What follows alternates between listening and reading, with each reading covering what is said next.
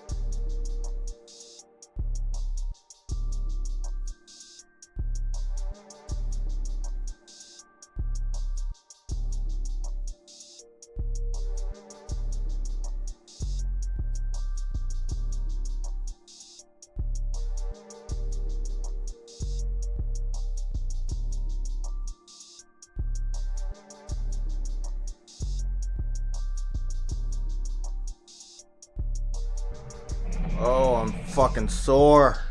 Shit. Okay, we have this and that. Oh, my body is fucking sore. I need to get back in the swing of doing certain exercises, especially when it comes to fucking high intensity shit. I did not think I was gonna be that sore. It was a good sore, but it's definitely making me stiff as shit today. I cannot fucking move. Well, I can move, but you know. Okay, so let me make sure that I have this set up the proper way.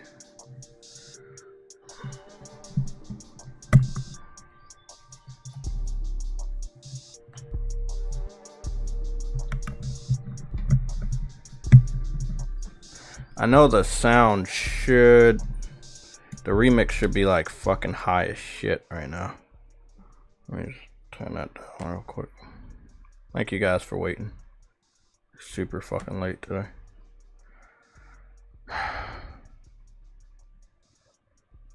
Well, at least the sound's not echoing unless and we're on the right stream. I was up until like 4 in the fucking morning gaming. That, you know, like, yeah, I'm still sore from the workout yesterday, leg workout. But I wow, my gosh, me and Afro was up trying to wait for the new battle pass. We thought it was 4, it was actually 5. We got off at 4. I stayed up watching anime.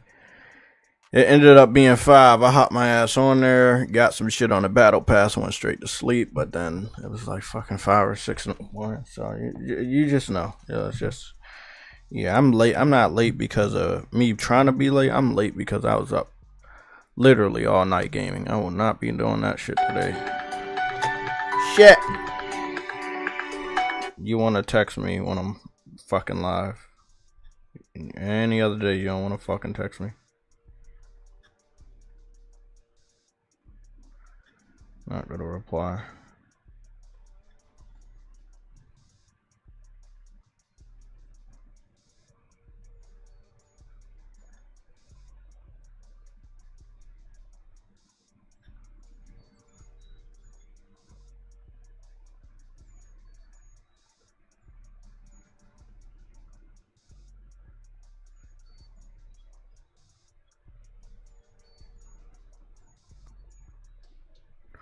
Okay. Well, my shit probably gonna ring again. It's not ringing as a text message. Okay, so we got how about we run through this the shout outs in the chat and we just give a proper it's gonna be very like quick today. We gotta get through the shout out so we can get to the stuff. If you're listening to the sound of my voice, make yourself known in the chat. Again, if you're listening to the sound of my voice, make yourself known. We gotta run through because I'm like fucking 30 minutes late. That's my fault, and I don't wanna have to do the shout outs and take up even more time because we gotta get to these topics. It's fucking 11:35, and you know how the rest of the news. Like I got like 8 things to talk about, and I just because it's Thursday, I have no idea if we're gonna get like a huge news drop because Tuesdays and Thursdays we get huge news drops. So if you're here, you need to say that you're here. Okay, I'm doing a shout out for the chat today. So if you're here, you need to say that you're here so I can get you. Okay? So if you're hearing the sound of my voice, I'm doing shout outs in the chat only right now today because we're late. I'm late. Okay. First person in the first person in the chat, Briario, she said true next gen starts under 1080p. Let's go. That's one of the let me multitask. That's one of the things we're gonna talk about today. I got like 2 things I'm gonna do real quick.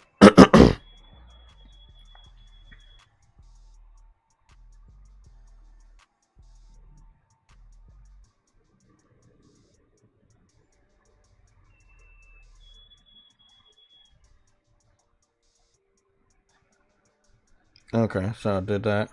Let me do this. I have to send this picture. I've already sent the other picture, so don't worry. We're already we're set on a lot of that stuff. I just have to send the other one because that'll now be pushed to the front of the topics. It wasn't going to be. Let me just tell you what's going on inside my head. Hellblade 2 being a low resolution and low frame rate was not going to be a part of the topics at all today. I didn't even think about Hellblade when I was making the topics. Hellblade was not going to be a part of the topics. However, there's some things that came out about the resolution, and in comparison to other games, I think it's important for us to note what's going on. So big shout out to Briarios with the first comment, keeping me on topic. We're definitely going to cover that one. Prince G is in the chat. Both Briario and Prince G are members as well as mods. Uncompetitive is a mod and a member, and he is here with a YouTube link. You're also on the panel today. Hello. What's going on? We got Lucci. My neighbour, I think he's got a sander, and I think he's sanding his stairs. He's in the next house adjoining to mine. Okay. So if you hear noise and you think it's too intrusive, say so, and I'll, just be in the chat. Okay, man. Okay. Thank you. We got Lucci Sky. He's a mod in the chat. We have Dad Leap here. He's a mod and a member. Monte White is back with us today as well. We have Harlem PS Gamer. He is a mod. Nova Red, you're a mod and a member. JRo49 is a mod and a member. We have Warlock. You are a mod. What's going on? A member, sorry. What's going on? Jeff B Gaming is a mod. DJ Clark is a mod and a member. BMO Kelful is a mod and a member. We got Lorenzo Carlson. He is a mod and a member. Quest444. You are a mod and a member. I'm just scrolling down real quick. Cyber Dragon, what's going on? You're a mod and a member. If you have the time, I know you are a busy man. If you have the time, you can jump in here, chime in on this stuff. We will be talking about Star Wars. Who else? Seven City, what's going on, bro? Thank you for being in the chat, because normally I give you a shout out, but you're not like always here. Seven City says shout out to the 30 frames per second generation. Thank you, Seven City. You get a nice big W for reminding me of this other picture that I want to show. It's a very funny picture. I think a lot of you guys are going to get a kick out of this. It has everything to do with 30 frames per second. I think you guys are going to love it. I'm going to be using that in a little bit. Instant Laureus, what's going on, bro? You used to be a member, and it's alright that you're not. Because I used to give you a shout out almost all the time. So thank you for being in the chat, man. Anybody else? Anybody else here? It's about to get crazy. This is why we had to do chat only shout outs, which will be timestamped. So don't worry. Anybody else want to get a shout out? Anybody else here?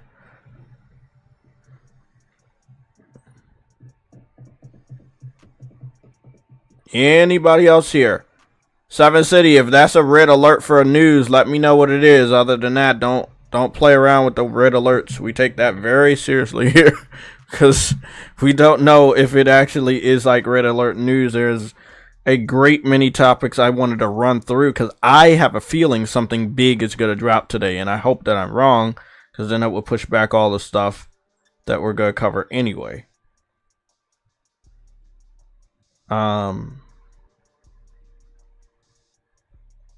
Is that it?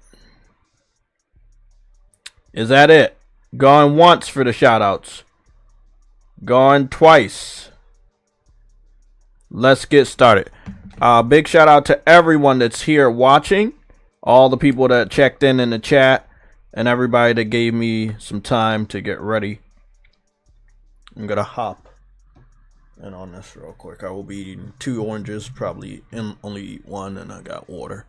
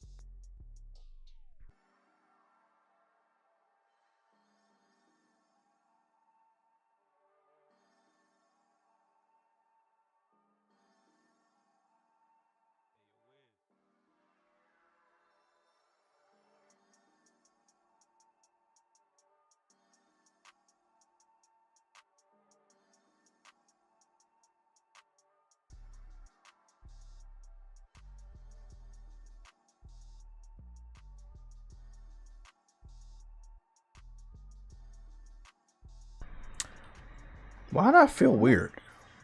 Oh, my headset. What the fuck? Okay, I was like, why? What? Something was missing. Something was missing. Okay. What's going on, everybody? Another tank top day, so no shirt today.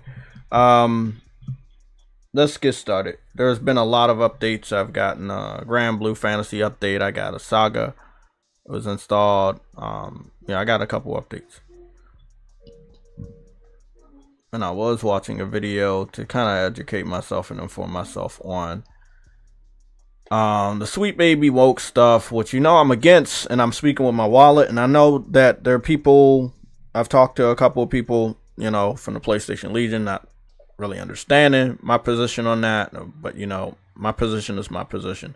Whether I have 1% influence or I have like fucking 80% influence, like other content creators, it's my responsibility not to purposely lead you guys astray. Example, Colt Eastwood lied to Xbox fans for years, saying everything was all right and they were going to get better, and they didn't. And Xbox fans don't look so good.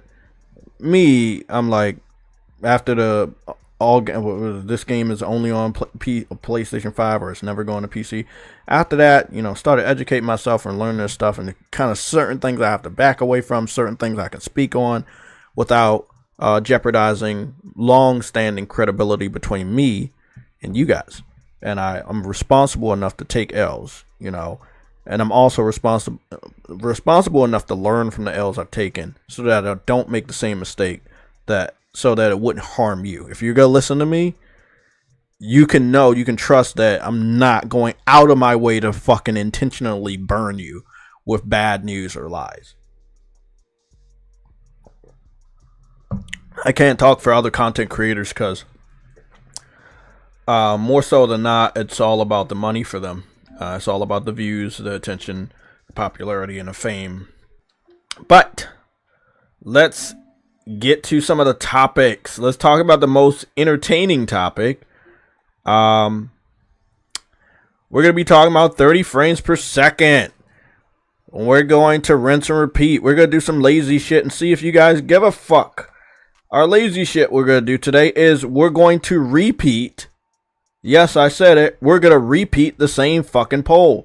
The reason why we're going to do this is make sure you guys are awake. The poll will be, which performance do you care about? It's actually not a repeat of a poll in our stream, but it's a repeat of a poll that was done on a community section of my YouTube channel.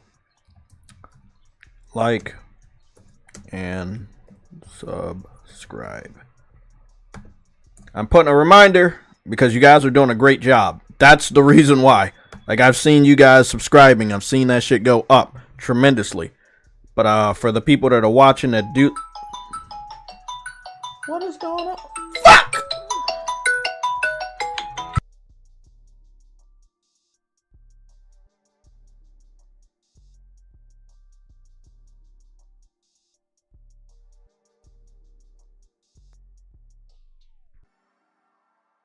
God fucking damn it.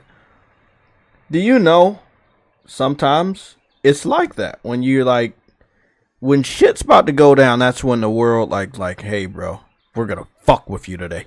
We're gonna like, everyone's gonna call, everyone's gonna text. It's that way. It's that way sometimes. It's that way. Something is going to go down today. Remember to hit the like button and subscribe. If you haven't subscribed, subscribe so that you can get a notification and we can all give you a nice proper shout out and welcome to this channel. So I guess for the first time we're going to be talking about what do you prefer?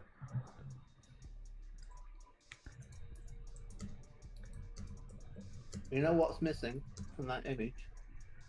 What? The rats leaving the sinking ship. Oh, there's a lot missing from this image. It's a nice image though. I mean, technically, it should just be a fish head, because they always ship their games half complete. It should be a whole fish. So we're gonna do 30 frames per second first. So what's your stance on this? Because big shout out to I don't know the guy's name, but he's been posting some really good Rise of the Ronin gameplay. Like he is just really a master with the sword, and he talked about performance. So I had changed my performance yesterday to get a better frame rate on Rise of the Ronin, and weirdly enough, I got a better performance from doing a ray tracing mode.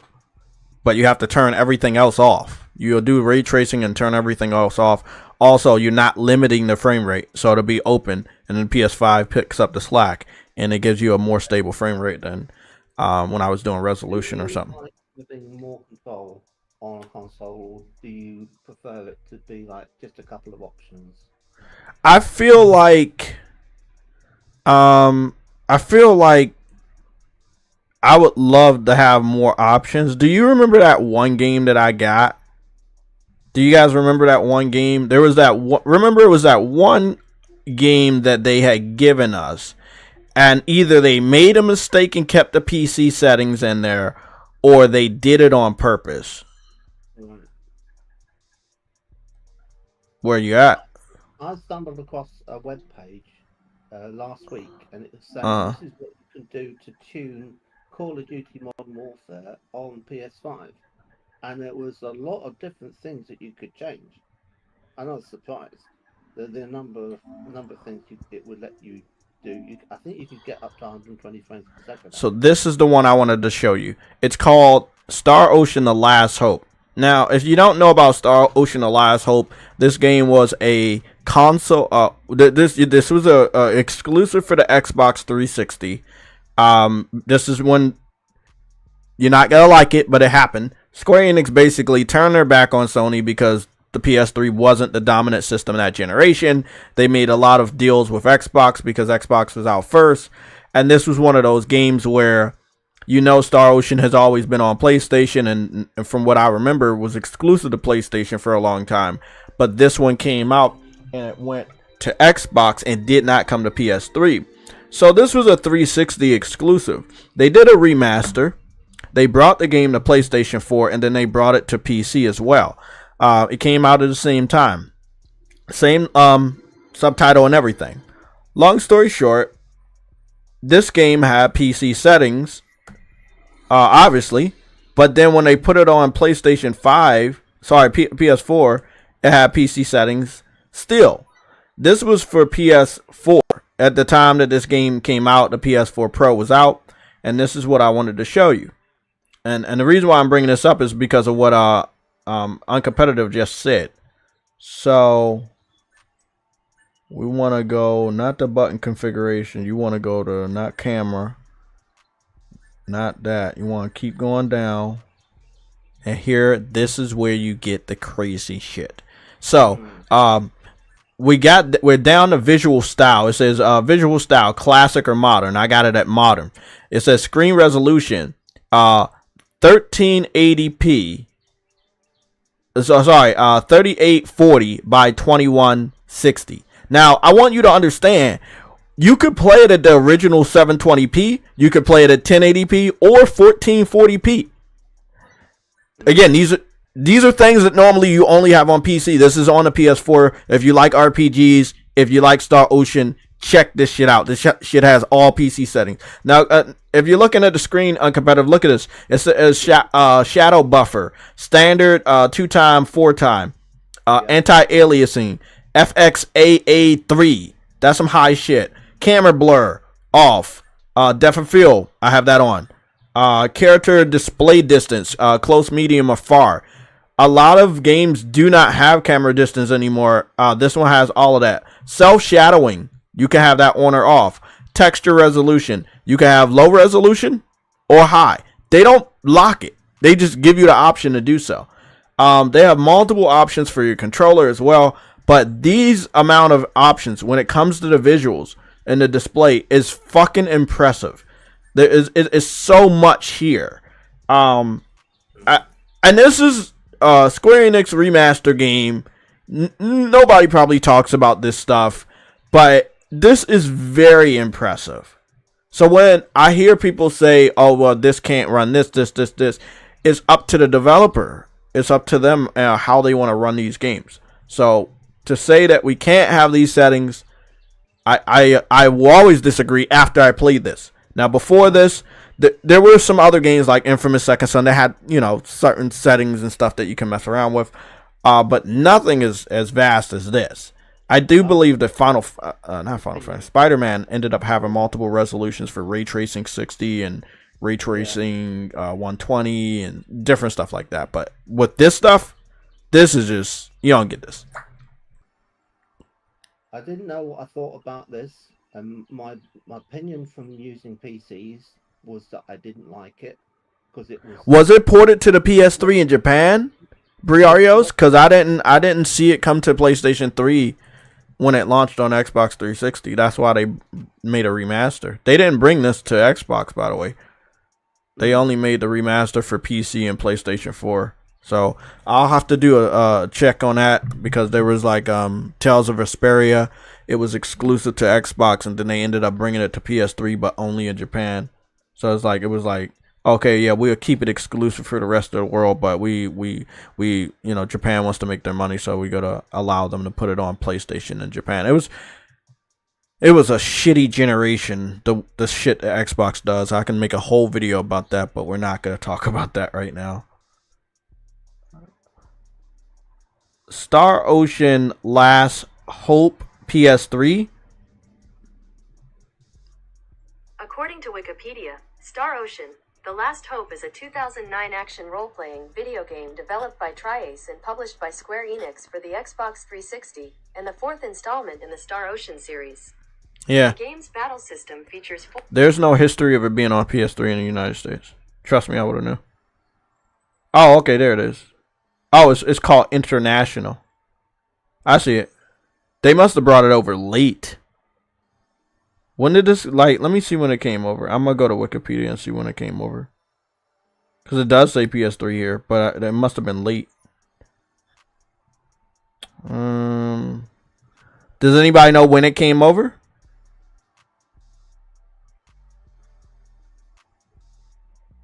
Or was it only let me just go check the Wikipedia page and see. They'll give me an update. It came out in 2009 for the Xbox 360. And then it came out in 2010 for the PS3. And then re-released for the PS4 and PC in 2017. Mm-hmm. Damn.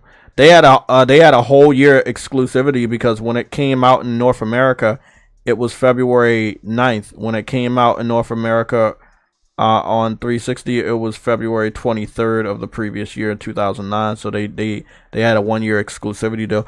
Again, Xbox was making deals all over the place when it came to like time to exclusive. Me, I didn't even know it was just past me, like because it didn't launch. I was like, fuck it. And I had all these other games and stuff. What was that? 2010. Yeah, PlayStation was really rolling in 2009. Everybody wants to text me today. Goodness. Something's about to go down because everybody wants to mess with me today. Okay. With that being said, just having this up, just what I would love options. Just to go to your question, I would love options. I would really. I've formed my opinion now. Huh? My opinion, right, has changed. And looking at this, I think there's a solution to the problem I used to have. So I'll say the solution and then I'll say the problem. Okay. The solution is to have multiple named profiles. So at the moment we have performance and resolution. Yeah. You want to go beyond that, and you want to be able to have custom ones that you name yourself, and then you peel back from the top level menu of just it says performance and resolution and maybe one more, and then there'll be a way of like a plus, and you click on the plus and it goes into the options screen, which is normally hidden. And you get all of that you've just shown, and you get to say, I want motion blur, I want the camera here, all of this stuff, right?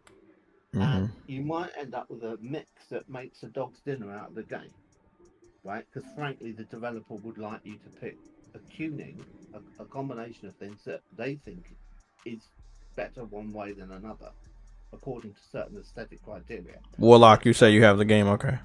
These defaults that you usually get pushed, but if I got you you. want to go outside of that, you ought to have it be however you want it. Now, if you look at The Last of Us, in The Last of Us 2, they did accessibility mode, and so that had even more settings, which were like if you were deaf, if you were blind or something, partially sighted, it would have things Oh, like okay. color environment and stuff. Those are things that you won't want to have necessarily turned on. I guess when they, I'm hearing you on competitive. I'm just guessing when they brought out Star Ocean on PS3, it's just like it. Maybe it came out with no fanfare, no advertisement, so I didn't know. Name profile, Abigail, right? Mm-hmm. And when Abigail comes into play it, because she's deaf or she's like, visually impaired or something, she puts that on and it enables all of those things. And then someone else comes in and they put on Mike, and Mike is the one that can see properly and hear everything, and he doesn't need all of that stuff turned on, right? Mm-hmm. So I think this is something that's missing. It's funny enough, it's something you wouldn't even need to do if you knew who was using the game. What I'm thinking is there's a possibility that the PS5 Pro would have those options, and that you could just I'm just guessing. I would just say that like it would seem like it would have those options in the settings, and it would just kind of like apply it to all games. Like it would boost it up. I don't know. It would be nice. The Xbox, either it was the original Xbox or the Xbox 360, did something nice where it was saying, how would you like your FPS to be in terms of the right stick? Do you want it to be invert look or look? And you'd set it once, and then it would then set it in every single FPS game thereafter. But if you're in an RTS game, it would make it be a regular stick. So you're not going into the options just to change everything to invert lock every single time, every time you get a new game that's an FPS, which is what I always have to do. But in one generation at least, I never had to do that more than once, which I appreciated. But then they forgot that they'd ever been created. And that might be the only decent feature Xbox ever had, come to think of it. But I got some big news. Big news. 1 hour ago, the Stellar Blade demo has over 690,000 daily players. According to the Admir analyst, the Stellar Blade demo has had over 690,000 daily players since its release. For comparison, the daily player count for Final Fantasy VII Rebirth demo reached 380,000 players. That is impressive. Stellar Blade is going to do something because we have to speak with our wallets. If we want, take it how you want to. If you want females to be females again in video games, you want them to be able to look beautiful again in video games, then you speak with your wallet that you support a game. And yes, I'm going to get to you if you're listening, whoever you may be, that does not like the fact that I'm skipping Star Wars. I will explain myself. I shouldn't have to. I'm not here to be a Sony pony, right? I've never signed a contract to you guys to buy every PlayStation exclusive. So when you started to see me like kind of move away from certain games, I told you guys I was going to do that. I said if they're going to keep doing the PC shit, I'll just go to the best games or the games I want to play. And then the other ones, I'll just, whatever. If I don't want to buy it, I don't want to buy it. Third party, especially. I have a history with third party, especially when it comes to Ubisoft. And Ubisoft never apologized to PlayStation for saying that their PS3 was weak and that they moved over to the Wii U and thought that the Wii U was going to be more powerful than PS3. Look up your history. If you don't, and you claim that you don't know, I'll definitely correct you. Because when the Wii U came out, the major publisher was Ubisoft. The major fucking publisher was Ubisoft. And they jumped over there because they thought the Wii U was going to be really powerful. And everybody found out that it was not. That's why it was a fucking failure. It wasn't like less powerful than the Wii, but it wasn't up there with the PS3 and what was able to be done by the developers. Long story short, Ubisoft acts, if I'm not mistaken, in an article many years ago, during the PS3 and 360 gen, they were talking about they didn't have enough power. And then, games like Uncharted 3 would come out, and Uncharted 2 would come out, and Killzone, and it would basically contradict Ubisoft. And then the previous generation, during the PS4, remember they launched a game called Assassin's Creed Unity? That was their game. And it was not only broken on PS4, but it was also broken on Xbox One, which means the developer that was asking for more power and got more power, they fucked up. And this is why I have a gripe with Ubisoft. I don't care how you feel about it, whoever you may be.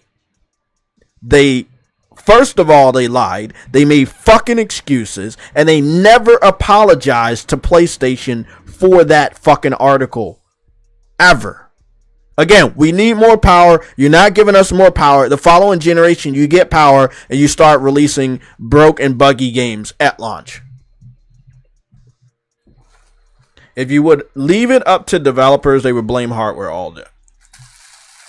Just so they can escape by saying, oh, okay, yeah, it wasn't us, it wasn't us. It is you. You're making a game. We know the hardware is good. I'm going to move to my next picture. This picture is funny, though. But I'm going to move to the next picture.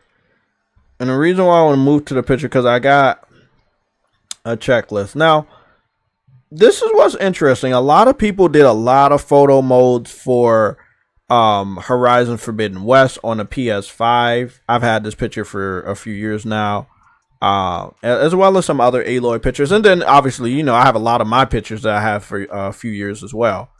Long story short, you can see that Aloy looks like Aloy. She has the little pink, ginger freckles around her face and stuff. They have the paint on her face. There was and if you go out in the world of different camps, they would have different little tattoos and paints and stuff. There was one faction out there. There wasn't an enemy faction, but there was one faction that had like tattoos, like different little ink tattoos, and she has that armor. They gave her the little ink tattoos, so you can see the little ink tattoos on her arm and stuff. And then she has the tribal gear on that makes the whole set. Long story short, that's Aloy, right? From Horizon Forbidden West, image captured with a PlayStation 5. And then on the right-hand side is Senua from Hellblade 2. Now, I think the PlayStation Legion had raised some concerns about how blurry the game was. And no one really could explain it. I know before we got this type of gameplay, Xbox fans said the cinematics from 2019 was the real game, and it wasn't. Then we saw this big, huge dude crawling through a cave, and they claimed that that was the real gameplay, and it wasn't. And when we finally got the real gameplay, we saw it was blurry, no explanations. We have more information. And now we understand that it is actually blurry because of this fact. Let me read the stats off. And this is from my tweet. Number one, that's Aloy. And that's versus Senua right there. Aloy is on the left. Senua is on the right. PS5 is on the left. Xbox Series X is on the right. On the left with Aloy running on a PS5, not PC. 1800p on the right for Senua on the Xbox Series X. It's running at 964p. Uncompetitive. I know you have some corrections. I'll read those off, or you can explain those. And then last but not least, on the left for Aloy, running on a PlayStation 5, running at 1800p. That game was released in 2022, 2 years ago. On the right, Senua, running on Xbox Series X, running at 964p. This game is releasing 2 years later in 2024. This is an honest comparison. You guys know I do visuals because some of you guys just won't believe. So, thoughts.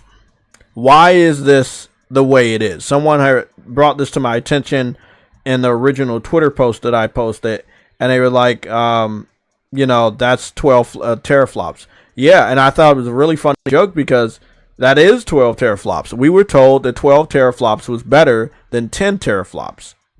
And as the generation goes by, it's not the case. Now, to add a little...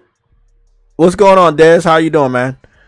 To add a little bit of insult to injury, Horizon is running at 60 frames per second at 800p, while Senua, what is it, Hellblade 2, is running at 30 frames per second at 96.4p. So again, one game is running at 60 frames per second at 800p, 2 years ago? And the other one is under 1080p at 30 frames per second 2 years later. Jeff B. Gaming, you're going to start the conversation now. Anybody else want to jump in the chat? Because I need some understanding. Jeff B. Gaming says, Unreal Engine 5 is asset-heavy engine, which harms performance. I talked to Afro about that early this morning. It's crazy, bro. Am I saying 800p or am I saying 1800p? 1800p or you corrected yours? I don't know, but you know what it is. Do you want to know? Yeah. You were talking about the resolution earlier. The Xbox Series S has 8 gigabytes of RAM, and the PS5 has got 16. The PS5 has got Kraken decompression, so that it can then put into that RAM more stuff from the SSD than is capable by the equivalent system, which is not as good in the Xbox. Now, it has got something that speeds things up through decompression, but I ran the numbers some time ago, around when all this was being talked about, and my recollection was that the PS5 has 3 times the throughput from the SSD because of the decompression. It's not that the SSD is magically faster than the one that's in the Xbox. It's that everything on the PS5 is like squeezed up into a smaller space, and so when you're pulling it in and unpacking it, you're getting a lot more, right? Compared to the equivalent on the Xbox. So the Xbox doing it a bit, but it's not doing as good a job of it. And then you put that together with the fact that it's got less RAM to fill, because it's only got 8 gigabytes of RAM in the Xbox Series X. And there'll probably be people in the chat saying, no, it doesn't. It has 10. Well, it has a split memory. So that's 8 gigabytes that's running at 224 gigabits per second, which is not as good as what the gigabit rate is in the PS5. And then the other one, the 2 gigabytes, is at 56 gigabits per second. So it's like super slow coach. So it's like, don't even bother with it, really. So they don't know how to make consoles. When they brought out the Xbox One, they had slow RAM in that. And I often talk about how they could have had it where it had the same RAM as in the PS4, and it would have been better, and there wouldn't have been that resolution gate embarrassment that Digital Foundry covered. And they wouldn't have needed the complexity of the 32 megabyte ES RAM cache, which was there to make it so that you get around the fact you got slow RAM by having a bit of tiny bit of fast RAM cache. It's not. And all I can think is they're using the 2 gigabytes for some sort of, when it does smart quick resume thing. Maybe they use it for that, and that's why they have it kicking around. But it doesn't seem to serve much purpose to me to have it. So if it was me, I would have had as much RAM as I could fit in the console. And if I get wind of the fact that Sony are going to have 16 gigabytes in theirs, then I'm going to have 16 gigabytes in mine. even if it means I've got to have a weaker GPU. Because if you can't get it into the console and have it in RAM, just forget about it. Nothing beats RAM, right? So it doesn't matter how good your GPU is. If you can't supply it with data, it's doing fucking nothing for you, because the GPU, unless it's like, the only way around it would be to say all our games from now on will use procedurally generated data. So it'd be like No Man's Sky. Every game would be like No Man's Sky. That way you could just about justify it. So that you could have like, you know, if it would be like making an N64 again, and you plug in a cartridge, and then it does something magical where the cartridge is just a program that describes how to bring everything into being using procedural generation, and it's got a whole universe in there. You know, I mean, Elite in 1984, the whole of 8 galaxies with more planets to visit than, well, you couldn't land on the planets, but there were more planets in that game than Starfield. That was in 22 kilobytes, which is about the size of a... Let me turn him up. Let me turn him up. Or maybe he's not. So, they said you're low, bro. Hold on. I already got him at 131%. The thing is that, you know, can you hear me? You might need to either talk into the mic or something, but I'm gonna move you all the way to 200% so they can hear you, because they said you're low. I'm gonna try on my end. Watch some video. I'll move you to 200% just in case. Gonna go here. But the gist of it is that they don't know how to do this. Down. That might be too loud now. Oh shit! It's put my input volume down on my sound panel in my computer down to like 40%. Even though I didn't tell it to. You're good. Let me go turn you back down. You have to watch everything on this thing. Yeah, I know. Computers are fucking weird. Maybe it's because I unplugged it when I moved it. I don't know, but this orange is good. But you know what's funny though? Mark Cerny during that 50-minute remember we thought it was a showcase many years ago, and he basically detailed all of this. He said all of this. I'm getting some of it from, yeah. I mean, he wasn't scoring himself against the Xbox and saying we're better than the Xbox for all of these reasons. He was just saying what they do. So then when you go off and you look at Jason Rowland and he's talking up his system, then you kind of have to connect the dots and say, well, okay, this is what they're saying. I mean, they're skewing everything towards it being all about teraflops, and they've got that figure better, but that's not really the thing that's the profound significance.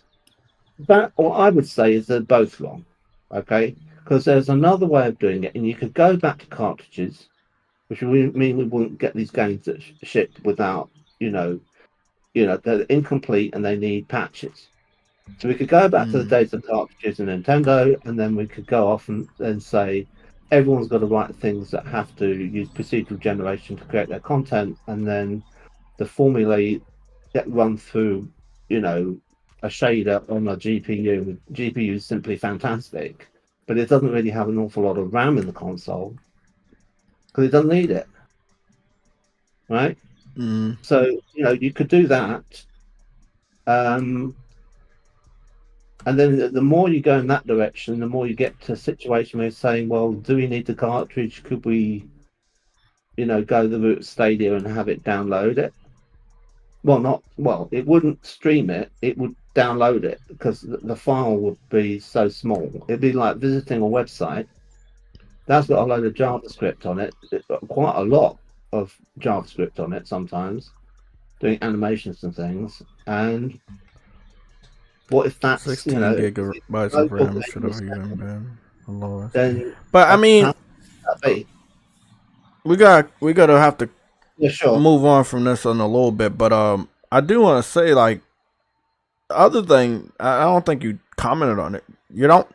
Do you believe the Xbox Series S is holding back Xbox? Because I mean, I don't think a lot of people, like even Digital Foundry, didn't even note that. Well, maybe it's this way because it has to run on Xbox Series S. speculation. Phil Spencer, out of his own mouth, has said that we require parity from our developers. And that's why Larian Studios had to delay Baldur's Gate 3 because they were contractually required to have it on Xbox Series X. They couldn't skip it because of the parity clause. If you want to be sold on the Microsoft store, right, you have to be able to support the Xbox Series S as well as the Xbox Series X. Now, if they had said, oh, well, the Xbox Series X is like the next generation, and the Series X doesn't necessarily run all games, right? Mm-hmm. Then they could leave it behind.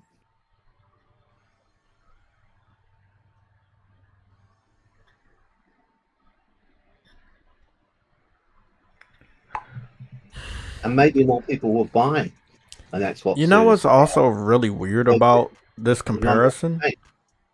You have an open world game versus a linear game, and it's running better.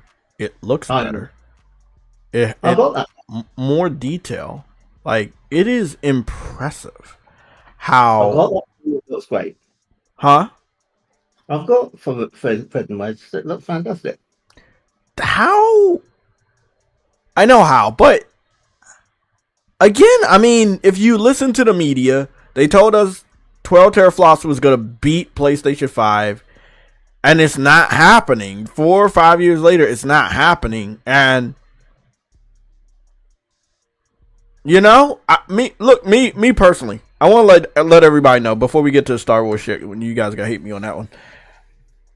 I don't do this. I don't do the blurry pictures. I don't purposely make an image blurry, right? This is the real gameplay of when you're in the game.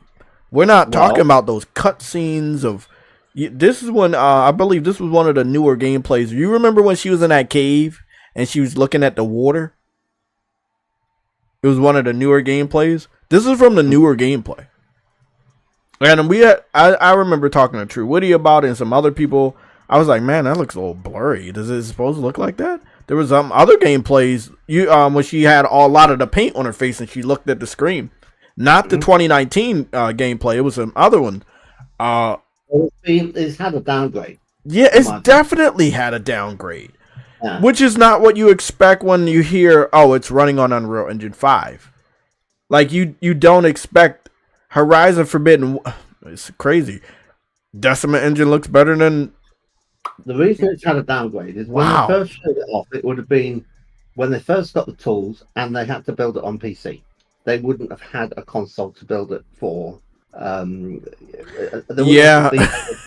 wouldn't have polished it to the point of Gold Master for the purpose of the demo that early on, right? This is when they first had the new generation and they were saying these are the games for the new generation. So it's like way too early for them to be able to say, here's the game we've got. That would have had to have been created maybe a couple of years before 2020, right?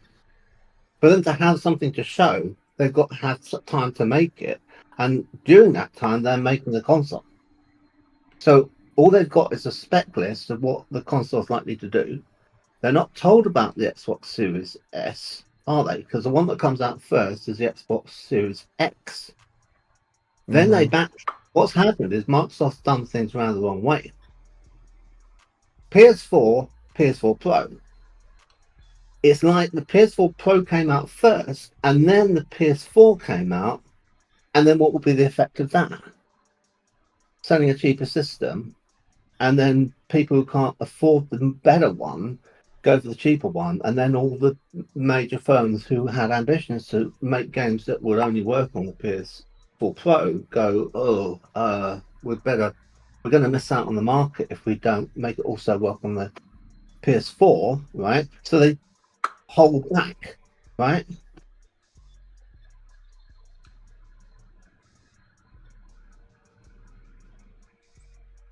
So, why make a specialist version? How many of each are being sold, but But I mean, in the case of Sony, that is actually less of a problem because they sell plenty of each console. Mm-hmm. But with Xbox, they have a smaller install base anyway. And then they go Monte from White, you said PlayStation in-house engines are better.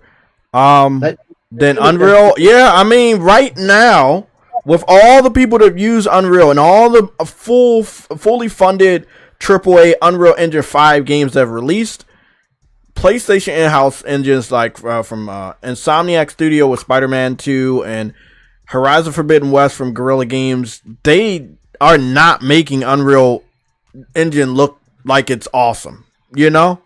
I think that a lot of developers are scratching the surface of what Unreal Engine 5 can do, and it may be another few years before we can see the true potential of Unreal Engine 5 and AAA games. But as of right now, nah. Mm-mm. Nope. not on the. So if I look beyond the technical, right,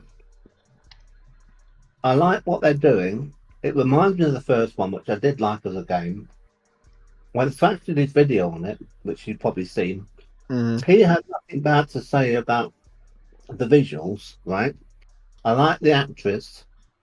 I like the performance capture. I think that seems to be, if anything, next generation. Whereas you compare it to other video games, and those video games, even Forbidden West, it seems like, well, this is just like an animated character. But with Hellblade, it feels like it's almost like you're watching a movie. Now, that might mean that They should have just made a movie. when they show the footage of it, you're thinking, is the whole thing a cutscene? And Yeah. it's not. And I'm of the mind that they've found a way of, in Half-Life 2, where you go off and meet people in a room and they have a conversation, but you can move around still. And so you're in a cutscene, but you're actually interacting with stuff.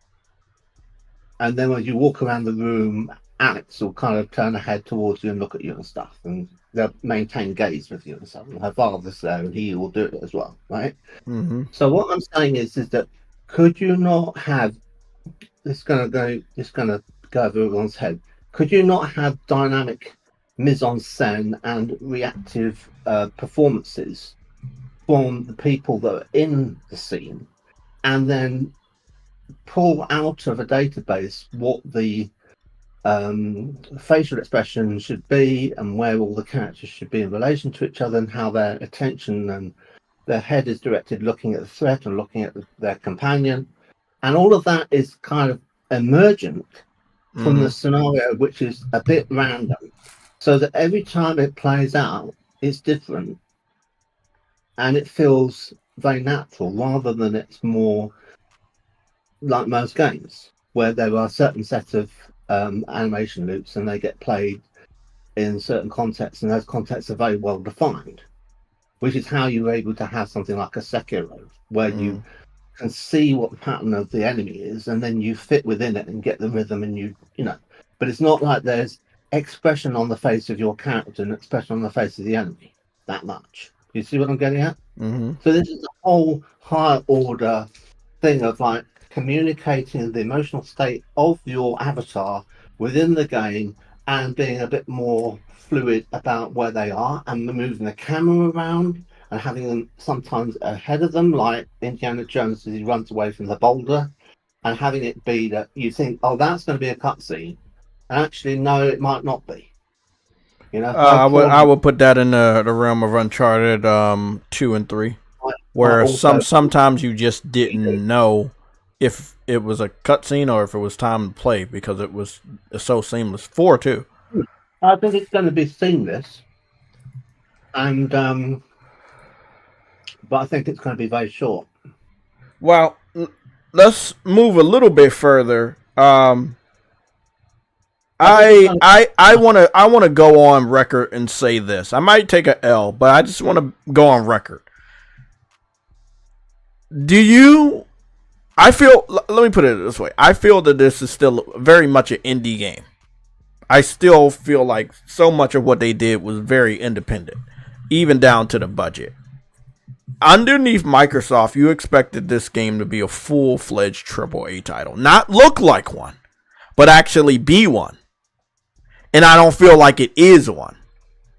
I feel like the Unreal Engine 5 makes it look like one.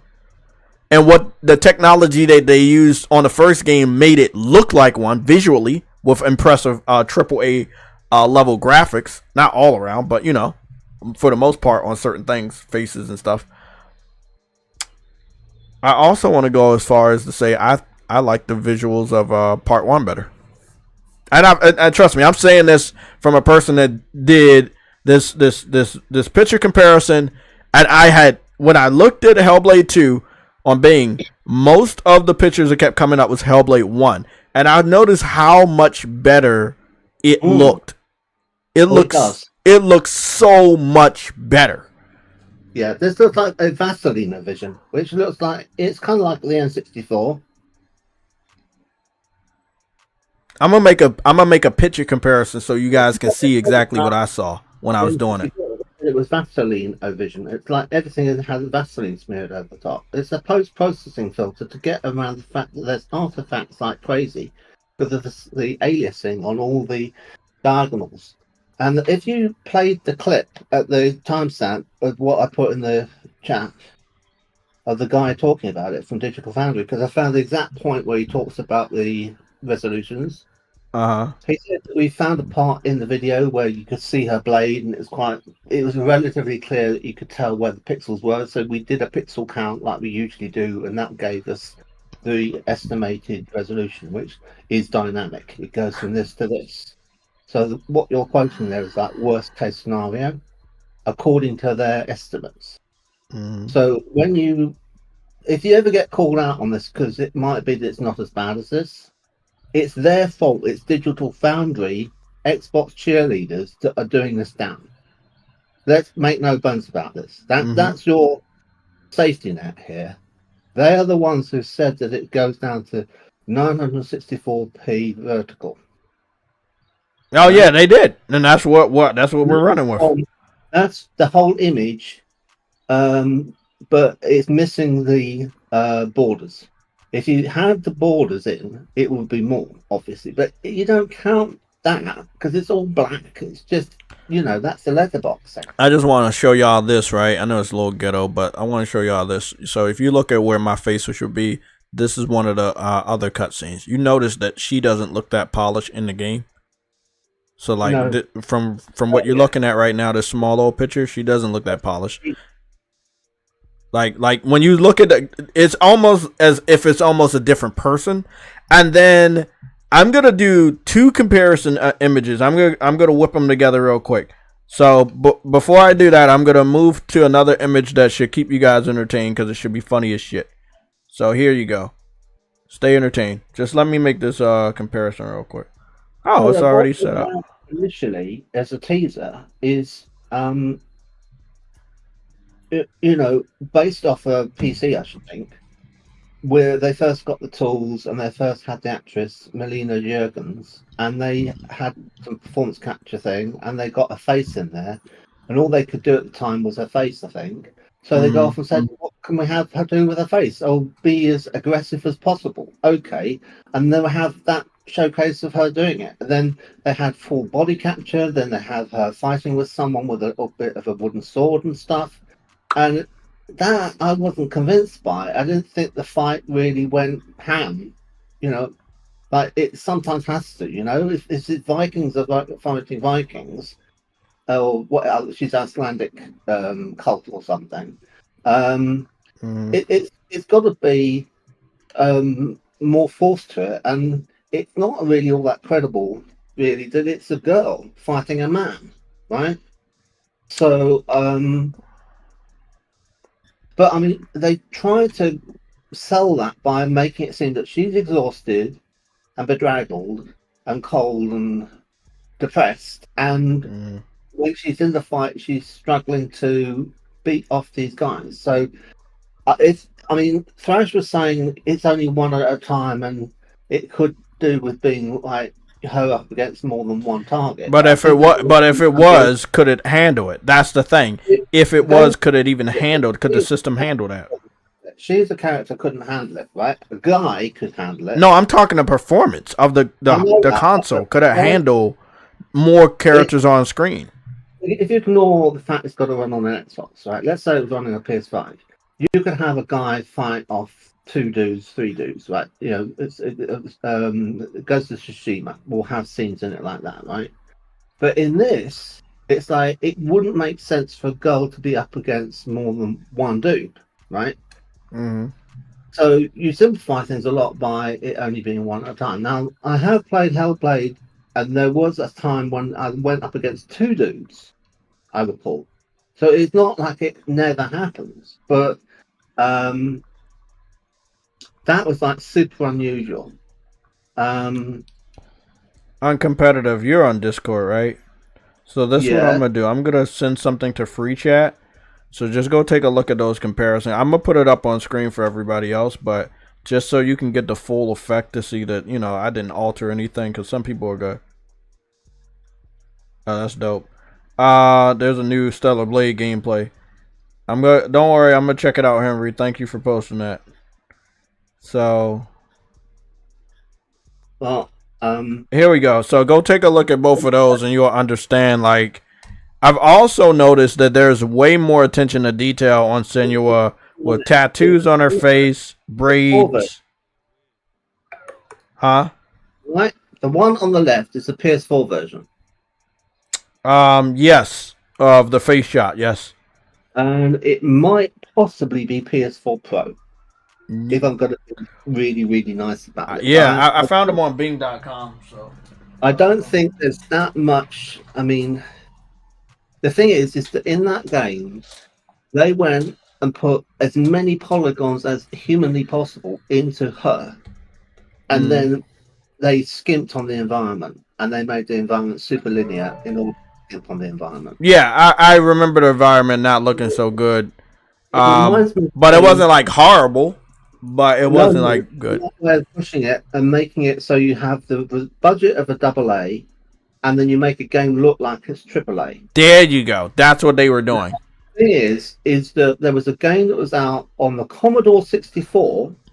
It would be about 30 years ago. It was called The Last Ninja, and people could not believe it was a Commodore 64 game because it looked like an Amiga game. All right. It was like a generation ahead of itself. And you loaded it off a cassette tape, and it had simply amazing graphics. You know, full body ninja running around. You know, I see. Oh, that looks pretty damn good. It was really good. And no one saw how this could be done. It was like witchcraft. And this is what this is. Hellblade on the PS4, I thought was the next generation. Come sooner than it should have done. It was that good.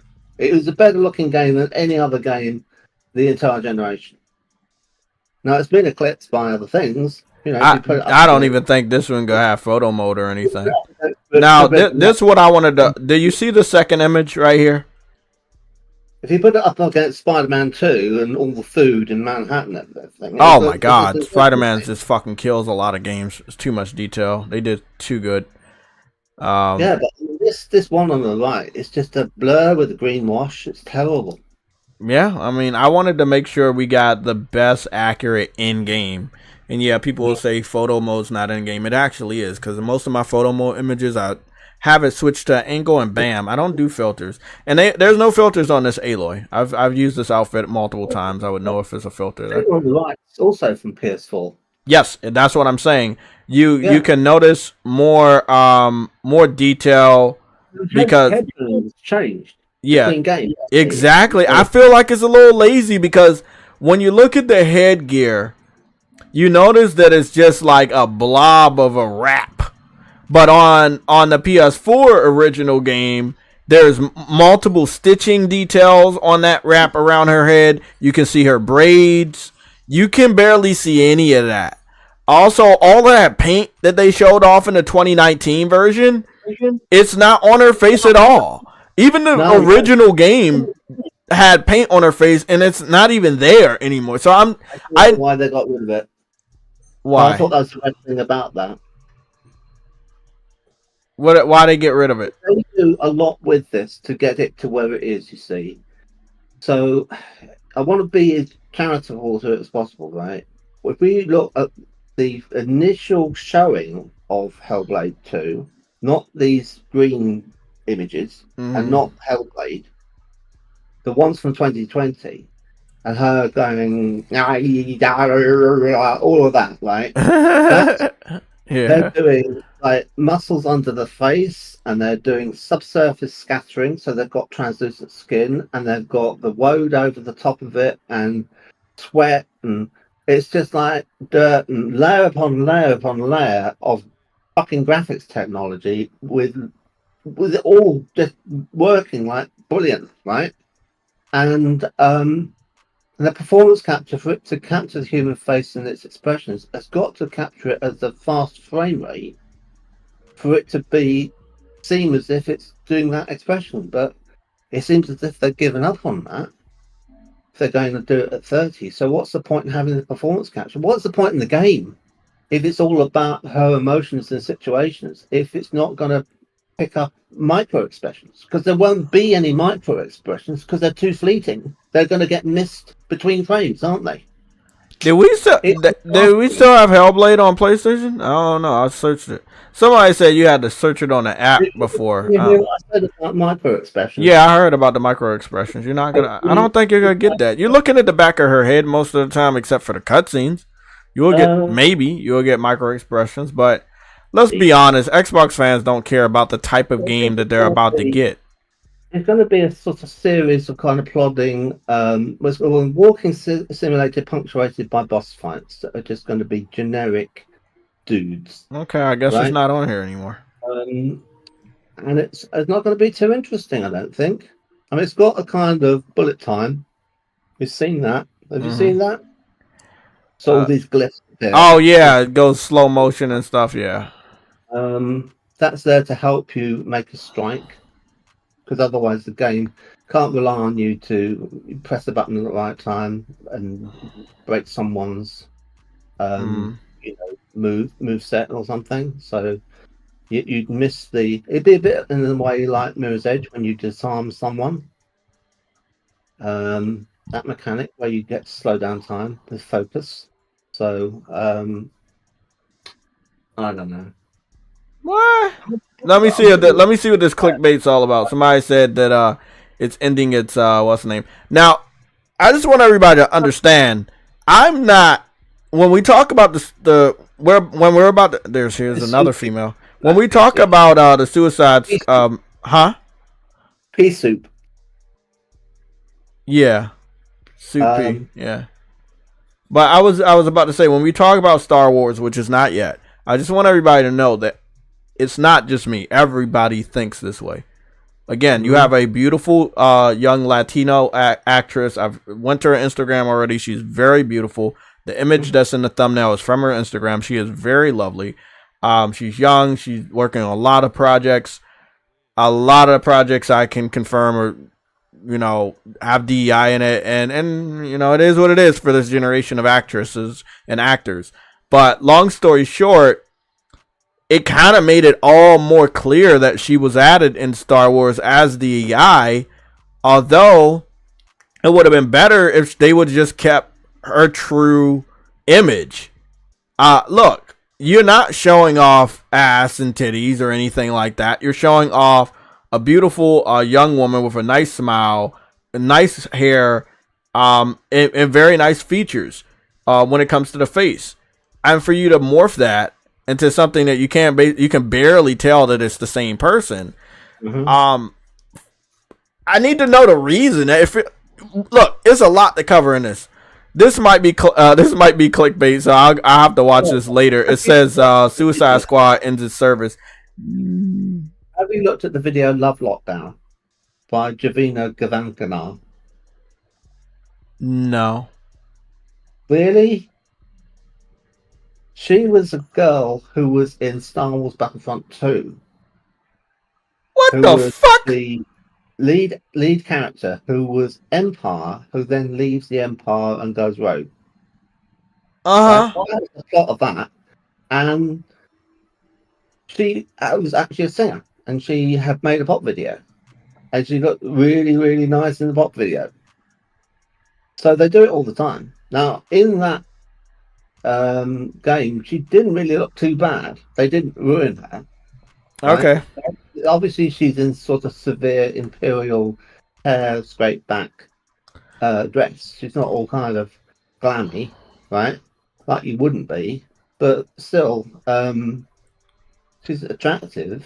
But this, I mean, look, I mean, you've got to bear things in mind that they have to make everything fit the time. So it was the style of when it's set. This Star Wars game is between Empire Strikes Back and Return of the Jedi, which is space of a year, right? And Han Solo's been frozen in carbonite, and you run into him frozen in carbonite, okay, in the game. Yeah. And then run into Jabba, and then the Sarlacc is in there, in the Sarlacc pit, and all of that. So there are all these kind of nods to the film. So that's quite good. They're doing that. Now,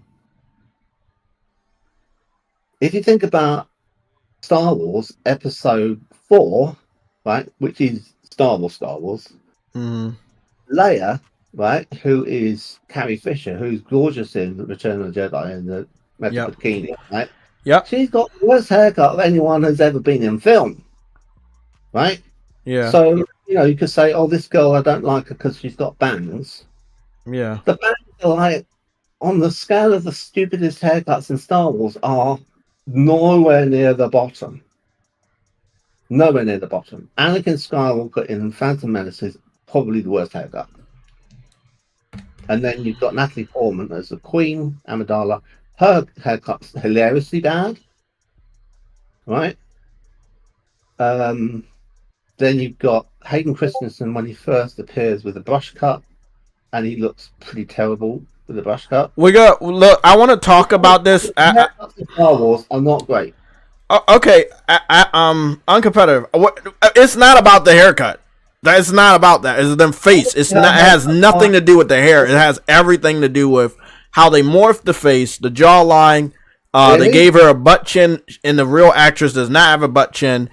Okay. I'm just gonna let's simplify it because we got a lot to talk about. We can't ramble on. So she's a female Han Solo. She's a female Han Solo, right? And that's what it is. And that's cool. That's what they want to make. That's cool. I'm not buying it because she's a female Han Solo.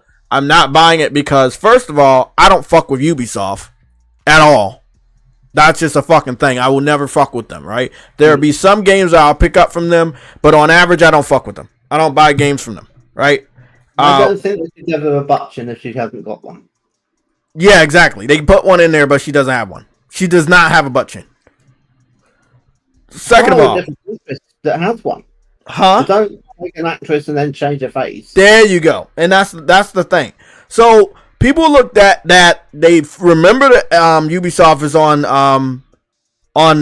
Sweet Baby Inc. But Ubisoft for this Star Wars game, they're attached to another consultant agency for D.E.I. I don't know the name because these other ones are not as well known as Sweet Baby Inc. right now.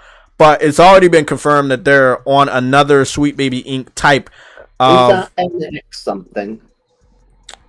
Is it what?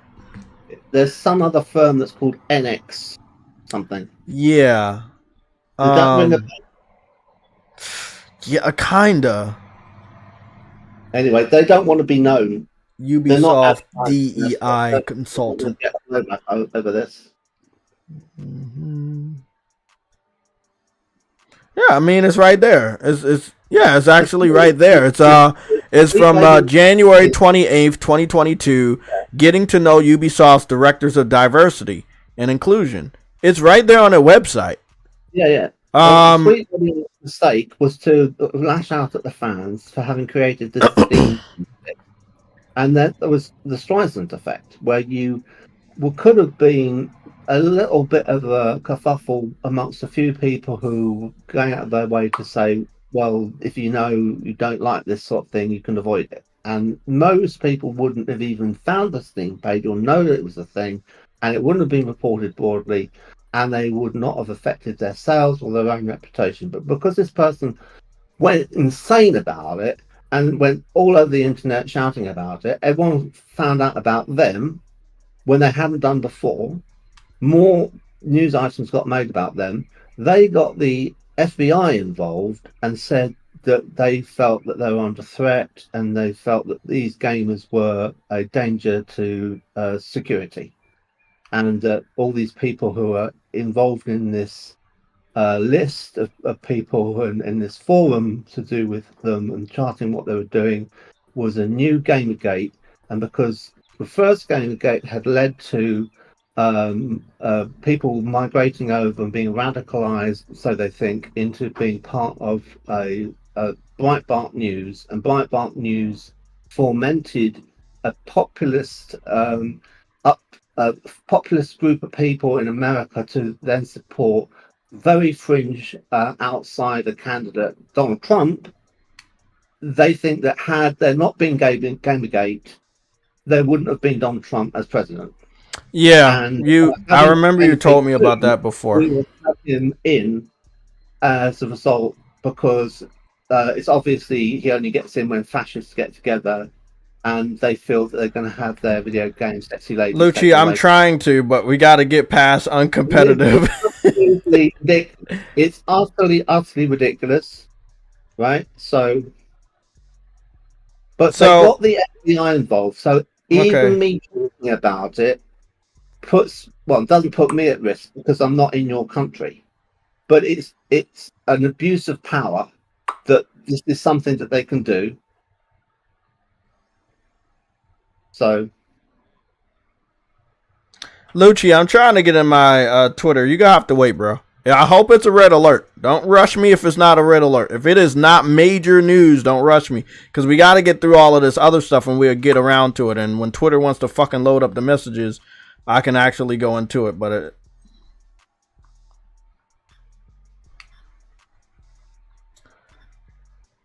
damn it, man. No one knows what I'm talking about. I don't think a lot of us do. Are you talking about the D.E.I thing and what you can't talk about, and then they're going to try to get the FBI and say that it's hate speech? You know about them, don't you? You know that the FBI have been... Yeah, they're targeting certain gamers, claiming that we're radicals because we're talking against this stuff. They're not. None of them are. They're not? Now, the first time around, right, in the first Gamergate, there were people who wanted to blow up Anika Sarkeesian with a pipe bomb. Okay. But that, yes, you can say that's a thing. But there's no talk in that way this time around. But there's still... I remember seeing an article, multiple articles about it, that they do want to say that the people... They're saying some of the gamers that play more of the Call of Duty type of games, they've radicalized certain gamers through the communities of certain shooter games, and they believe those are people connected to some of the events of January 6th. It's a rabbit hole we don't have time for. We do not have time for it. Long story short, we gotta wrap it up, bro. We got to. Talk about January 6th. Yeah. So first of all, I don't know who she is. She's hot. This kind of really confirms that everything. She's got COVID, quite apparently. So I don't want to catch it off her. What I want to say is it kind of confirms everything that we've heard about Stellar Blade, that you know, in Korea you do have some females that really have some good shapes, and you know, obviously she knows how to dance and stuff. I think that the people that are woke in the media, I feel like they're so extreme that they expose themselves to this backlash. I don't feel like it's something we would like, oh, one day we're going to wake up and go against the media. No, like, I think over time it's been just overbearing on us that we need it this way. You need inclusivity, make someone fat, make someone rainbow, and you like it. And if you don't like it, you're racist, you know? And I feel like that's not fair. You know, you're not giving somebody the freedom of expression to say, hey, it's all right that you don't like this. If I come out and say I don't like certain things, I can't even say it, right? Because they will try to get me and stuff. But I mean, I thought growing up it's all right not to like something, but in the time that I live at now, I have to be so cautious. It is so irritating on what I can say and what I can't say on a channel that I created so that I could tell you guys the truth, and I feel like I'm so restricted on what I can say, and in some cases even show, because it goes against what people don't want. If I was Rainbow or promoting Rainbow, I'll probably get a lot more opportunities. I'll probably get sponsorships and everything. Me not being that, and if I can go full out and say I don't, that I could get canceled. It's that crazy. But a prime example right here is Stellar Blade being based off of real character models, because real females really do look, most of them, they look good. They have shape, they have body, they know how to move, they look good when they move, blah, blah, blah. I think it's really awesome. So, when, especially from that part of the world, like, don't make it seem like they're unattractive over there and they don't look good and they don't have shape. If you're saying that, you're racist yourself, because you haven't really been paying attention to how they've caught up on our modern culture. I don't think I've ever seen a Korean girl, a Japanese girl, or a Chinese girl ever twerk or do that. But they're learning from us. And if you, in the media, if you don't pay attention that they're learning from us, then you have a problem, because you're saying you want inclusivity, but the people that they're learning from, and they're putting those like-minded bodies in our games, and they learn to have more of a shape and be like that from the United States females, why are those females not represented in video games? Like a female with maybe a OF body shape. And again, I'm just saying, the fact remains is, we're saying they can't do certain things in video games when you refuse to look at your own country and how they dress and how they have their bodies exposed on most of the time on most social medias. I just find it just hilarious. Sorry that I'm so awkward talking about this stuff, because you just have to tiptoe around a lot of this stuff. I do remember reading somewhere in terms of service for Suicide Squad that they could end service of the game anytime if it's not supported. I think this is just a clickbait video, but I'll definitely watch that later. Again, this is another female gamer that is playing Stellar Blade and having a reaction, and that's 21 hours ago. They're going to end the live service for that game this soon. Well, I mean, they already said that they could, though. It's in the terms of service. When people found out about this before the game launched, and they were looking through the DLC and stuff, and it says it right there, like that we can end this at any time if it's not supported and stuff like that. They'll never sell another game if they do that this soon. But I want to watch it. I want to watch this video, guys. Please give me some time. I just want to skim through and see if this is just clickbait or is it something real. Doesn't it? Does Warner Brothers not want people to buy their next game? Because that's what will happen. I just think they're trying to live service game, which is likely because that's how things are now. People just say, "Well, how long before you turn this one off?"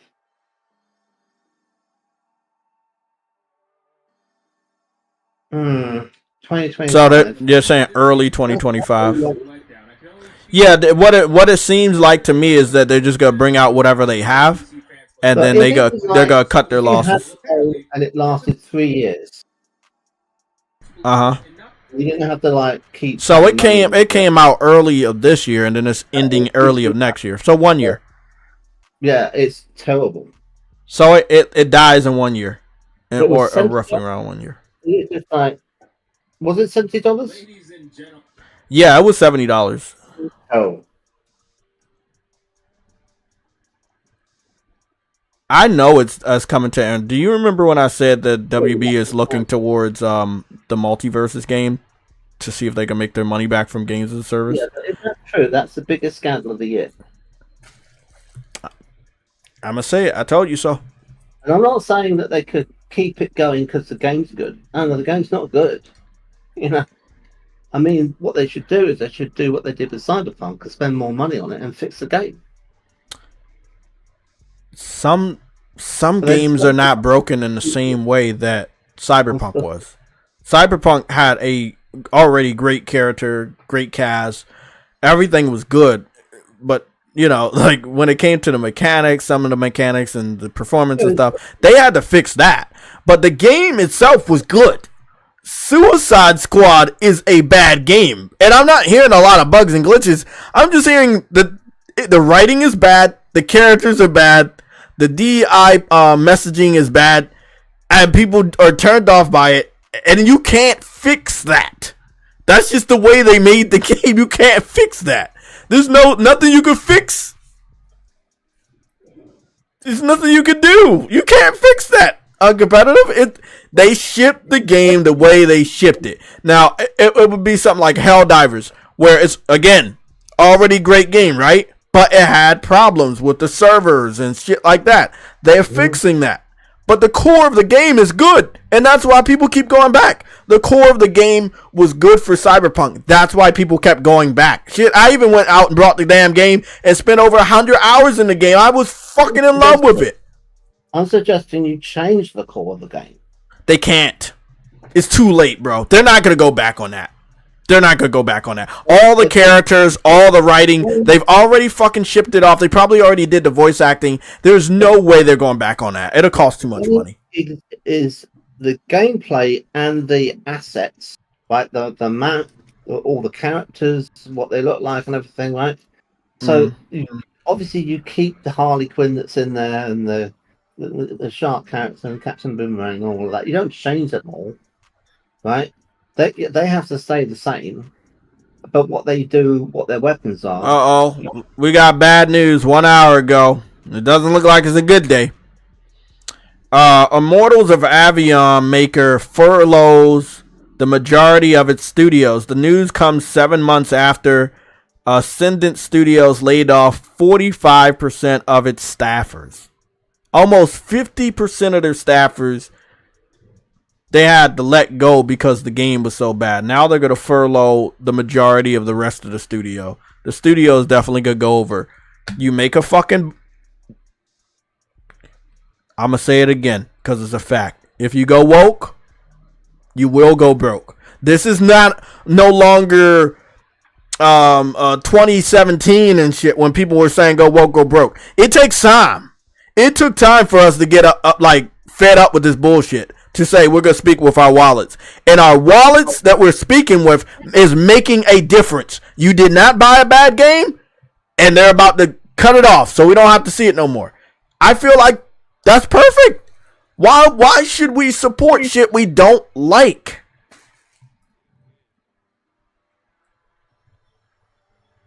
They gotta learn. They gotta learn the hard way, man. They keep doing this shit, they're gonna keep losing money. I'm not telling you how to spend your money. You can spend your money on any of the shit you want. I won't be spending my money on that shit. I'm not telling you to not spend your money on this. You can go out and buy Suicide Squad and Star Wars. We haven't got to that topic in full yet, but I'm not stopping you. Go on, buy it. I won't, but you can buy it. I'm not going to stop you from taking any future L's. I will be there to say I told you so. And shit, it could take months. It could take years. But I'll be there. And I'll say I told you so. I told you so. Big shout out to Reforged Gaming. He, for whatever reason, was defending this game in the beginning. He came around to find out that the game wasn't that good and admitted that he was wrong. Big shout out to Reforged Gaming for admitting that he was wrong, for attempting to defend this game in the beginning when there was so much hate against this game, and finding out why there was so much hate against this game, and came around and said, wow, everybody was right. Look, man, some people like that. I'd rather use my brain and say, I already know this is bad, I'm a step away, so that I don't have to apologize or make it look like I'm a flip-flopper by saying, oh man, yeah, the game's bad. Nah, man. The game was bad. We knew it was bad. I didn't support the game. I didn't stop you guys from buying the game. If you want to say I'm influencing, no, I'm not. I'm not getting paid by any company to tell you to buy shit. And when I do, I will let you know. If you are influenced by my gameplay or my videos or my live streams, that's up to you. But I am not getting paid to make you want to a certain game or make you want to buy a certain game. This game was bad. I knew it was bad. I wanted to save some of the people, but I did not want to stop you from learning your lesson. Some people had to learn their lesson the hard way. I was not one of those people. Monte White, Jay, just explain what woke means, chat. It literally means think for yourself. Yeah, just think for yourself. But there's a new term of woke, and that's basically like they have awoken to, oh, okay, there are Mexicans, there are black people, there are gay people. And we have awoken that those demographics exist. And we have awoken that we may need to add those demographics or those sexualities in our video games so that maybe we can branch out and capture these different diversities. If you don't understand what woke means, I just explained it. They woke up to realize that there are black people, Mexicans, and gay, lesbian, trans people, and they acknowledge that those diversities exist, and they take those diversities and put it in their game so that they maybe can get those diversities that don't buy games to buy their game.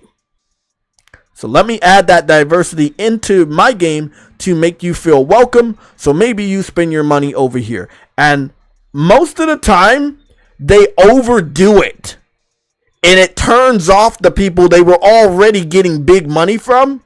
And the people that you try to attract never liked video games or comic books. And they're not going to buy the tickets, or they're not going to buy the games. And then the people that were buying comic books and buying video games, they're like, what are you doing, man? I don't like that. And then they stop buying the movie tickets, and they stop buying video games. And if you're smart enough, you would understand that movie tickets are down to do shit like that, and video game sales are down to do shit like that. There should be a fine line. You shouldn't overdo it. I don't own these companies. I cannot tell them to stop. I can tell you to stop as a consumer that I don't like it and speak with my wallet. But they're not going to listen to me.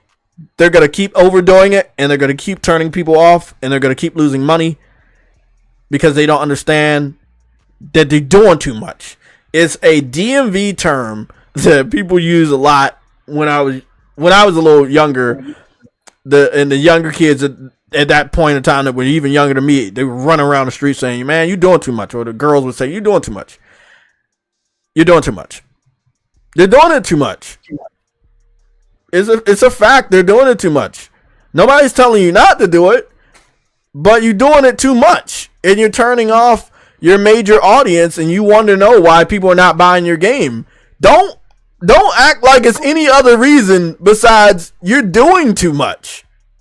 You're doing too much D.E.I. You're doing too much woke stuff. Look, we know you woke up. We know that you acknowledge that there's different demographics of people in the world. And you want some representation. I understand that. But, you want sugar. But you can't just make some water and put a whole fucking 3 pounds of sugar in there. You gotta moderate that shit. And I just don't think they know how to yet. I don't think they're ever gonna learn. And by the time they do, a lot of people gonna lose their jobs. Simple as that. A lot of people gonna lose their jobs because a lot of these games are not gonna sell, and they're gonna have to fire a lot of people. Lucci, I know you send me a lot of stuff. Twitter's still acting up, man, and I'm trying to get back on Twitter to go to my DMs to see what you sent me. I am desperately trying, but Twitter be acting up sometimes.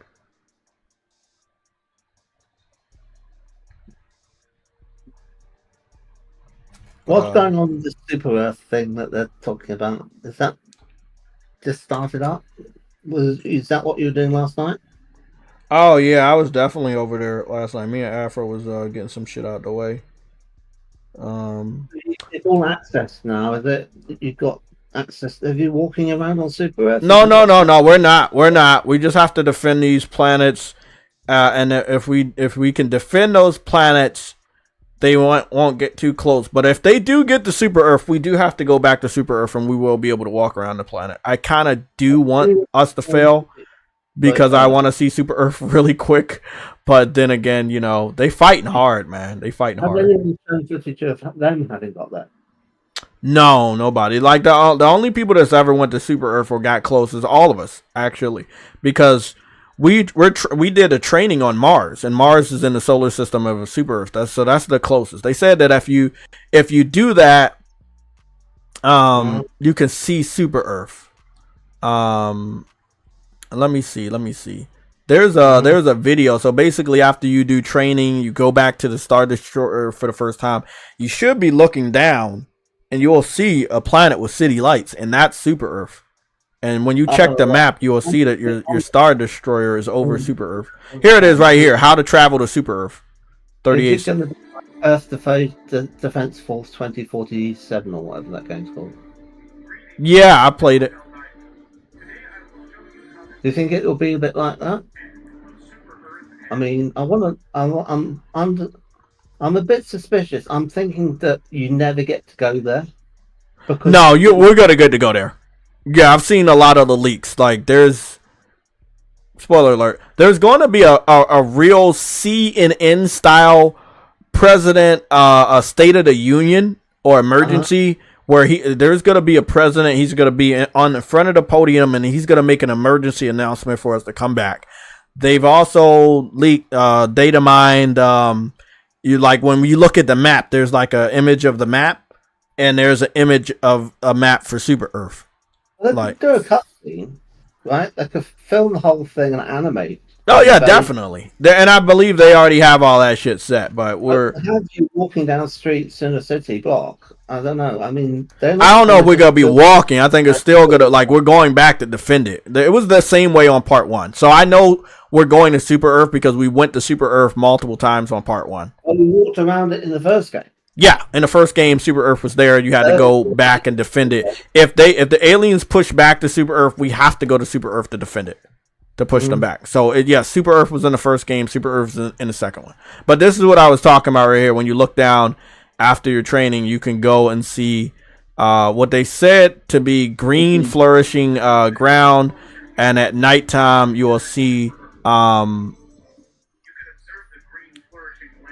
Yeah, the green land, and then at night you will see the city lights. But it's not actually Earth. It's it's their version of Earth. It's basically a Earth that's a little bit more futuristic than us, just a tad bit. Like, because I'm seeing continents. If you see it from space, do you see America and Latin America? Well, this is the thing. If you look at the Super Earth symbol, the original Super Earth signal, the United States is there. Look at this. You see this map right here? Yeah, the United States and South America is there. Like, it still has. Well, I called it that because it was like a completely different planet that got just named Super Earth. Yeah, let's just say it's Earth, but in a different dimension. We're probably in a different universe. Yeah. That looks like the map. Yeah, that's the map. But I know the Super Earth map that they use for part 2, it shows Europe instead of United States. In the first original map, it was like United States, and then you see South America. But now on part 2, they moved it around to where it's just showing Europe. But then because they're from Europe, so that's what they did. Well, thank you for answering my questions. I hope I didn't ask too many dumb ones. No, you're good. Let's try to get to the rest of these topics. I'm gonna hit up Lucci's guys topics. He's seen the shit's important, so let me go see what's going on. Lucci Sky, you said Stellar Blade director said that the video games are everything to him. To me, games are everything. I have no hobbies other than making games. I can't make it lightly. I'm going to pour everything into Stellar Blade and Nikki right now. And that's an interview from 2021. Okay. Was there any other red alerts? Now, we already have the sales. I'm going to get that up in a little bit. Okay, I guess that's it. I didn't see any other DMs from you, bro.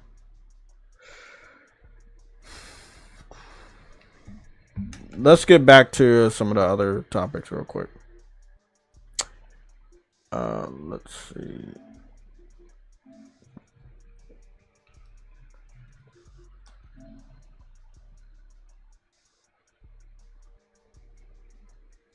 Are you guys good on what woke is?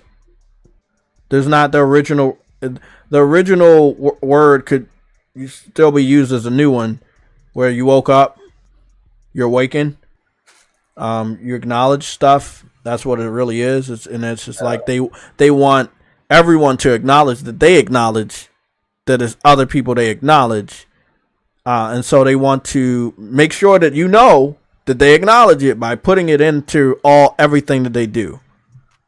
It's like they're overdoing it. Oh, we acknowledge this diversity and this demographic, and we're gonna put it into our shows, and I'm gonna put it into my movie, and I'm gonna put it into my video game, so that you know that I know that you exist. When you do that shit too many times, it gets annoying. When you do anything too many times, it gets annoying. That's all we're saying. That's all we're saying. They're overdoing it. So, prime example, right? Do you see where? You know what? Let's not get to that part right real quick. Let's see what our rest of our topics are. Oh, rest of our topics are the woke shit. Let's talk about Deadpool. Let's talk about Deadpool. So this image was pretty much found from what is it called? CinemaCon, where they show off all the new movies and stuff. A lot of the movies coming out, I'm gonna be honest, are pretty woke.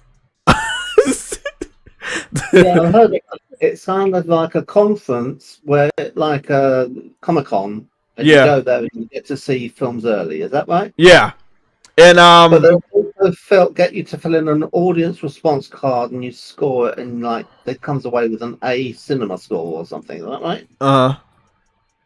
So this was awesome to see. You know, yes, Hugh Jackman is gonna wear the Wolverine mask. It is a movie called Deadpool and Wolverine, so it's really awesome to see him wear the mask.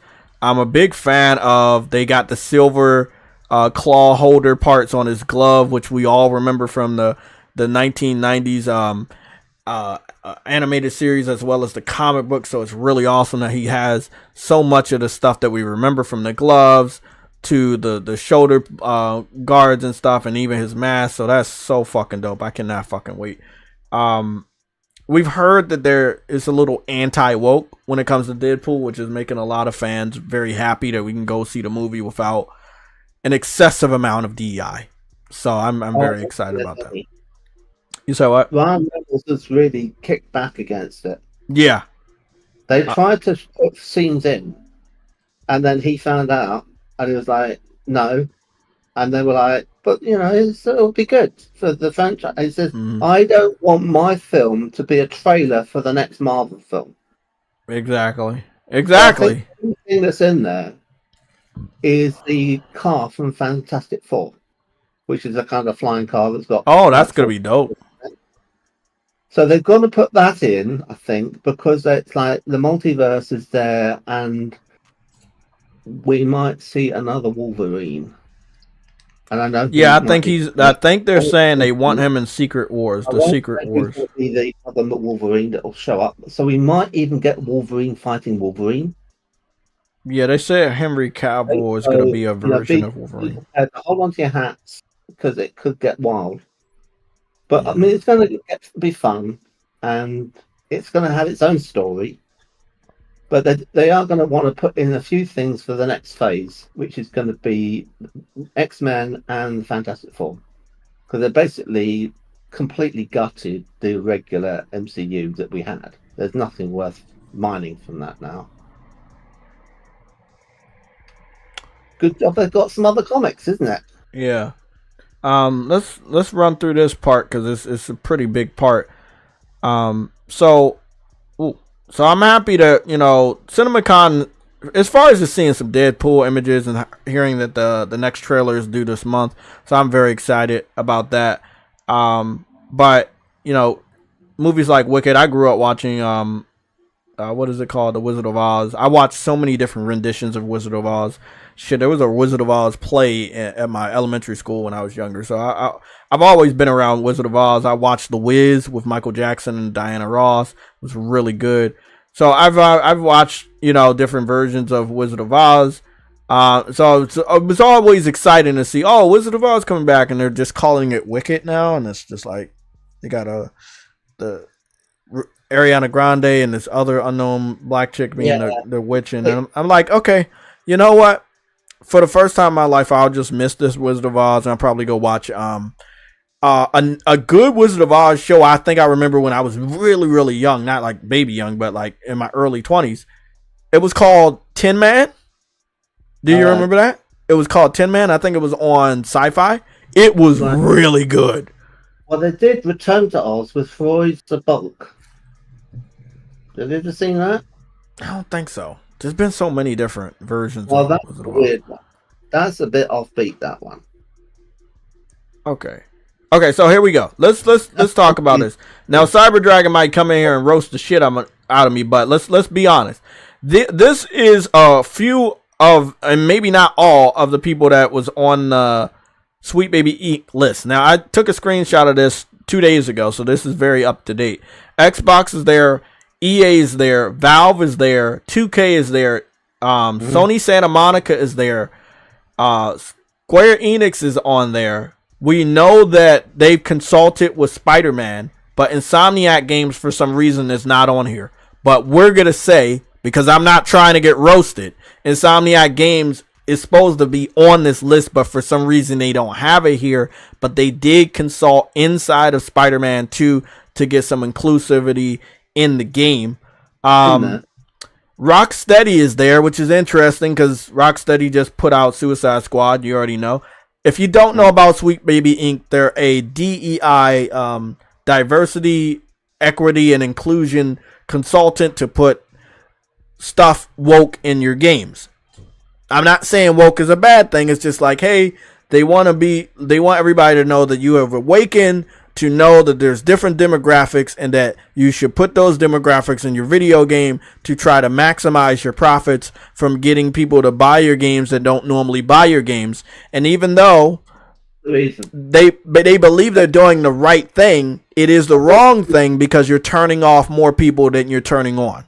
Not the reason. They're not putting in the hopes that people out there who are like gay or something will be, oh, you made a game that's gay, I'll buy it now. That's not it at all. There's a thing called the Corporate Equality Index, which is scored by a charity, which is a I forget the name, but it's a charity which used to be a transgender charity, and they give points to companies. And if you are more environmentally friendly or you're more into this thing you just mentioned, you get more points. So everyone's in a mad rush to get these points. And if you get the points, then you get people buying your stock. And that means that you know, the people who are running the company, obviously, when their stock price goes up, their bonus goes up. So it's not helping the game in any way. It's helping them fill their pockets, right? Because they have a amount of shares in their own, number of stock, you know, in their own company, right? Usually. And so they benefit from the stock in their company being bought by these asset firms like Larry Fink, who's got $10 million to spend. Right now, what's happened with him is he went all in on this. It didn't do very well for him because people didn't like the woke games and stuff. Right, it's all over everything. Basically, it got stuffed in. So it was in Disney films as well. And then he's like backed off it, and he's gone from 100% of this being an influence to 8%. But all these games are still in the works because they got the money because they thought, well, we'll do this in order to get this investment, and they got the investment, and they're going through with the thing that they said they do, right? So we got to see all this get out of the pipeline, and for things to go back to normal, because it was like changing the way that people were going about making games and they were not making them to be marketable to sell to customers. They were making them to appeal to these corporate interests and these hedge managers, which is really super weird. And the interest of them was like environmentalism and making it gay, right? So it's like it wasn't even anything that anyone who would consume this media was interested in. But that is not our concern. And Larry Fink was interviewed, and he said, well, we've got to force these messages into all of media because it's for the benefit of society that they are more, mindful of the environment, more mindful of their fellow person and tolerant of gays and so on. So he was the one who thought that was a good thing to do. And then he gets to find out it's not commercial. Well, I could have told him that before he bothered. Right? Would have saved himself. He lost $2 trillion doing this. That's $2 million he lost. And well, this is the thing. Everybody on this list is going to be losing money that they're not going to cover. So he lost a lot of money, right? But a lot of people on this list, not like Sony Santa Monica, Insomniac, I think their games sold pretty well. They haven't announced any loss for those games. But a lot of other smaller studios and a lot of the bigger studios that have games coming out, and the more and more people know about, hey, they're adding things in our games that we don't like or we don't approve of. Similar to Disney. Disney's been adding certain things in your kids' movies for a good amount of years now, and you don't like it. So guess what you do? You don't take your kid to see the movie. I know this because a lot of Disney's higher-ups are bitching about how the movie sales are down. The movie sales are down because they're adding things in the movies that you don't agree with, and you definitely don't want your kids to see. So it's the same thing with the video games. I'm not saying that the video games are only for kids, but maybe as an adult, you don't want to be seeing some of the stuff they keep plastering. We got to run through the rest of this, though, uncompetitive. Thank you for that explanation.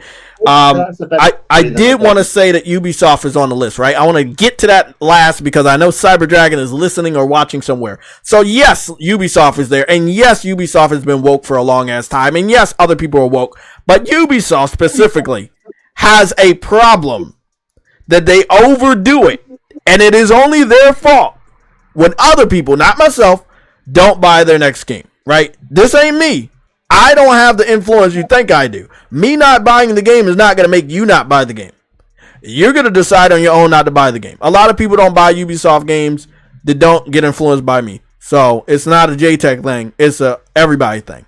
Let's continue to get to the main the main focus of this and why we're talking about Ubisoft and Star Wars and DEI or inclusion or woke stuff or whatever. However you want. We say woke. When you talk about DEI, it's a lot of explanation, as you can hear from Uncompetitive, and it gets a little complicated. So people wrap it up and say woke. And if you don't know what woke just means that other people have woken up, that there's other demographics. They want to add the demographics into their projects to make you believe that they understand the demographics, and then they turn off you, the main person that drives that section, whether it's comic book, movies, or video games, and then the people that they try to include by adding things into the game that you don't like anymore, they don't give a fuck about those comic books, movies, or video games, so they were never going to support it. So now you lose your primary customer and the person you want to be your future customer. And that's why people say when you go woke, you go broke. You go woke, you go broke because you're turning off your main customer, and then you never captured the customer you did all of that shit to capture. You put some meat on a motherfucking hook. You put it in the water, and you thought you was going to get the fish and the crab, and you end up not getting anybody because they didn't want that. They wanted something else. Both of them wanted different things. The people you're trying to attract want different things, and the people that you already had want different things. That is why we say when you go woke, you go broke, because you're not getting either one of the demographics anymore. Okay. I will explain it as many times as I need to for people that do not understand, because this has been happening so often when it comes to movies, TV shows, and video games that are flopping, and they're not always flopping because they're a bad game. They're flopping, or a bad movie or show. They're flopping because you're doing too much of something that's a turnoff for the existing primary customer that has always been there, has always supported you. And the customer you're trying to get that don't give two fucks about what you do, what you are, and what you stand for. So you lose two stones. Sorry, you lose two birds with one stone. You do not capture both of the fucking birds. You lose both of them. It's an air ball. And it's been happening a lot. Can y'all hear me? Yeah, I can hear you. What's going on, man? I'm in for a fight, right? Yeah. I'm ready for it. Why would I come in here and roast you? I'm trying to explain it perfectly so nobody have misunderstandings. All I'm saying is, when you call one thing, call out everybody. Don't just focus I on called one. out everybody just now, but I understand what you're saying. It's not only Ubisoft, but Ubisoft is in the thick of it. And they've been in the thick of it before anybody knew what a sweet baby was. Huh? Ubisoft needs to get roasted right now. And they also got to get roasted for their pricing. For the Star Wars game. We gotta talk about that. I'm gonna roast them on that because I haven't even dived into that because I wanted to go over the pricing live on the PlayStation. Yeah, their pricing is off. So that is terrible. Yeah, let's run through this. So the young actress that's playing the main character, she's Latino, she's very beautiful. I ran through her Instagram. Very, very young actress, lots of opportunities. She's in a lot of shows, lots of movies, and she's also in the Ubisoft video game for Star Wars. Right? We already know Star Wars has been a little woke for a couple years now. It's been a little bit of a turnoff for a lot of people. So it's not a big deal that the Star Wars video game will be woke. It's not purposely on Ubisoft's behalf, but it's not like Ubisoft saying, let's stop it. No, they're like, no, you gotta pay us to do the IP for Star Wars. We've never done Star Wars before. It's a good opportunity for us. Whatever you want us to do with Star Wars, we're gonna do it. So it's not only at the fault of Ubisoft. That's the problem. Go on. That's not the fault of Ubisoft, but you are the person making the game. You do have a little bit of say so, but again, when we talk about it is their fault, but go on. But yeah, when we talk about games, right? Let's just say they made these decisions for this game so many years ago. I agree. Before we even knew what a sweet baby is, before we even, was in this circumstance, right? So they did all of this stuff and they can't reverse it. I talked to Uncompetitive about Suicide Squad. They cannot reverse what they're doing in Suicide Squad. Suicide Squad is not a broken game, but it's not a good game either. Yeah.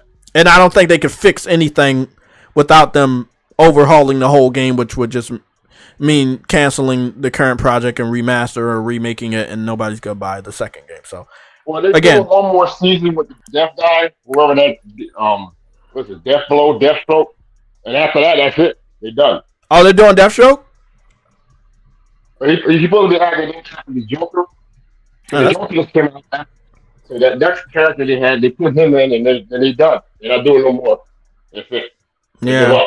Do you remember remember that article that somebody found when they looked over the terms of service and they said they could cancel it at any time? Yep. Yeah, this is it. They knew it was going to flop. They knew it had a chance of flopping because other than that, you would have never put that in your fucking game. So you already knew you were adding things that could have been a financial failure for you, and you still went out of your way to do it. That's my whole problem with this Cyber Dragon. It's not the fact that they're doing it. They're doing it a little too much. They know they're pissing people off. They know they're turning people off, which is worse. So why are you doing it? We just heard about the what is it? Mortals of Avion. They just furloughed the rest of their studio. They already they already laid off 45% last year. Yeah. And that game's in plus right now. Yeah, I'm good. So, long story short, interest in the game anyway. So yeah, you already know me, man. I was good. So I'll say one thing, right? I feel like the box art version of the main protagonist for the new Star Wars game doesn't look super close to the actress, but looks closer to the actress than the end game, right? And I feel, and I said this on Twitter, and you saw my tweet. They use so much money for these games, and they have so much advanced technology that we can never afford, that they can easily get the faces right. I'll point you to Madden. I'll point you to the basketball games. I'll point you to the wrestling games. Don't they every year? Don't they get the faces right? Yeah. I rest my case. That's it. We don't gotta talk about this shit no more. I rest my case. You seem to get men face right, but not the females. And that's for the West. And you saw my post, right? Now, this is where I don't understand. If you're looking on the screen, the chick has a butt chin on the video game, but in real life she doesn't have a butt chin. Why did they give her a butt chin? I don't know, man. Makes no sense. I mean, you have a beautiful face right there. Just scan the face and keep it the same. You good? I mean, it's easy though. It's easy to make money though. Like, it's not hard to make money. Just she got a nice face. Scan the face. Keep it moving. If you don't have the technology, go reach out to Madden, and they can give you the technology to scan faces, so you can accurately scan faces. I'm thinking it's a problem with their technology at this point, because if you're purposely going out your way to make these beautiful females look more mannish, then there's some woke stuff, and I don't want to just aim at the woke stuff. I just want to make excuses for you. So maybe your technology sucks, and you need to go contact the basketball game makers and the wrestling game makers. It's not technology. It's designed by a committee, and someone on that committee said that she should have a butt chin, and that would make her more masculine. But why? Like Kirk Douglas. Why does she need to be masculine? Why? That's my question. Why does she need to be masculine? Uncompetitive. Why does she need to be masculine? Challenging her into being a man. Then make a game about a man then. But they're trying to have their cake and eat it. They want to have a strong female lead, and the way they think they can communicate that visually is by giving her a quality that's more associated with men than with women. How many women do you know who have a butt chin? Not a lot. Thrifty PS Gamer Reviews. Hold on, competitor. He said something really good. Thrifty PS Gamer Review said that we used to be able to scan our face into basketball games with the PS4 and PS3. Yeah, sure. It shouldn't be a tech issue. You're fucking right. You're actually right. Like there was even I think MLB had that technology. If I'm not mistaken, you could scan your face. You can do it in the Star Citizen. Yeah, I had a fighting game on the Vita. Yeah, I don't think you guys remember. It was a fighting game on the Vita. I think it was called Reality Fighters. Yeah. Oh my god. Just bear with me. Bear with me. Keep talking, uncompetitive. Bear with me, bro. Bear with me. I'm going somewhere with this. Reality Fighters, bro. I got a platinum on that game, so I know about this. I remember all my platinums. It's not the tech problem, no. It's aesthetics.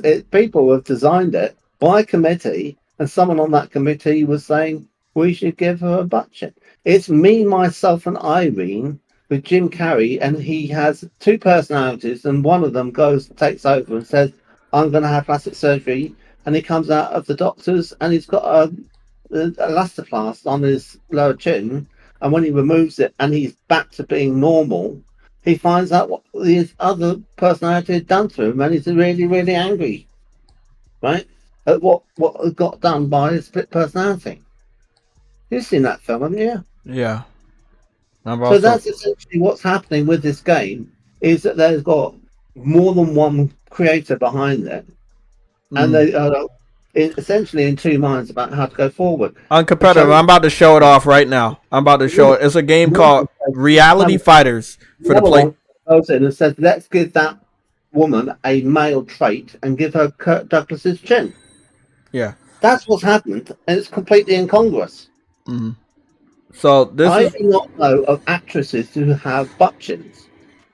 Now, there might be people females who have butt chins, I don't know. But I don't know of any, because I don't think it looks nice on a woman.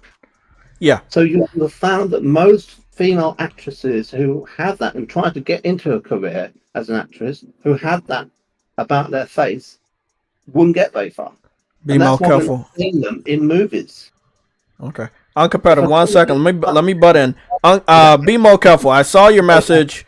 I agree with your message. If you want to do this type of stuff, just let us make our own character. A lot of games are actually doing that. You got Rise of the Ronin. You make your own character. You have Dragon's Dogma. You make your own character. You have Elden Ring. You make your own character. A microtransaction, and you'll be able to fill it in. Exactly. Or you can, have it as a DLC that if you, instead of having the character we choose for you, you can pay us money and just put your character in there. Again, let's move over here to let's move over here to Reality Fighters, right? Just to go along with what we're saying. Reality Fighters was a game where you could basically play wherever you wanted to play. The back camera would be your fighting playground, and you would just dip into it. You would scan your face. You would put it on a fighter. You'd be able to create your fighter in a 3-dimensional area, and then you could. It was one of my favorite games, bro. I love fighting games, so that was one of my favorite games. I ended up getting a platinum on this shit too. Basically, your stage would be whatever the back camera was capturing. So if you were looking down on the city streets, it could be like that. This isn't what you're saying. No, not really, not properly. I disagree. Prince G, he's saying that Sandra Bullock's got one.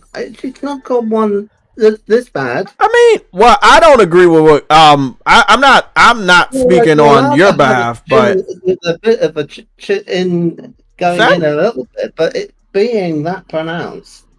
My problem is you're putting one where somebody didn't have one. Like, she didn't have a butt chin, so there was no reason for you to add a butt chin. Look like that. Yeah, but I agree. Like, we had technology in prior generations and prior consoles and handhelds where you could just scan your face and put your face into the game. I'm just trying to make excuses so people don't attack me. I'm trying to make excuses for the game industry to make it seem like these developers that are doing this to female faces, they have outdated camera capturing technology, even though we can capture our faces on cell phones and put us into different little apps and features or filters on TikTok and Snapchat and Instagram and shit like that. But if it's not a camera issue. It says here most women do not have butt chins, but Sandra does, and it has a picture of her with a bit of one, right? And then it says that she's had plastic surgery. So yeah, she has. She's had very severe. It's not ugly, but she's definitely had plastic surgery recently. Okay. But I didn't think she was bad with the butt chin. Sandra Bullock was fucking hot. Yeah. But these people change so much over their careers. Yeah. It's crazy. Trying to read that name, bro. You said the latest being North Face. They offer 20% discount if you take a white privilege test. I won't support racism. Yeah, I mean, it's a lot of these companies doing this shit. And then again, you want to... Okay, this was the weirdest thing about all of this uncompetitive. Okay, so we're woke now over here in America, right? When it comes to the gaming industry. But then you're racist against a Korean game? Did y'all understand what just happened? So they're woke. They'll put like gay messages in your video game. They'll put Mexican or black people in your video game to make they check all the boxes to make everybody feel welcome. But lo and behold, a Korean game developer has a female that looks like a female. Oh my God, that's not realistic. That's racist. That's what it is. That's fucking racist. So again, they want inclusivity, but when they see something like this, they were like, no, not that. We want to put what we want to put in it, but not this. No. We can't do that. That's not realistic. We're against it. You've never seen a real female a day in your life. You know, that's not real. And because of that, it's going to make this game that much hotter. It's going to make this game much more successful. People are going to buy this game to send a message. Power World was selling like hotcakes to send a message to Nintendo about how bad the previous Pokemon games have been. People speak with their wallets all the fucking time. They supported that game so much that Nintendo had to make a statement. And they did. They made a statement about Power World. Speaking with your wallet, it matters. It works. It works better when we all do it. I'm just saying, it works better when we all do it. This is like my 30th fucking impression of Stellar Blade from a gamer or a content creator. She seems to be Asian. I don't know what I don't know what the exact nationality. I think might be Japanese, but she's speaking English, so I'm gonna see what her reaction is. This place is dangerous. Take my hand. What? Oh my god, she's wet. Oh my god, she has scoliosis. Dude, same here, actually. I have like a slight case of scoliosis.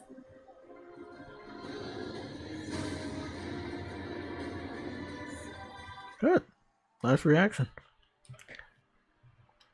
Okay. So everybody's talking about Star Wars. We're done talking about Star Wars. You know, I hope you guys understand. It's not more about just attacking the game because we suspect something to be woke. We're not even attacking the game. We're just saying why do you change the face? I mean, we could say the same damn thing about this, but we know that when they scanned the face of the female that was doing the first Hellblade, she grown older. I think she may have even had a child. So her face changed and she aged, and then they captured that current face. So obviously it's going to look a little different. However, we still have to point out that Hellblade 1 visually, I would take Hellblade 1 over Hellblade 2. I don't care if it's using Unreal Engine 5. I'll take Hellblade 1 over 2 because, you know, I'm not a big fan of Letterbox all the time, you know. Again, even if you compare it to Horizon Forbidden West, it looks much better than Hellblade 2. You know, much more detail. I mean, it is what it is, man. So, wanted to go back here. This is a Star Wars game by the name of Star Wars Jedi Survivor. They made sure that the actor that played this looked literally exactly like his character. No differences, even how his ear was shaped. They perfectly captured his likeness. You can tell it's him. It is only, and I'm not making this up, it is only when it comes to females. It's only when it comes to females that they go out of their way to make them ugly. This is a fact. We literally have visual fucking proof. Again, you don't believe it? Look at a wrestling game. Look at a basketball game. Look at a Madden game. They capture every last one of those men's faces perfectly. And all due respect with wrestling, I think they've done a really good job of capturing the female faces very well. Not all the time, but they've done it for the most part, right? Again, here's another image of the actress. She does the mocap and she's the model actress. And then on the right side is what she looks like in the video game, but that's not the gameplay shot. That's the box art shot. So it's more glammed up. But she does, obviously, if you look at the video game, she don't look like that. Box art, bastards and backletter, so you can't see her dimple. Yeah. She may have a small one. She may have a small little dimple in her what's name, but it's not. much more emphatic, haven't they? And that sidelight is not doing her any favors at all. Do you think they needed to do that hair that way? I don't know, man. They could they need to understand I've it. an issue about the hair because consistently throughout the whole of Star Wars, hairstyles have been pretty offbeat. Yeah, but it's 2024, and if you're gonna change the shape of her jaw, you can change the fucking hair. Dated. This is the thing. If she had like a current day hairstyle, it would not fit with the other Star Wars films. Yeah, they kind of gave her an 80s hairstyle. That's why they did that. Yeah, I did notice that. I was about to say 80s. So this is what we got. Similar to Suicide Squad, it's trending on PlayStation, right? It's selling what we would call to be good. It's in the top 5, right? It's on the top row of the pre-orders. I am also happy to say that the Sea of Thieves has moved from the second spot to number 4, which kind of made sense because I knew that many people wasn't buying Sea of Thieves for it to be number 2. It just wasn't enough games out there. So now it's a lot of games out there, so you can kind of see that Sea of Thieves ain't really gonna be doing that good. Stellar Blade is still number 1, the digital deluxe version. Then you have Destiny 2, The Final Shape, which has had multiple new videos, which kind of makes sense why it would be number 2. And then the $130 version of Star Wars Outlaws is number 3. So people are willing to pay a lot of money for this game. Now, I know there's a lot of hardcore Star Wars fans. And then there's gamers that just jump on anything that's new. And maybe that's what's driving the sales right now. Do we have on the main Star Wars? Exactly. Now, it is cool that you got some stormtroopers from the generation that people love about Star Wars. You know, you have some familiar enemy faces and maybe a couple of planets that you used to visit or you know of. So that'll be interesting. I don't know if it's $70, let alone $130 worth. Is this whole game letterbox or is it full screen? Because they're showing full screen images, not letterbox images. That might be as good for the trailer. Okay, I'll take it as that. Because I remember the gameplay was letterbox from last year. Do you remember that? Yeah, their pricing is egregious. It's like, why charge people to play the game 3 days early and just release it 3 days early instead of the 30th, release it on 27th? Well, see, that's the thing. Did you see the other ones? The other options? Yeah, I seen the gold and the deluxe. Yeah, the gold and the ultimate. Mm-hmm. Ridiculous, man. It's all ridiculous. Oh, so, okay. So it's funny because somebody said she looked like a female Han Solo, and they basically have the Han Solo outfit as a DLC unlock. Oh shit. She has. I know people don't care, but she has absolutely, as a video game character, absolutely no shape at all. She has, and this is a Latino female. She's very beautiful. That's what I would say. All due respect, she's very beautiful. She has shape. All due respect, right? No disrespect. And it is weird that they robbed the character that she's portraying. She was scanned. She does the mocap. She does the acting. Oh. Yeah, okay. I think I got some evidence from yesterday. Mm. So the evidence would be coming from a Call of Duty actress. For the creature. It looks to me like an Axotol. Oh, I don't know what the fuck that is. I'll look it up. I'll put it in chat. I'll see if I can find a picture of it and put it in the thingy. We can move off of this topic in a little bit because I think I have the checkmate. This is a big, big dagger. And the reason why I say this would be the checkmate is we have one of the actresses that did face modeling for a Call of Duty character. And this is what she says. Her name is Alex Zadra. And she says, same. But I don't feel there was an intention behind mine. they tried to make more attractive later on in a update. So she admits, and this is the picture she shared of how she looks versus how the character in the game looks, and she says that Call of Duty had an update where they made her look more attractive. So they already knew what her face looks like. They made her look like that, and then they was like, "Oh, let's get an update to make her look more attractive." I will say, I take an L on what I said on competitive earlier, where they can't go back and fix certain things. They can. I just don't think they will. They're not going to go back and make her more attractive. They're going to keep her ugly. This is the girl, yeah, Love Lockdown girl. No, wait a minute. This is this is yeah, I know. This is from Call of Duty. You were saying. Mm-hmm. This is Farah, isn't it? I think so. I don't know the Call of Duty characters. The campaign.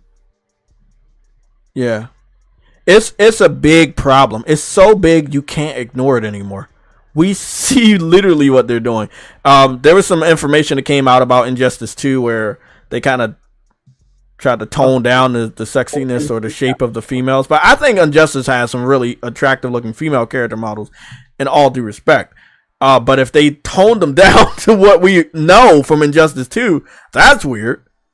Because Mortal Kombat always really showed off the shape of a lot of the Mortal Kombat females back in the day. Now, not so much.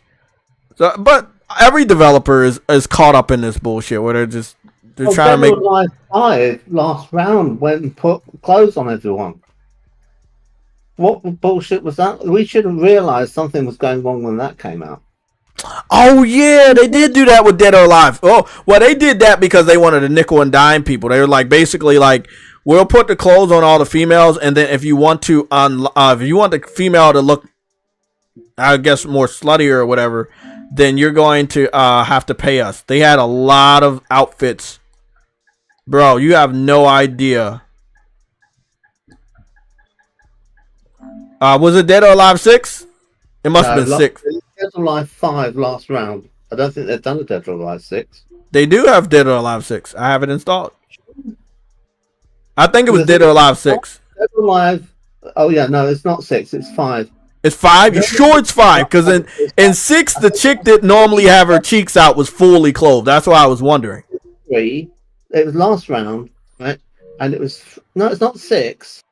It was 5 last round, and okay, so I know what you're talking about, but it's actually 6 because the chick, the chick with the red hair, right? She had this outfit, and you can see it in the box art. Loads of costume packs, but they also have another thing which goes with it, which is I'll show it. I'll show the DLC along with the costumes, and but I looked at it and it was so complicated. I was thinking, if I want that, how do I get it? And I ended up so confused I didn't buy anything. Yeah. So it wasn't 5 uncompetitive, it was 6. Because the chick right here in blue, that's how she looked in 5. In 6, they covered it up with black stealth armor. She had no skin showing. So for you to even see any of her skin, you had to buy DLC that would have her in a different outfit. This is the same chick. This is the same chick from part 5, and you can see that she has like a Sonya Blade type of stealth armor. Still be scantily clad in 5, but they were dressing them up more in 5. That's when you first noticed it. Dead or Alive 3, Dead or Alive 4, they look sexy. Then Dead or Alive 5, not so much. And 6 had a lot of DLC too. Like you could see a lot of the outfits and stuff that would make for fan service reasons. That they would have. They do allow it, but you have to pay for them. Yeah. To do it. I feel like fan service is all right. The nickeling and diming really killed Dead or Alive, in my personal opinion. I think like this is just excessive. I remember on 5 they said you just have to spend upwards of $1,000 to get all the outfits. So look, man, it is what it is. But what I'm saying is, let's say, I know they would never do this. She's a female, right? So why wouldn't she have her DLC outfit be Leia's armor or Leia's dress? You see what I'm saying? Or the bikini outfit from Leia. Why would she be wearing a dude's outfit? That's Han Solo's outfit. Han Solo is a dude. And then they might have to go in the metal bikini, because if they're never gonna do that. They're never gonna do that. Like, let's say she gets taken prisoner and she becomes his slave, and she's in a metal bikini. When it doesn't sell so well, they've got that up their sleeve. Okay, Cyber Dragon man, I'll see you next time. Cyber Dragon had a dip. 180 on this. You say what? They can do a 180 with this and release content later on that might. Okay, you know, I agree 100%. They can. Do you think they will? No.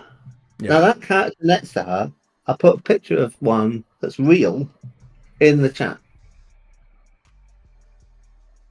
That's based off a real creature that is like, well, it's not that size. It's smaller. Oh, okay. I've seen this little thing. I've seen that shit before. Have you think it looks the same? Somewhat, yeah. It's fucking creepy. It is. It's really. You would think that's not real, but it's real. So her only companion is that little cute thing, and then a robot droid with a coat, and then that's it. Like, and then she's going up against overwhelming odds, and almost the whole galaxy. And what's really interesting is there's no history of her in Star Wars. They just inserted her story into Star Wars. She doesn't even exist, so far that I know. Well, if she's not involved with the Jedi, which she's not, because there's no Jedi in the But she's in the smugglers, and we got a lot of smuggler and outlaw stories in Star Wars, and she's never mentioned. It follows everything to do with the Jedi.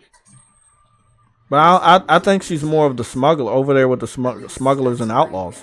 There's a comic book called Star Wars Outlaws too. I saw. Episode 1 to 9 covers the story of Anakin Skywalker. Mm-hmm. That's what Star Wars is, and it has lightsabers in it. This doesn't, right?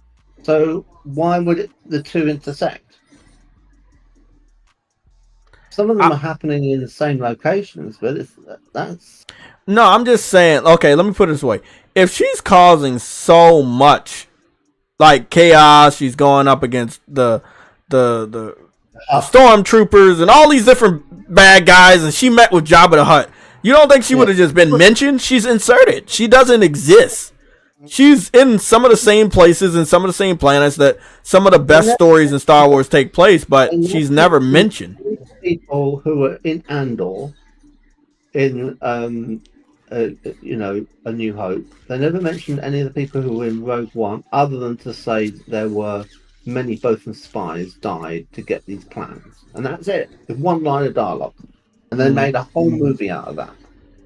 Oh, this was CGI. Sorry guys. I forgot Ubisoft like doing stupid shit. Let me go back. Let me go to the gameplay. I thought that was gameplay. Of course it wasn't.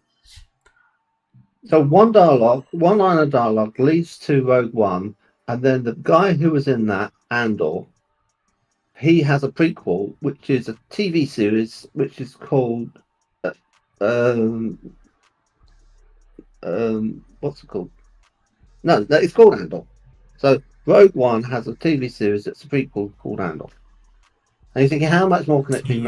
Osmond Gold said 100% not playing this. I think they said they want to do a spin-off with the Stellan Skarsgård character, because he was in that, doing stuff that was quite cool. So they're going to keep finding spin-offs to spin-offs. I don't know. But they seem to be going backwards rather than forwards. Damn, Angry Joe doesn't like it either. These are big people like Angry Joe, Osmond Gold. Like, this game is damn. That's a bit pricey, I think. $130 for everything. That is pricey. Because Stellar Blade you only have to pay $80 for the deluxe. And Spider-Man was $80 for the deluxe as well. Version. I don't think you're getting a lot, bro. I think you're paying for the name. I don't think you're paying for the content. That video, isn't it? I mean, if he's going to say, "Oh, it's too expensive," look at how much it is, when he's actually went and bought the most expensive version imaginable.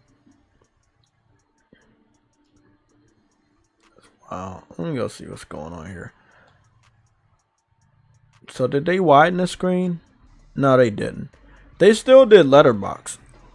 I think it's gonna be letterbox. Because when she went into gameplay and she was stealth, like sneaking around, it was letterbox. And I know Ubisoft, they would probably want to do letterbox.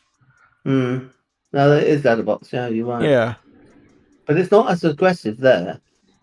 So I think the cutscenes are more letterbox, and the gameplay is letterbox. And it signals when it's a cutscene. It might look better than. I think it looks better than fucking what is that game called? Blade. The Blade 2. Damn, I forgot the shit. What's the damn game name? Hellblade. Hellblade 2. It's a lot more going around. It's a lot more going on. It's the scenery looks good. Have you noticed? Star Ocean, Star Citizen, Star Wars. Star Wars. Star Divers 2. Yeah. And then you've got Blade games, You think they're going to give us an update on what the performance is before the game comes out? Because they definitely wanted you to pre-order this shit early. Is there a game called Starblade? I don't think so. Let's have a look. So it's a shooter, which kind of makes sense because she's an outlaw smuggler. So she's not going to have any melee weapons. You do get to hit people if you're close enough with the edge of your gun. Oh, okay, you got a little machine gun, not just a blaster. Okay. Yes, there is. There's a melee weapon? It was a arcade game. Oh, you're talking about a game. Okay. Namco. It better have DLC like Grand Theft Auto 5 online. What, you talking about this game? This was one of my favorite parts of the trailer last year, though. When she got on a little hover bike and she was just riding around, I thought that was fucking dope. And I like how open the world looked. But I don't know if it's an open world game. They have they clarified if it's an open world game? Because right here you assume it's open world, but then it's not proper. No, it will be like wide linear branching corridors. So up here, it branches off and it goes right, and then it goes left, and she goes left, and it goes into a local town. But you could have decided to go right, and it probably would take you somewhere else. Okay. There's a junction coming up right now. Because the way you looking at the map, that shit looks huge. Right. It looked like you could go to everything, but then again, you kind of know, like... You just went past one. Did you see that? Yeah, I saw. You went right, and you went left. So you probably have the opportunity to go down that other road, right? Now, and it branches again up here. I ain't gonna lie. If they say it's open world, it might entice me to check this game out later on. If it's open world, because it looked like she got off the bike and she's just walking around this open town. So I'm just guessing it may be open world. Well, that will have the same system. It's not strictly open world. They'll have the same system as Far Cry 2 or that Jak and Daxter, the Precursor Legacy, where it looked like it was an open world, but what they did is they'd have like areas that were like open arena areas, and then they were connected by a network, but you could not just go anywhere. You had to follow the networks. Borderlands does it too. They'll have a big area, we'll have the boss battle, and then that will be connected. But you can't just say, I want to go northwest. It's not open. You can't jump in a ship and fly over the scenery. You have to go the route it takes you, and it will wend you around, take you a long time to get somewhere. And in that corridor that you're in, that's when it does its loading. And that's what Halo did on the Xbox. Because if you remember, you land and you go on the Halo ring, and there's all this interconnection stuff, and quite a lot of the time it's just making you drive your warthog somewhere, and it does that so that do you see the D.E.I though right here? Everybody at the table is female. Everybody. Every single person is female. I guarantee you the pet is female. I mean, it's so obvious. I'm not saying don't do it. I'm just saying, you know? And it's misandrous because Jabba is a toxic masculine character representing the patriarchy. And on it, bro, during this time period, did he have Leia? Or he didn't have Leia during this time period? Well, what happens is that they've got Harrison Ford and Carbonite, like delivered there by Boba Fett, but no, yes. And then what happens is Leia later, after this game's over, she shows up to try and rescue him, and then gets captured. So okay. She won't be at Jabba's palace. Okay, yet. She won't be there yet. She gets there and becomes a slave because she makes a failed attempt to rescue Pan. And then Monte White, what are you correcting him about? You said it's open world. I just looked it up. The first open world Star Wars game. Okay, it's an open world. Wait up. I thought what's the name was open world? I thought in this game. I thought wasn't you I don't know. He said that you said it wasn't open world or something. It's open world. Well, we're talking about whether Leia is in the game, and but before that, we were talking about like when I was looking at her, driving around. I was like, man, this shit look open world. There's open world and there's open world, right? So the Star Citizen, you can fly around the planet and go absolutely to any point on that planet. That's open world. GTA. Okay, it's empty, but it feels interactive. Okay.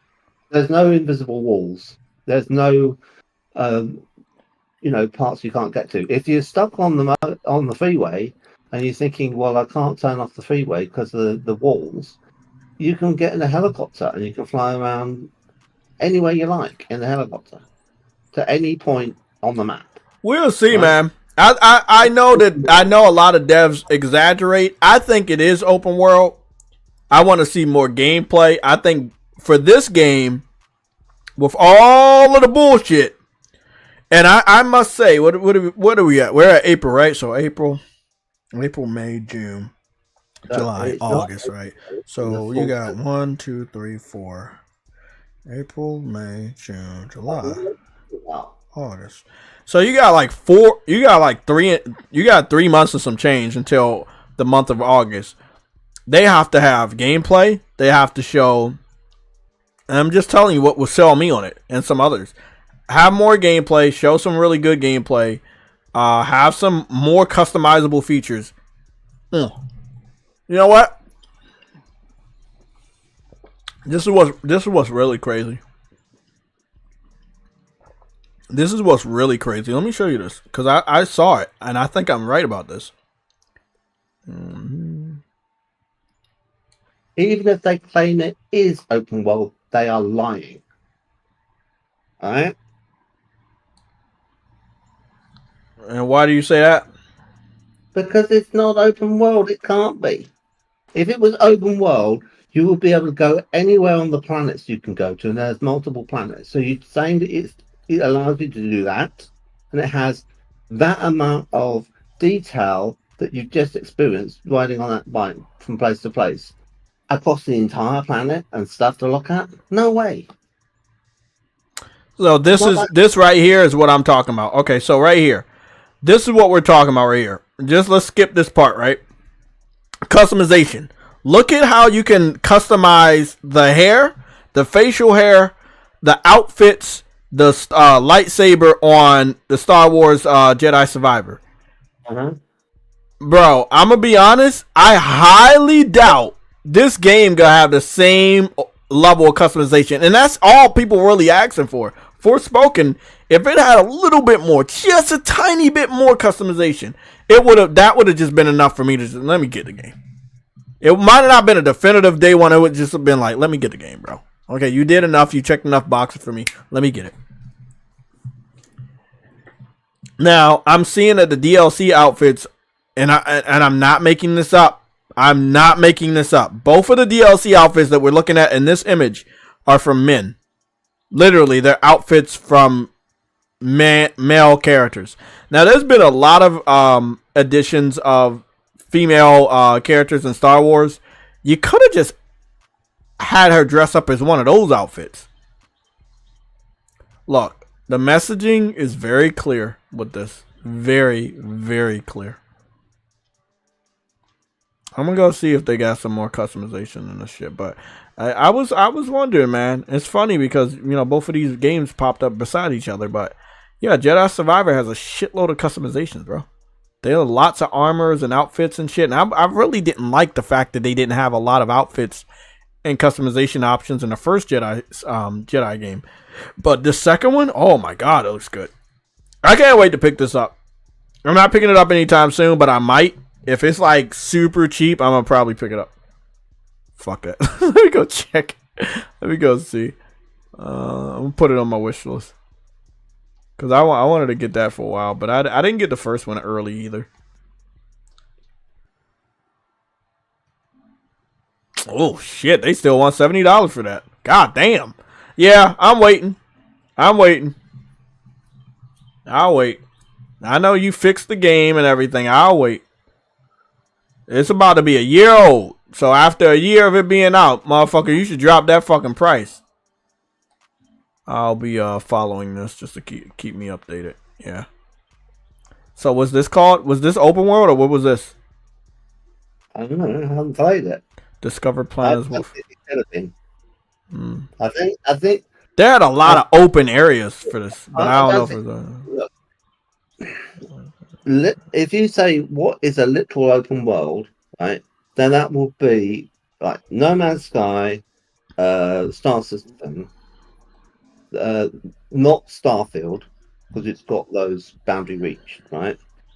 Then you say that seems to me like you've got to be able to literally go everywhere in the all whole I'm gonna planet. say uncompetitive, either you're gonna sue them or somebody else gonna sue them, because if they're lying like you're saying, then they shouldn't say this. So this is what they're saying on the PlayStation page. The definition, which is that for the scope of the game's plot, let's say you've got Assassin's Creed Odyssey and the game's set in ancient Greece, and it's lots of different islands that you get to go to on your boat and everything, right?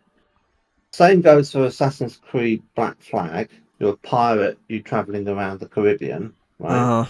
You don't have the whole planet, you just have the Caribbean or you have ancient Greece, right? So, depending on the setting, it'll be where that's set. And in Unity, Assassin's Creed Unity, they didn't do the whole of France, they just did Paris, right? So when they say it's open world, they say that you can go anywhere in Paris, right? So that's what they mean by that. And then in GTA, that's called open world, but what they mean is you can go anywhere in San Andreas, right? Is that right? So you see what I'm getting at? There's still going to be a boundary, there's still going to be a limit, because I can't give you, GTA Earth. No one's giving you GTA Earth anytime soon. Well, look, man, you got to fight with them. We're gonna move on. We do not have all day to fight with the chat. The chat says the open world. They're describing it as, on the game page. They say experience the first ever open world Star Wars game and explore distant planets across the galaxy, both iconic and new. This is what they say. So if it's not open world, it'll be a lawsuit. But they're claiming it's open world. It was open galaxy. They said open world.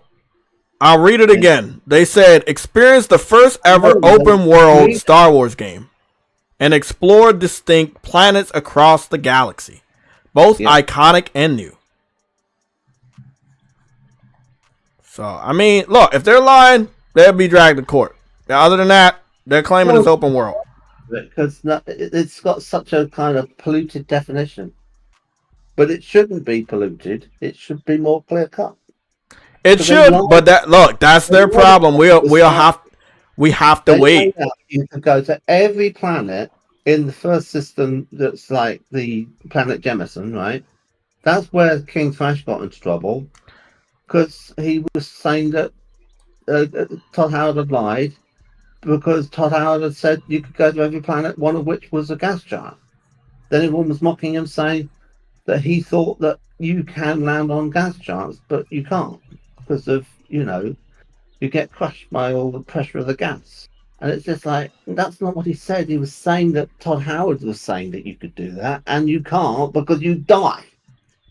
Yeah. And also, because it's a video game, it's actually you can do whatever you like in a video game, right? And they're already breaking the laws of physics by having you travel faster than the speed of light. So everything's up for grabs. I mean, in Star Fox, you fly across the surface of the sun and you try and dodge solar prominences. So he's exactly right when he's talking about video games and what is allowed in video games. Anyway, it's exhausting. It's a planet that's called Olivas, and all I'm gonna say, man, situations like this, it's not something that you and many other people don't like. I know Truity doesn't like it either. I'm very accustomed to this. It's easy. What? Wait until proven right or wrong. It's gonna be a couple months, but either you're gonna have to wait till now or wait until later. But you gotta have to wait until you're proven right or wrong. Right now, they're saying it's open world. We need to see more gameplay to prove that. But I'll take their word for it. They say it's open world, so it's open world. Competitive. You get an open world misconstrued. Now, open world in an open world game is the world where the game is at. Ghost of Tsushima is an open world game. It's on the island. Ghost of the island of Tsushima. Horizon Forbidden West. It's an open world game. It's in the area northwest of the United States. No, you cannot go to Florida on Horizon, but you're playing that world that was designed. That's what they mean by open world. Doesn't mean you can just get up and go to Paris if you want to. Oh, okay. You understand that point? So yeah, it's gonna be. I believe it's gonna be open world planets that you go to, but I don't think they're gonna be big like Grand Theft Auto. Okay, let me say another open world game. You know? Okay. Ian goes to the Shima. Well, you say you're on an island, right? Uh-huh. You can't go anywhere on the planet Earth. You're just on this one island. And that right. So you're in that world of that island. You're in the world of that island. Can we agree on one thing? You are saying that in Ghost of Tsushima, there's an island. It's an open world game. Right? Yeah, it's an open world game. Yeah. You are on that island, and that is where the world of the game is set, right? Or the million of the game is set. So that's what they mean by open world, because you can go. Yeah, that's for all the other open world games. If you talk all the other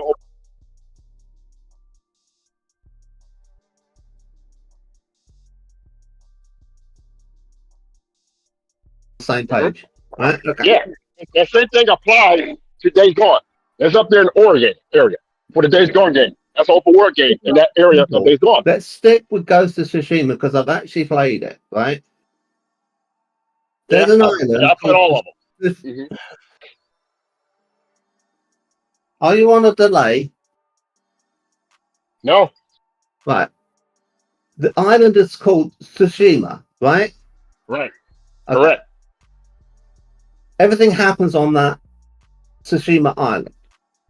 Uh-huh. So the milieu or the world of the fiction of the game is that island. So correct. The key thing that they're adding to that by saying it's open is they're saying like there's no boundaries, you can go anywhere you like within the island. There's no invisible wall anywhere. Yes? Correct. Okay. But there is a visible wall. It's at the perimeter of the island, because all games have perimeters, except for No Man's Sky. There's an invisible wall around all of that, but I'm saying that within the thing where the story is taking place, there are no. You're walking along, and then bam, you're into like a invisible wall, and you're thinking, why does that prevent me going that way? There's a whole field of grass and flowers and trees and stuff. I should be able to walk over there, and it doesn't let you. It just has you walk into a wall, right? An invisible wall. Right. It doesn't do that because it's an open map, right? Okay. This isn't what this game does. This Star Wars Outlaws game. Yes, it does. It does the same thing. when you're on Tatooine. You're only in an area on Tatooine. On the map. Yeah, you'll be comparing that area on the map. For example, Far Cry 5. You're up in the Montana area. You're going to replay that sector in that area in that game. Why are you changing the example? Goes to I'm not Tsushima. giving He has you examples a of all horse, and more he games that all do the same either thing. way, if he can't get by somewhere on his horse because it's like the wrong terrain, then he gets off the horse and walks. There is nothing stopping him walking anywhere. He could go anywhere he likes. In this game, I guarantee you, I could buy it and show you footage where I will try walking somewhere and I would run into an invisible wall. Oh, well, Jim, and Ghost of Tsushima. If you go to the edge of the water and try to swim offshore, you will hit an invisible wall. That's in Ghost of Tsushima. See, what you misconstruing is open world doesn't mean you can go anywhere you want. Open world means you're open to go anywhere in that game world for that game. Come on, Uncle Pete. It's been done for years. The terrain that you're I usually sit on the bike, the hover bike, going to the town, right? And you see her going on the left, don't you? Mm-hmm. The left-hand side. Yeah. That you can't go off that cliff and go down there and explore what's happening in the horizon. You can see it. You don't know that yet. You don't know that yet. That's in the cutscene. Well, that's in the scene they showed in the trailer. So look, Uncompetitor, I just said, let me speak. I know you gotta keep talking. Let me speak. I just told you. I know you guys are not used to doing what I do, but sometimes it's best to wait. Because if you don't know, you won't ever know until we get to that point where we get the information. So we don't know how open it is or how closed it is. It is best to wait. We can definitely move on to the numerous amount of topics today. But staying on a topic where Ubisoft is not giving that much information for us to clearly know how open the world is, we will never know how open the world is because we don't know. They haven't given us that information. We will never know until they give us that information. This is going to be a very secretive. Hold on. This is going to be a very secretive game. They have a lot to lose if this game sells like shit. So I don't expect them to give out a lot of secrets because they could definitely turn people off. But I don't think we're going to learn how open the game is until like maybe July. I would hope in June, but maybe July. In the trailer that she has a spaceship. I saw. You take off in the spaceship. What's to stop you flying around the whole planet and going anywhere on the planet? I don't know. It doesn't let you. I can't agree or disagree because I'll be taking an L if I'm proven wrong. So I don't know. World, and the way you move around on foot or on the bike, and then you get in another vehicle, which is the spaceship, you'd think they'd be able to fly over the terrain that you've just been over on the bike. Because it wouldn't have a restriction, would it? But it does have a restriction. It means that if you get in the spaceship, it says, oh, you're going into space. Let's take you into space. And now you're in a different whole game completely. So you never get to fly over the terrain on the planet in the spaceship. Guaranteed. We'll see. Look. You might be right, but we still have to wait for you to be proven right. We can't give you a W if we don't know if it's true or not. You can fly out of space, down to the planet, fly around the planet, pick any point you want to land, get out, walk around the entire planet, walk into a mountain, the mountain's in the way, and start lasering your way through the mountain to walk through the mountain. That's open world. Listen, man, I'm gonna say this. Is Grand Theft Auto open world to you? Yes, because you can get in a helicopter and you go to any point on the map up until the boundary of the entire fictional world. Yeah, so I believe that they can do that. It's just could probably be a smaller boundary. But you can't do it in the spaceship. You can't fly. I don't know if it can be done in the spaceship. That doesn't mean if you can't do it in the spaceship, it's not open world. I just believe that it'll be open right? But the boundary's gonna be much smaller because they're claiming you got to go to different planets. You're not gonna have a full open ass world and the same scale planets all the time. That's the thing that we learned about Starfield. Remember, Starfield was supposed to be that way, and obviously they lied. It's gonna be something similar. We know that they're going to have Jabba in it. So they're going to have to go to Tatooine, because that's where he is. And what are the name of this planet that's in this footage, right? Call it Planet X. So there's going to be travel from Planet X to Tatooine and back again, or whatever, right? Okay. What they've got is they've got 2 games joined at the hip. One of which is a space game, and one of which is like what happens on the planet's surface. And they give you a bike to get distances across, because it takes too long to walk, and when you're off the bike, you're sneaking around and you're fighting people. So in a way, it's 3 games. So that's how they've done it. They're all 3 games joined at the hip.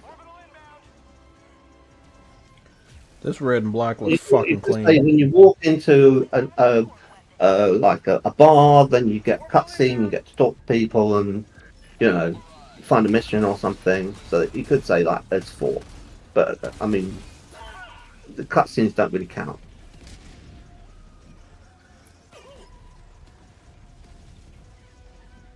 But all of those things would be blended, so they would have no boundaries or cutoffs or loading in Star System or in No Man's Sky. But they're doing this. You can't. It would be impossible for Ubisoft to make it so that you could go and land your spaceship anywhere on the surface of Tatooine, even though it's a desert, and you think that it would be easy, and then walk around the whole of the desert, and it wouldn't be fun. And then you get to this planet, which has got much more interesting, landscape. Look, we're gonna have to see. We're just going. You're going around in circles and with a what if. And I'm not that type of person, because we don't have the answers. We don't have the gameplay. We don't have we don't even have somebody walking through the like. I can't agree to any of this. I know how often, and I want you to listen to me. I know how often people on YouTube take L's. I'm not those people. So we just do not hold on, uncompetitive. We do not fucking know. We don't know.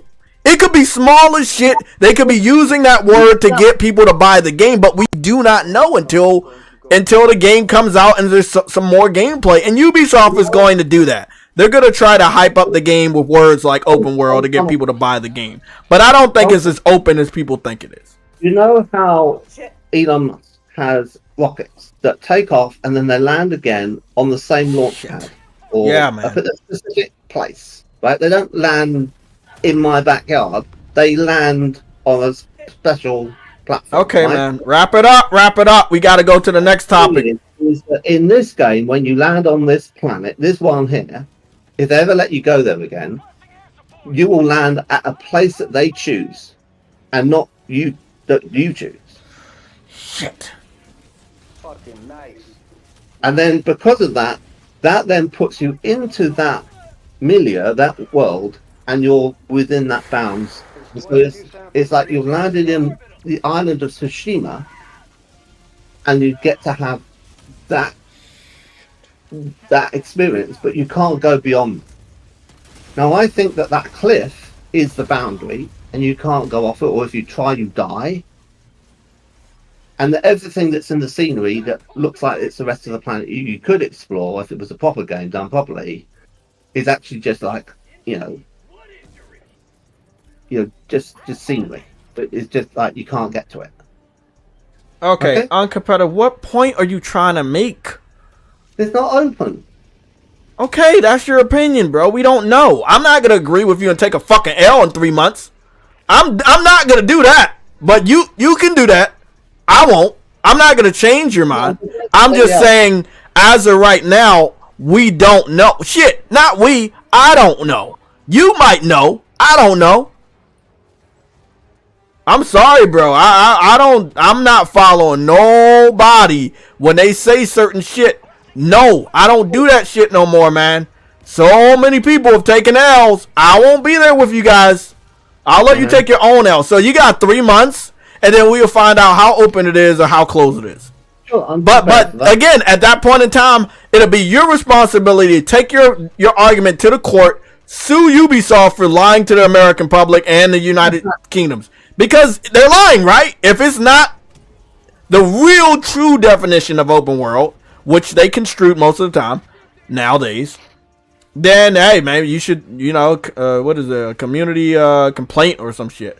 But as of right now, like, Ubisoft, they're gonna twist shit. They get away with it. I don't think it's gonna be No Man's Sky, but I don't think they said it was gonna be No Man's Sky. No Man's Sky completely different.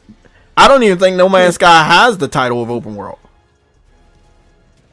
because that would mean it's constrained. Because most open world games we play, we can't. There's going to be a perimeter. No Man's Sky doesn't have a perimeter. You can land anywhere. You can take off from anywhere. You can dive and cut into the world. It's not open world. It's completely something different. And most games can't do it that I know of.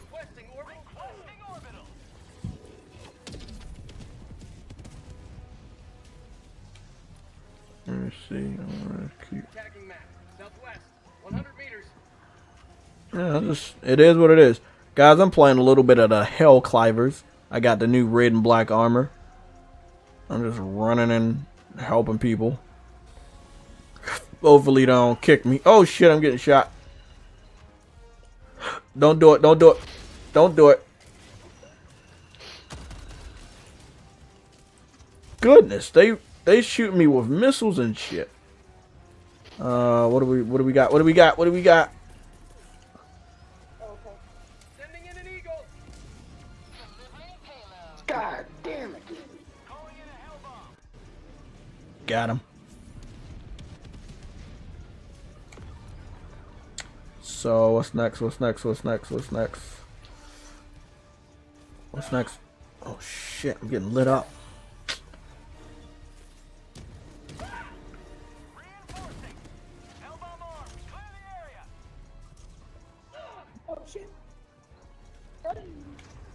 Bro, is he not? He doesn't know what he's doing, does he? He doesn't know what he's fucking doing down there. Whoa. Where's my fucking check marker? There you go, Rogue Research Station. Okay, cool. Oh, Figure out what's going on with that broadcast. They're in their 50s. They should be good. 50s, 40s. Not bad. Ubisoft, if it's the one thing I do know about Ubisoft, I gotta give them credit for. It's a little annoying. Not good. When it comes to Assassin's Creed or the Assassin's Creed team, Oh my God.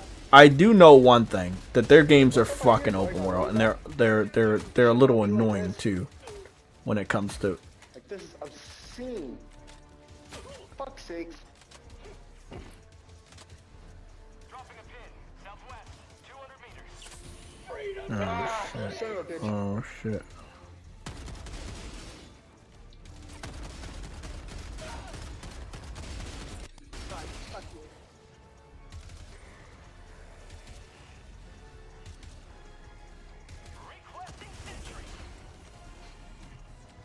Thank you.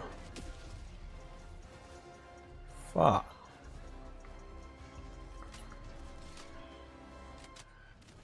Okay, so y'all knocked out that. Y'all knocked out that. You got mortars going off.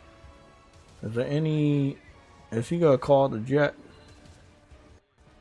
Okay, you got mortars going off over there. Okay, Oh, shit. fuck, I threw that way too goddamn far. Oh Christ, on a cracker. Surrounded. Oh, shit. Oh, Using that new grenade that I got last time. Whoa, shit.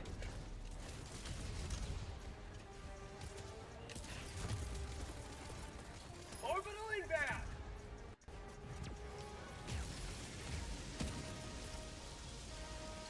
Calling in orbital strike. Calling down a support weapon. Calling in reinforcements. I'm calling in right now, sorry. yeah. Okay, they're about to call it in.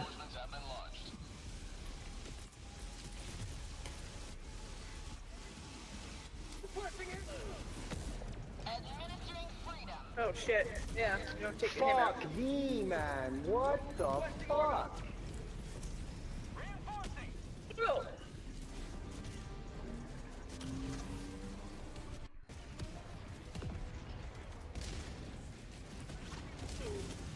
Ah, shit, I fucking missed him.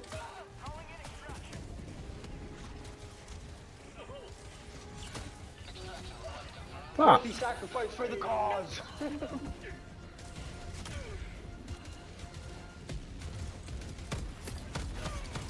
This is fucking insane, dude. Like, what in the hell? They're all over that entrance right there, too. Yeah. Oh, fuck. Call us in. Call us in.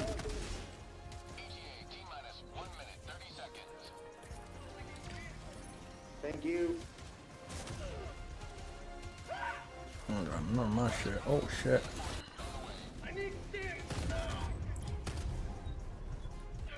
Oh shit. Fuck! Fire ain't doing shit to you, huh? Fire don't do anything to you. Oh, shit.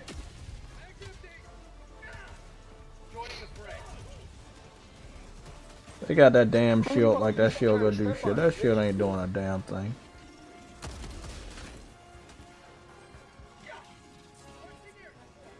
Fuck out of here with that bullshit. Oh, what the fuck?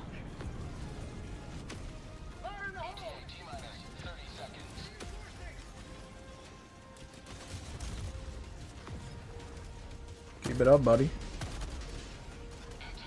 Oh! Burn to death over that.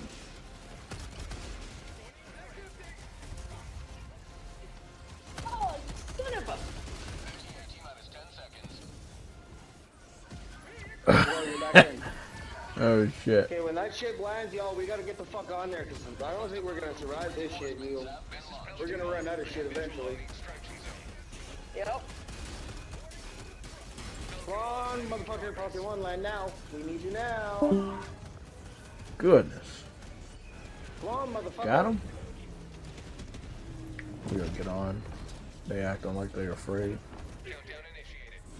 Holy crap.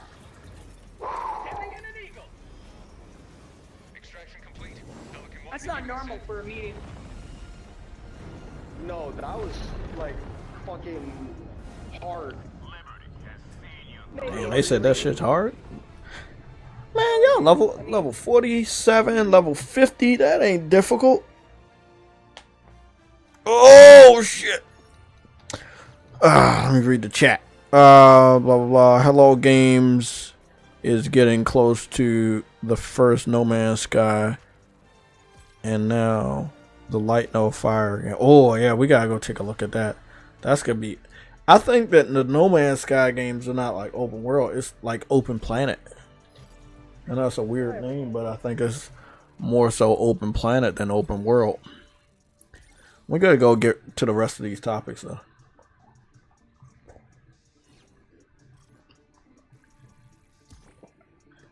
I was trying to help out some of the Helldivers, because it looks like we're about to lose a section of this war and shit.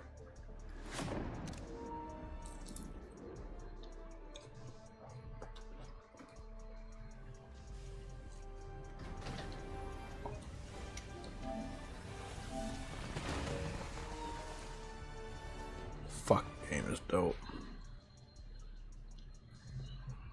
Many heroes gave their lives to liberty today. Oh, it's glitchy glitch. My cape is fucking frozen. What's going on with my cape? It still didn't count on my major order. What the fuck? Because we didn't liberate the planet. Kill 10 enemies using expendable anti-tape. Yeah, how many we Oh, liberated? other people are doing Still that, so it's doesn't counting count. for me. Yeah, I know.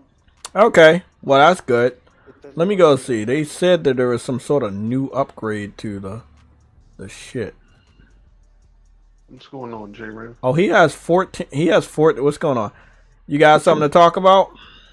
You kept blowing me up with this fucking screenshots all early in the morning with every view that you got, bro. I understand, bro. I'm a look when you asked. I didn't send you every view. I just sent you. What you did? You know what you did. I got you, bro. I got you. Look. For now, I'm gonna tell you, do your thing, man. Do your thing. Do your sports. Don't worry about games. Sometimes the videos don't hit. I think what. Listen.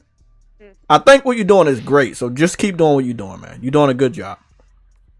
No, but I wasn't coming here to talk about. Because I saw you put the Star Wars Outlaw, and I wanted to put my 2 cents in about you. We got new upgrades, huh? That's why I came on here to talk to you about. They gave us new ship upgrades. Fucking bitch. Did you hear me? Yeah, I heard you. So what do you want to talk about? The Star Wars up? No, I'm saying Outlaws. What do you want to talk about with it when it comes to it? I want to trust it, but I just don't trust Ubisoft. That's my big problem with the Star Wars Outlaw game. I don't trust Ubisoft. Yeah, it's not at gonna all, count bro. towards your major order though. Like I want to believe in the game. I want to think that it's good. I just want to get them because I want to get my ship. But I just don't trust Ubisoft. Like, I'm close to getting one of my next mods. I just need 40 more rares. So they really did upgrade the shit. For the purple ones. Damn. So we got more. What was your thoughts on the Star Wars Outlaw? You have to have money to upgrade that one. I don't have many thoughts. I just know that it's woke as shit. That's all I know right now. So yeah, they upgraded Helldivers so you can do more ship upgrades. Sentries take 50% less damage from explosions. Dope. Damn, I'm gonna have to get the grind, and I'm gonna have to do some of them harder missions. Get those samples. Look like people gonna have to get actually fucking need samples now. Is there anything here that's upgraded? Fucking bugs. Let's say 7 out of 8. I'm guessing that we gonna get vehicles soon because they made a mistake and said 7 out of 8. Yeah, I don't trust Ubisoft. So whatever we're seeing right now is glamour until we can prove that it's not. Because my thing with them, it's supposed to be open world, right? That Star Wars Outlaw. Yeah, I mean that's what they saying. And they tend to bloviate their games, man, especially when it's open world, like Assassin's Creed Valhalla. Like I agree. However, I don't know if this is the Assassin's Creed team, since the Assassin's Creed team is working on that Ghost of Tsushima spinoff, ripoff. So I don't know who's working on this. But I know it's not the main team from Assassin's Creed. Yeah, I just hope they. That's why I don't really believe that it's open world, because how would this be open world if your main open world team is working on Assassin's Creed, which we know is their bread and butter? How many people they got at Ubisoft? I don't know. No clue. I don't trust them, and they were very disrespectful with PlayStation many years ago. Hey, so I haven't trusted them because remember when we was watching that? I think it was E3 Assassin's Creed Unity, how they hyped that shit up and it looked promising, and then when we saw more shit, it just fell flat on its face with all these good. Ever since then, nah, bro. Then I played Assassin's Creed Odyssey. That game is garbage, man. I care what anybody says. That game is it's the Division 2 team? I'm just gonna grab those potatoes. I think they did a pretty good job with part 2 when it comes to like the map of DC and shit, but I don't know. It's the Division 2 team. Well, I don't know too much about them, so I can't say, I know they made open city games, but I don't know if they made open world games. Open city and open world is two different things, because you gotta have more stretches of land and less cities. I don't think that because when you say that, right, I'm kind of thinking of Survivor, because they have sections in that game where it's vastly open. It's not open world, but it's like a vast open area. That's what I'm thinking this is. I think this is a vastly open, wide, linear game, but they're claiming it's open world to sell. But then again, it could actually be open world. But again, when it comes to Ubisoft, it is really hard to trust them. Like, really, like after what happened with Avatar, like they were hyping that game up, and look at what happened with that, bro. Like I don't trust Ubisoft, bro. for good reason. For good reasons. Yeah, that's the main reasons why I came on, because I seen you put Star Wars Outlaw, and I was wondering what was your thoughts on it, because I don't trust. My thoughts is I don't trust them, and I'm not picking it up. It's a skip. And I shouldn't compare it to the Respawn the way they did Star Wars, because you can tell Respawn has admiration for the lore. Yeah, I think that I don't want to immediately say a cash grab, but I think that like Disney, they had a lot of influence on. Oh, okay. Because first of all, I don't know what is the girl just a scrapper, or is she's not? She's a female Han Solo. She's a female Han Solo. Oh, Han Solo. Okay, so all right. So she's a smuggler slash outlaw. Yeah, I'm not claiming. And I want to say I'm not claiming to be a Star Wars buff, because I'm not. I just like the games from the Jedi Survivor and Fallen Order. So I'm just basing my Star Wars acumen off of those games. I'm not like, I never sat there and watched all the movies. I've seen some, but not all. I've seen enough to know that this is not gonna be a Jedi story. It's definitely a smuggler's gunner story. Gotcha. Fucking Chargers. You know how I hate Chargers. Throwing grenade. Thanks, bro.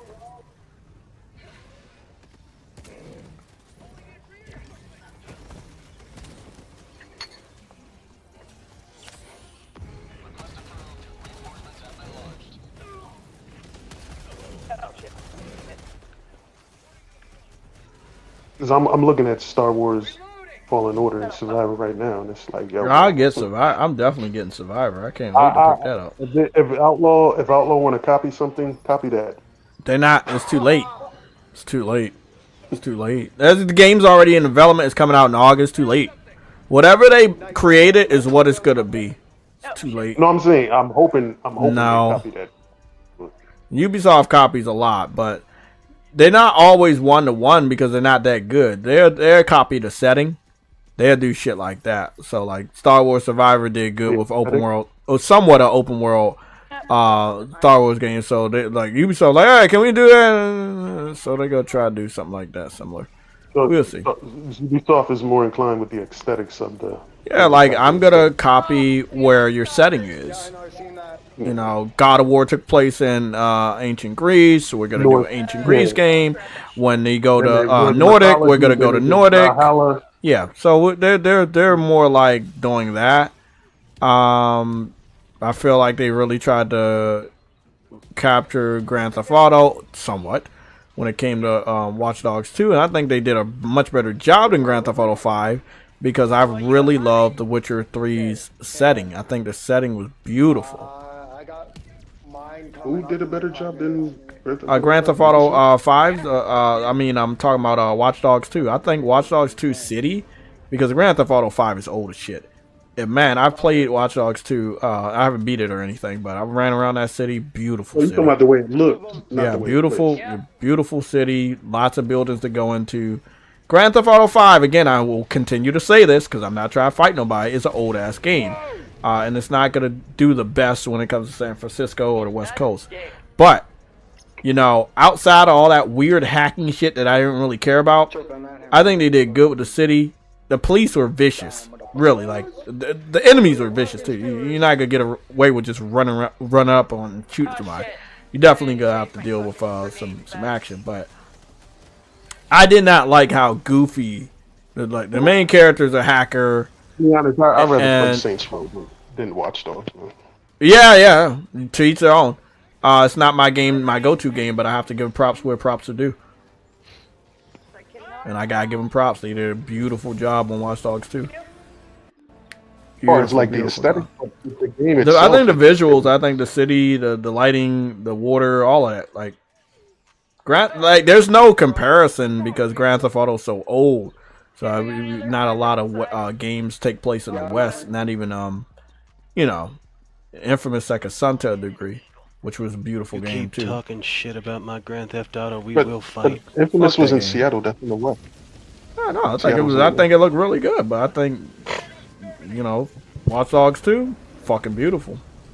I ain't gonna change my mind, so don't even think about it. I'm not trying to change it. I know, but I gotta give them credit. It's not a JTech move to give Ubisoft credit. So if I'm saying something, you can trust No, that's it. why I said you're giving them credit on the aesthetics, but I'm talking about as a whole package as a game. I don't. Okay, I'm not giving them credit on the game. I already said I hate the hacking shit. But when we talk about the cars, we're talking about the beauty of the game, the visuals, the graphics, the water, the sky, day and night cycles. I heard that some of their car controls was horrible though. The what? Watch Dogs. The car controls wasn't that good. Watch Dogs. I didn't say nothing about the car controls. I said how the cars look, bro. The details of the car. Okay, my fault. I misheard you. Then I thought you said the car controls. You gotta give them credit what credit is due. Can't just shit on the whole game, bro. I give them credit for Watch Dogs. Helldivers, Jay. Huh? How you doing on Helldivers? Doing all right. Just hopping in matches until I'm about to get off. So don't join me. I'm about to get off and finish the rest of this, and then after I finish the last couple topics, I'll be back on here for the rest of the day. Hold on, Jay. Yeah, I already had my session this morning, and then not too long ago. Done. You on page 3 of the battle pass? Cause that's where I'm at. Yeah. That's all. And then they updated the fucking the shit modules today. Yeah, I saw that. Yeah, I said something. I was like, bro, the hanger looks. Already has the first one. Who? Enzo. Oh yeah, he has the whole first. Wow, they just shitted on me. They just shitted on me. I couldn't do anything. I was playing with him. We got some pink samples. Played a couple of them. Man, y'all suck. Next time y'all hit up those missions, please let me know. Nope. God. I'm trying to like run out here and do shit myself because I already know these dudes ain't trying to do shit and they waste the fucking time. So, and I'm getting killed in the process, even though this is 4 difficulty. These niggas hitting hard. I do got light armor on though too, so maybe that kind of makes sense. But yeah, we were talking about Star Wars. Uncompetitive was talking about it's not open world. I was like, if they're saying it's open world and it's not open world, they're liable to get sued for lying. And I don't think they're gonna open themselves up for that. So they're gonna get the bare minimum of what the definition of open world is, so that they don't get sued. Because I don't think that they would set themselves up. Whether it's uncompetitive or anybody else, you could literally take them to court for that. So if they lying about open world, they can go to court for that. And they, I mean, knowing everybody, they wouldn't do that. They only do that for Sony. Remember when Killzone wasn't a proper resolution when it was on multiplayer, and they took them to court and sued them because they lied. There's a lot of game developers that lie to these gamers and they don't take them to court. But yeah, Sony do it, I guess. What would you say, a CGI trailer is lying? For Ubisoft's first impression of No, don't bring Ubisoft, because Ubisoft ain't the only people that do that shit. Oh, you talking about overall? Yeah, I think CGI trailers are lies. They're bold-faced lies, yes. Anybody that uses them, in this day and age, or even many years ago, it's not a real true representation. Unless, and also, you have to put that disclaimer. If you're not putting a disclaimer, you really can open yourself up for that. But then again, most gamers, they don't organize like that. So what you're basically trying to say is that Avatar was a lie. Avatar, which one? The Last Airbender or the movie? The game. Movie. Blue creatures. Oh, shut up. You telling me that's not real? That's it's fake? Definitely fucking fake. God. Okay, ain't no way we getting those fucking aliens coming to this planet. Watching motherfuckers twerk on TikTok. They don't want shit to do with this fucking green and blue rock. They don't want to fucking come down here. Shit, I feel like if they was in front of cameras, bro, and they're doing finger dances, bro. They're doing dances with their fingers. And exactly. That is the lamest shit I've seen this gen. Let me ask y'all something. Have y'all had your extremities kind of like act a little bit up from time to time? What? You could just say fingers. Just say fingers, nigga. Limbs. Yeah. Because yesterday I felt like my shit was going cramp. What extremity are you talking about? Because there's many. What the hell? Yeah, what are you talking about? Hey, kick this guy out. The back of my thigh, my legs, bro. Oh yeah. I did leg workouts yesterday, and my shit's sore as fuck this morning. I could barely get out of bed. It ain't his legs that sore, it's his kneecaps. It's not my kneecaps, it's my fucking legs. Shit felt like that shit was gonna give out on me yesterday. I need to get some prosthetics. Cybernetics. Ubisoft make me some prosthetics.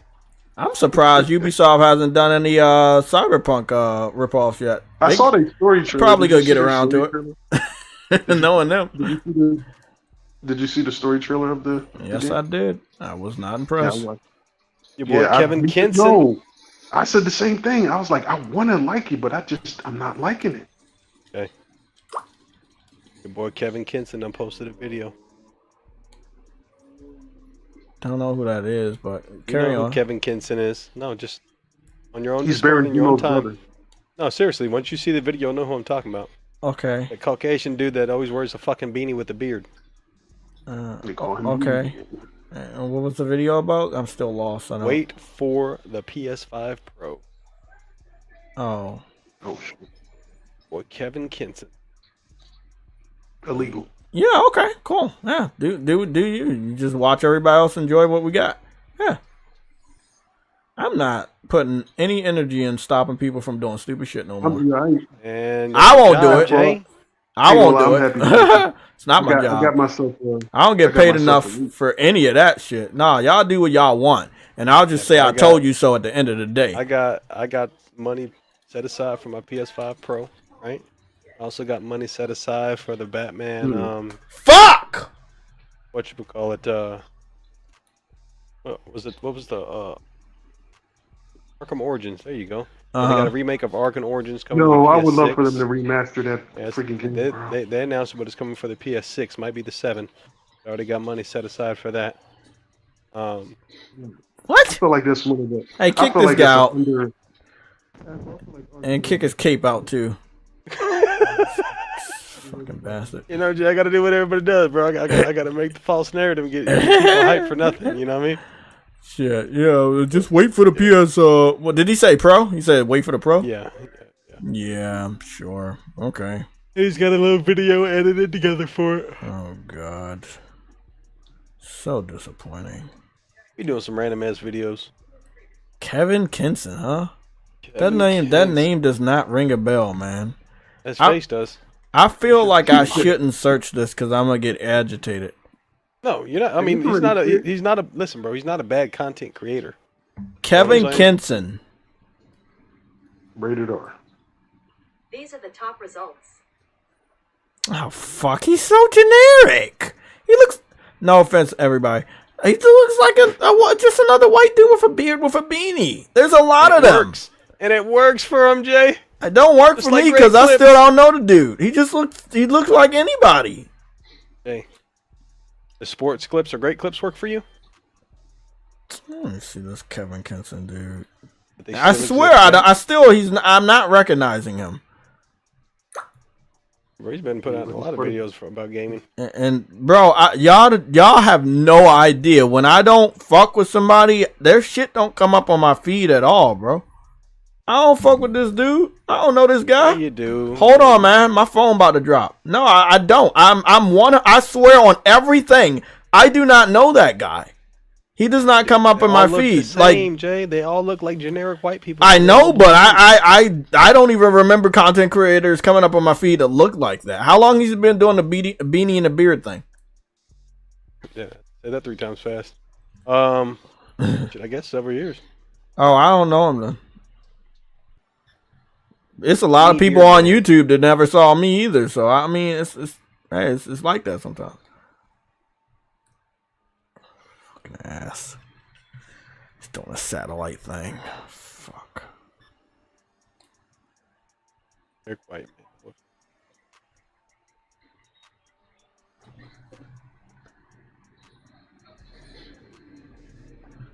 He wasn't even on a fucking mic. So I got myself a nice new controller, bro, because I couldn't stand that stick drift that I was dealing with for a minute. You better guess what's about to happen with that controller. No, I put some grease and macaroni tips on it, so it's not gonna happen. I hate you guys so much. Why do you hate me? Still talking.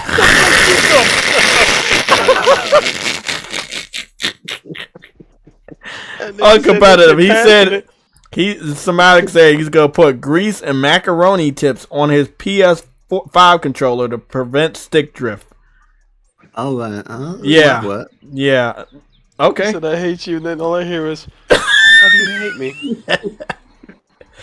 Oh shit, girl bro! From Resident Evil, you're all going. Oh to die my now, god! Man. Yeah, that's what processed through my head. It's moments like this, bro. They last a lifetime. What? What? Illegal. Nah, but I feel like if you really want to get this Star Wars game by Ubisoft, you should wait for more info. And this go for everybody.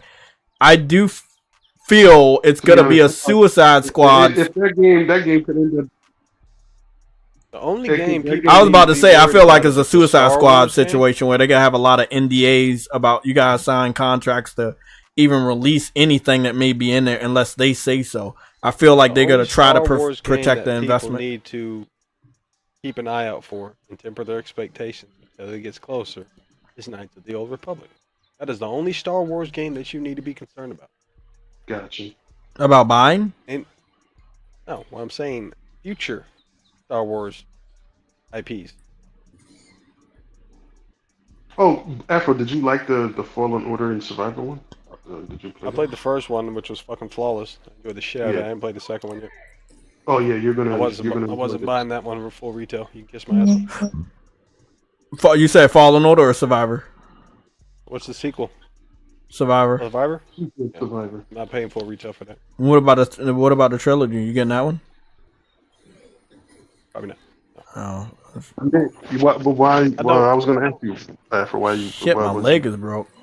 Why what? Because I played Survivor. I thought it was the. Oh, and I'm pretty sure it's solid. Oh, I'm getting that too, Somatic. I'm just not getting it right now. I checked the price and that shit's $70. Fuck that. I don't give a fuck about Star Wars. Like, fuck that noise. Everybody said it was canted to the original. So I took his word from it, right? And come to find out, the overall experience, solid fucking game. Did I really care for it? No.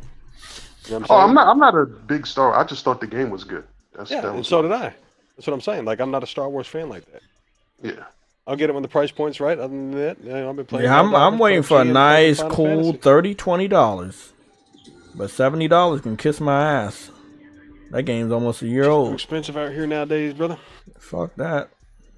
I'm trying to buy everything. I get what you're saying, Afro. Yeah, that's why I was like, bro, why people mad that I'm not getting Star Wars? I'm like, bro, when I told people that, they didn't even know what they know about Star Wars now. Now they're coming around and like, oh yeah, I understand. Like, bro, I'm not gonna say I'm not picking up a game for no reason, bro. Like, trust me, there's gonna be a reason why I don't pick up a game, whether you know it or not. Like, there's a reason. Like I told you yesterday, bro. I mean, everybody's not gonna like everything.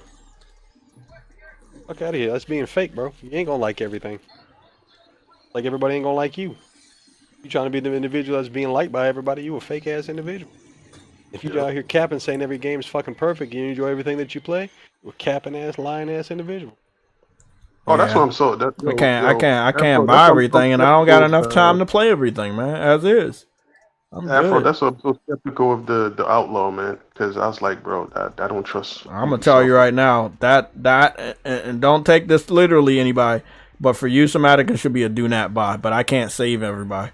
So if you truly believe it's a game you want to check out, and let's go for everybody. Hold on. This goes for everybody listening to the sound of my voice. If there's a game that I'm not picking up that you guys want to buy, I'm not gonna stop you. But don't expect me to explain to you why you shouldn't. I'm not going to hold you back. If you're curious about it on your own, be curious. But my stance is I was already skipping this shit. No. The fact that I'm skeptical already means I'm not buying it day one. That's you. That's a do not buy. It's a Ubisoft plastered all over, and they doing what they do best. You know, to be honest, they're gonna keep nothing but secrets. This game comes out August. To be honest, shit.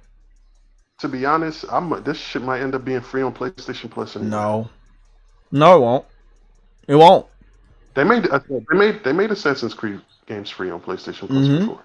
After they were out for a while. The reason why I'm saying no, it won't is because it's Disney, and Disney does want to make money back from this investment, especially when it comes to the video game market. They haven't been doing that good. WB the same way. They failed with fucking Suicide Squad, so now they're gonna put all their hope behind the multiverses. I mean, they put Gotham Knights on PlayStation Plus. That's a W. Yeah. But much later. That's what I'm saying. I don't mind waiting. Like, I mean, hey, wait then. But I'm just saying they want to make their investment back. They're not they're not Xbox. They're not just putting shit on the service because we're not buying it. They'll try their hardest for a couple years to see if we buy the game, and then by me waiting is basically saying I don't trust you. Yeah, that's cool. But for anybody else waiting, just know Disney doesn't want to make their money back from this investment. This game is definitely a AAA. Probably costs hundreds of millions of dollars to make. They definitely want to make their money back. So they're not immediately going to put it on the store. But if you're waiting for it to go to the store, that's perfectly fine. I won't be supporting it either way from right now. I mean, I'm interested in the open world. However, Survivor is a lot better because I'm looking at that customization, and I'm kind of, I'm a customization nut. So you get to customize his beard and shit. I'm like, bro. Oh yeah. And it don't and see, people don't understand. It don't matter if it's a dude or it's a female. If you give me more customization, I'm there for you, buddy.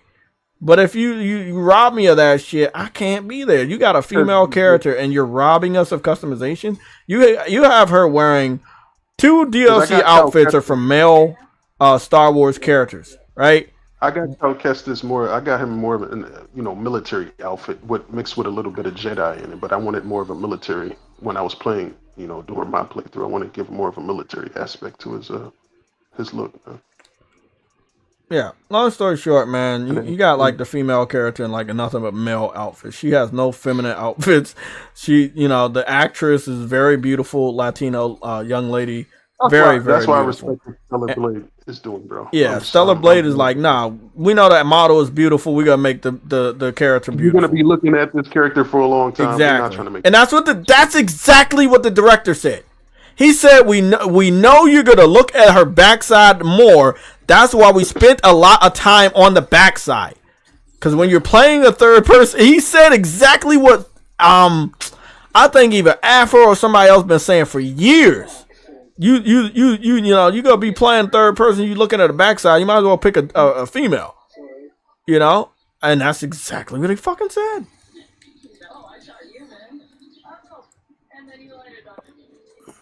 These dudes are fucking up over here, I'll tell you that. And over here, they selling propane and propane accessories. Goodness. The way everything blowing the fuck up over here. Ah, shit.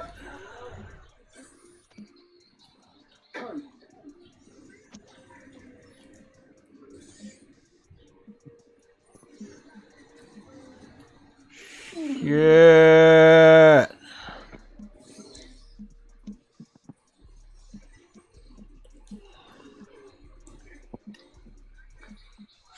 I got some fries heating up in the oven right now, bro. I can't wait to turn fucking ass wipe. Ah, fucking damn it. This team is ass. Fucking straight ass. Let me get the fuck out of here. Yeah, I'm playing with random. Fuck. I want to go. I'm gonna be on here. I was gonna try to get back on Rise of Ronin, but I need to level up a little bit on here. I need to do some fucking tough ass missions. Fuck you guys. Illegal, sir. Damn, my stomach is hungry. Helldivers 2 keep getting better and better. Yeah, bro. These dudes fucking suck. You can't even fucking kill shoot an enemy that's shooting the shit out of me, man. Just kill him, man. I'm glad we knocked out everything. No thanks to them, because I was doing most of the fucking bug hives, knocking that shit out. Sounds illegal, sir. Okay, you got 644 experience after the 50% boost. Good. Maybe I'll level up. It's been a while. I did some research. I seen that YouTube, when you put videos in HDR, it almost takes them 10 days. Yeah, leveled up. 51. Oh no, I didn't. No, I just got the tip. Nope. It looked like I almost passed it, but nope. I probably got like 1 experience left. Annoying. You said when YouTube does the videos, they do something.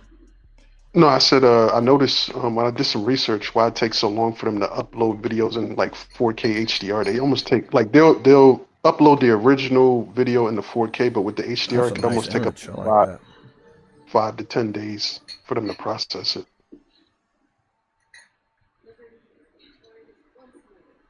So why does it take them that long? I don't know. I just said it takes them long. They never give an explanation on why Chalk it it up takes to them long. YouTube doing shit that we never understand. Yeah. All Let that me money get the they fuck make. out of this lobby.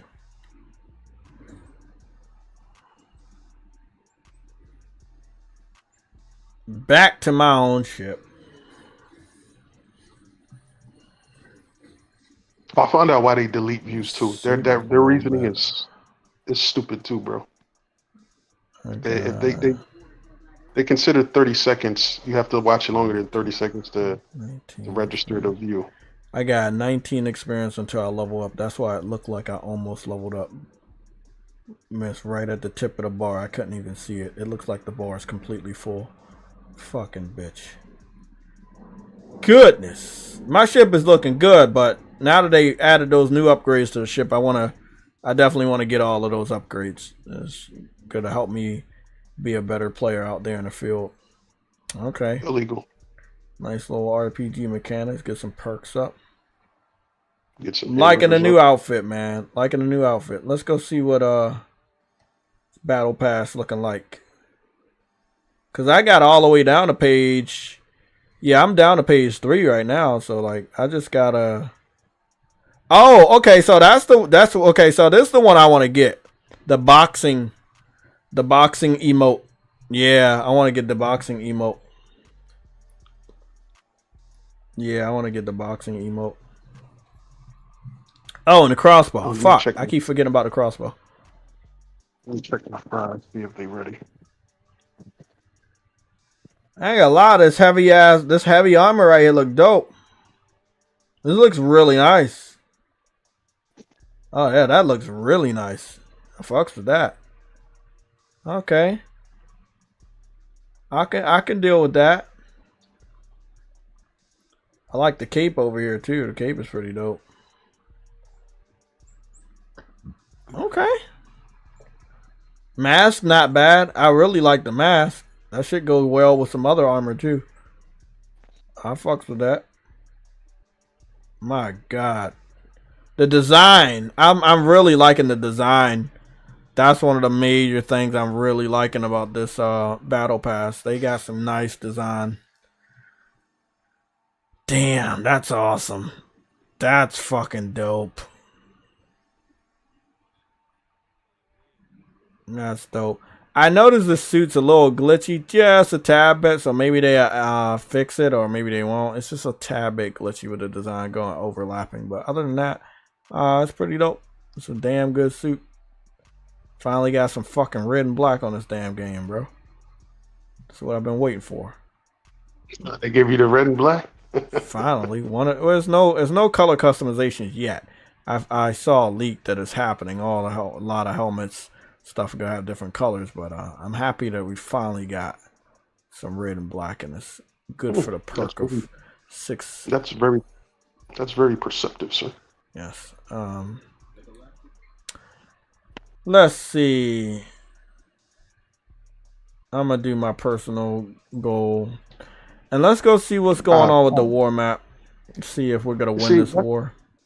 That's my problem with that woman, Angel Reese. You wanted to play victim after the loss, but then the minute you find out the other chick lost, you want to come talk shit about her. Why are you talking shit? You didn't make her lose. No clue what you're talking about. A college basketball player. Oh, it's 3. Oh, okay, these are the 3. Oh, they open Murtaugh back up. They open Murtaugh back up, and then they got the ice area. The college woman basketball player, Angel Reese. She played victim when she lost. Oh, they're attacking me. But you quick to attack somebody after they lose. Get the fuck out of here with this. Who lost? Shit, man. I don't know any of these women.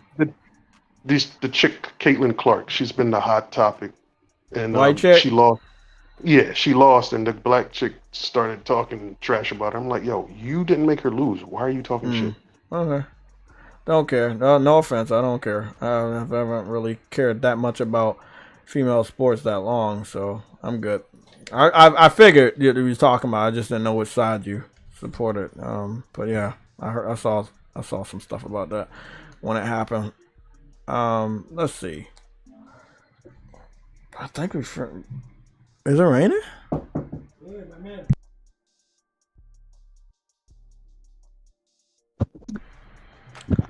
Let me see. We had some other topics on my Discord that we didn't get around to. There were some games, but I don't think PlayStation posted. PlayStation didn't post any of that stuff. Oh no, there it is. V Rising, Legacy of Castlevania. So V Rising is a top-down isometrical vampire hack and slash game, and it's doing a crossover with Castlevania, which kind of makes perfect sense. That's what Kevin Samuels be talking about, though. Yeah. So let's go take a look at this trailer. I'm gonna mute it because the Elgato already flunked out with the sound. Fallen Order is good game. What trailer are you V Rising, Legacy of Castlevania gameplay trailer on the PlayStation YouTube channel. It's doing a crossover with the legendary series of Castlevania. Konami is, and I've said this for a while, and you can agree or disagree, but Konami definitely doesn't have any good developers. So they're leasing out all their IPs to other people in different ways, crossovers, content, remakes, remasters. So it's pretty nice to see that Castlevania is coming back in a different way, even if Konami can't give it to us. Oh, okay, they got the female chick on here too. They got everybody on here. That's really nice. I wasn't like super big into Castlevania, but I wanted to get back into it. And I do like these types of videos and stuff, these games. So I'll be supporting this. This is a day one. You are going to find some legendary people in this game too. Like the dude with the whip. I can't remember his name. Don't fault me. But he's one of the original heroes from Castlevania, and it's so awesome to see him in a different type of game in a different type of way. And that's what I've always been saying. Like if somebody else is going to help you do a better game, then just let them do it. If you suck and don't have the talent to do it, then don't touch it no more. Give it to somebody to know how to do it. I fucks with this collaboration. Battle Simon Belmont. Okay, so you're a vampire in this game, so you have to go against Simon. Okay, that makes sense. The premium pack coming to PlayStation 5 in 2024. So the interesting thing about this, there is no information of this game coming to Xbox or Nintendo Switch so far that I know. It started on PC, it's coming straight to PlayStation. And this is a pretty big collaboration, so that's good. Again, Castlevania has been very popular on PlayStation for a very long time, so that's really awesome. Raven Swatch, Fall of Avalon, very generic title. Let's go see what that's all about. But yeah, V Rising is definitely a day one. What's this? Come on, get to the action.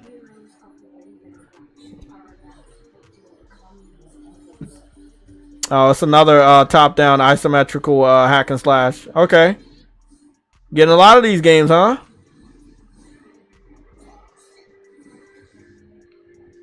Discover the final chapter.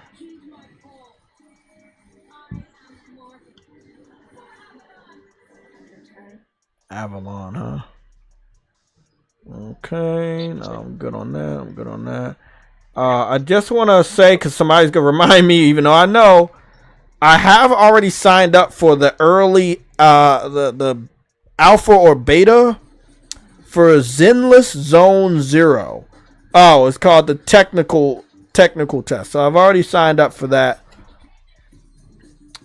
And I went to the website and I got my email and everything. So I'm just waiting for them to contact me.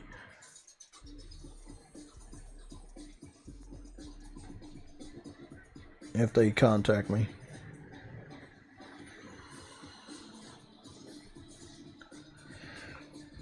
Oh shit. Did they contact me? Let me see. Blah blah blah. No, they didn't give me on that one. Okay. Contact creators. Quick reminder that Game Pass rocks. Okay.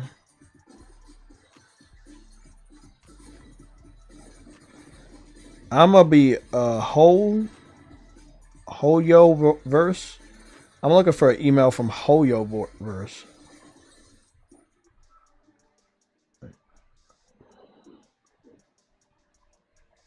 Okay. This is another PlayStation console exclusive, so that's good. I don't know anything about Destiny, but I'm gonna take a check of it. I have just not been in Destiny lately at all. I just could care less. Okay. Oh, I couldn't even release that Destiny. I was the sounding character. It's like it's too much to catch up on, man. You know what I'm saying? Like you gotta keep it's just man. I like a game as a service, right? If it's done right, but I'm not gonna play all of them because it's very time consuming. And man, I'm not even gonna pretend like I have that much available disposable time.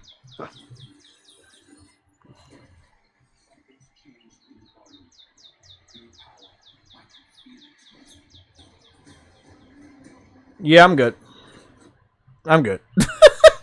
Destiny, I'm telling you right now, Destiny is giving me the same feeling that Call of Duty gives me. Like it's like they're hyping it up and they're talking about it and they're advertising it, and I'm just not interested. I'm so fucking good, bro. Yeah, Castlevania was a great series. I was hoping they bring back what is it, Shadow of Castlevania Lords of the Shadows. Oh, I wish, right? Remaster that, remake it. I don't care. Just bring it back. But I guess they gotta start small. Konami is not as big as they used to be, man. Like I know people don't want to hear that shit, but they're not. If so, they wouldn't have took like fucking an 8-year break from making games, major games. You know, they took a long time to regroup after Kojima left. They act like that shit didn't hurt, but it's weird because you don't want to fire him and you try to act like everything was all right, and it wasn't. Like I said, it took a 7 to 8 year break away from making major titles, and you're still not back to where you used to be because you got to partner up with other people to make the games. They're just using your IP. ZZZ might be a sleeper hit. Sorry, I had to do it. Yeah, it might be. Actually, I want to go take a look at some ZZZ gameplay so you guys know why he might have said that. I remember we covered this a while ago, last year. And I just want to look at some gameplay. Now, the female character models are going to look good. Yes, they have jiggle physics. So let's go take a look at that. Features you won't find on advertisements. They don't make a lot of games. No, they don't, bro.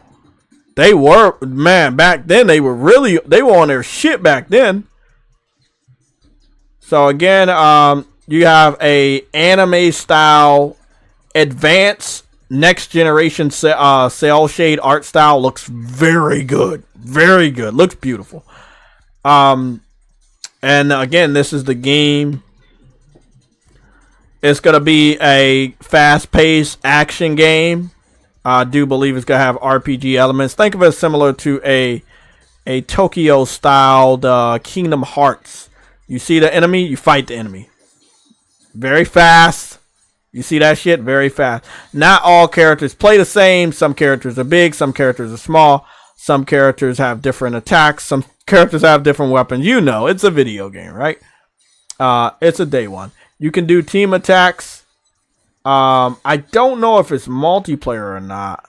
Now, that was basketball time. I don't know. This is Nicole. This is the chick with the bigger titties, and they're always moving around.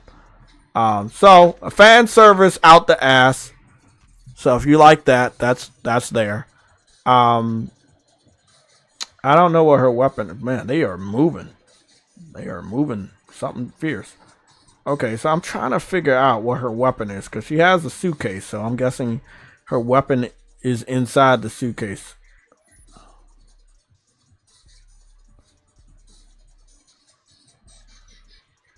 He needs to pull her sock up. Oh, the weapon is her suitcase. She's using it as like some sort of a hammer. Oh, it's a gun inside a suitcase. Oh, okay, that's nice. So it's like a rocket. It's like a suitcase, but it has rockets on the side of it, and you can shoot it. Nice. It's very fast paced. Detail looks good. High resolution. Good. The PlayStation was able to contract with them to help to get this to PlayStation first. I don't know when or if it's going to Xbox. I don't know when or if it's going to any Nintendo systems. But as of right now, it's on cell phones, PC, and now it's coming to PlayStation. So if it is confirmed to another platform, please update me so I can update you guys. But as of right now, there's no information of it going to Xbox or any Nintendo systems. I only give you guys the information I have at the time. If something changes, I'll inform you. But right now, we're looking at another PlayStation console exclusive.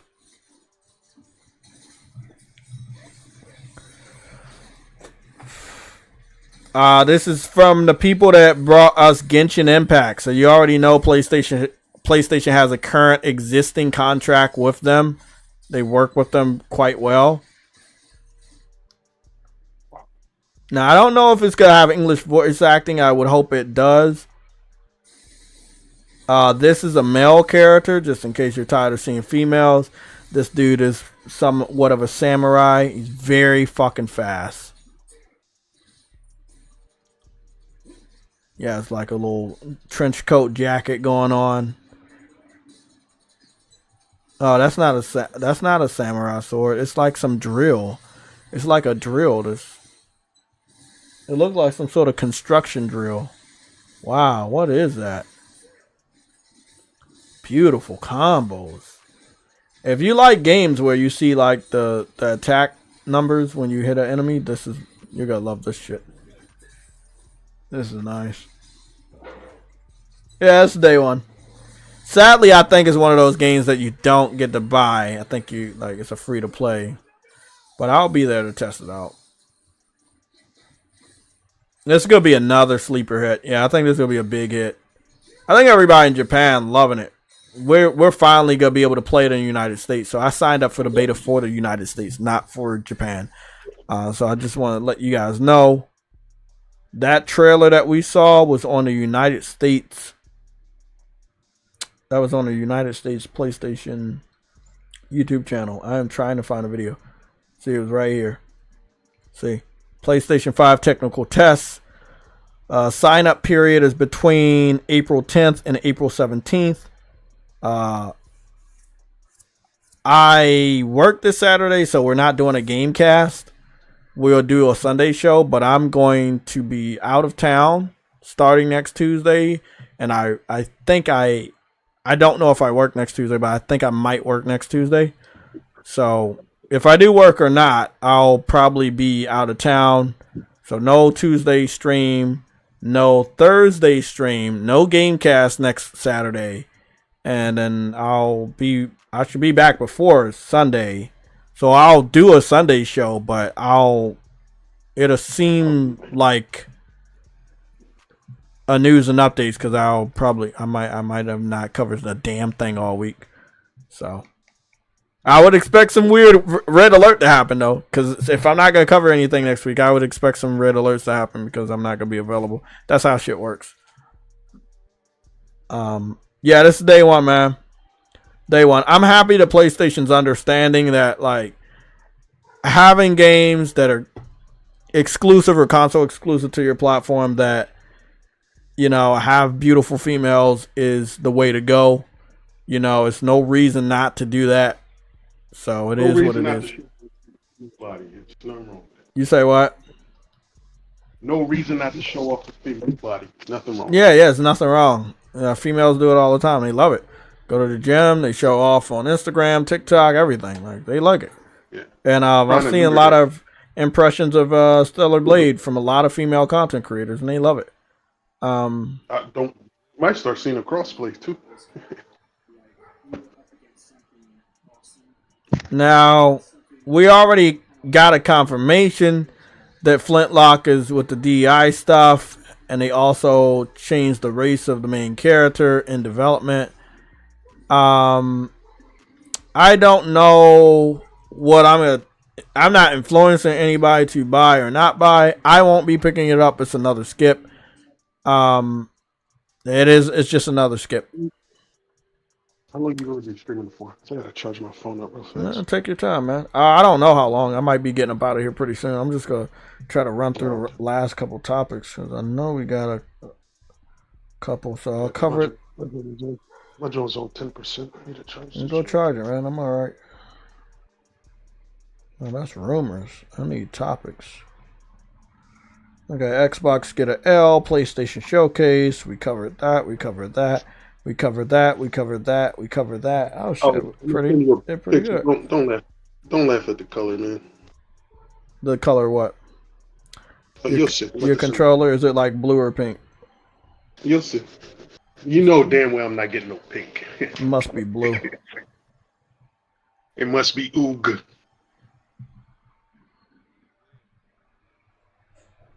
I'm about to send it to you. Okay. Okay. Let's talk about one of our last topics, and I want to go take a look at the Stellar Blade trailer because I know I would normally watch it off screen because I want to hear it, but let me just watch it for you guys. So there's no sound. We don't know copyright, and Elgato wants to fuck up. Yep, Elgato wants to fuck up on the sound. When creatures don't conform to the human form, they elicit discomfort due to the fundamental differences in appearance. Okay. I don't know what this is, but I'm watching it.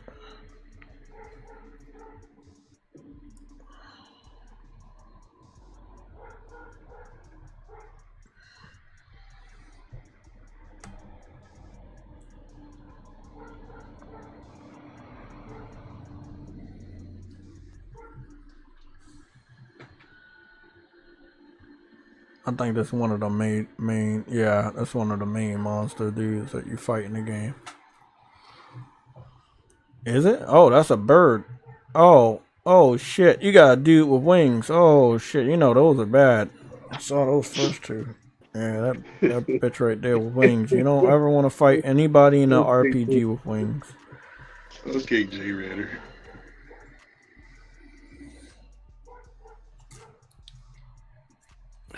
I guess a nice little teaser of some of the big bosses that that color you got in the game. by my choice by the option that was available. Yeah.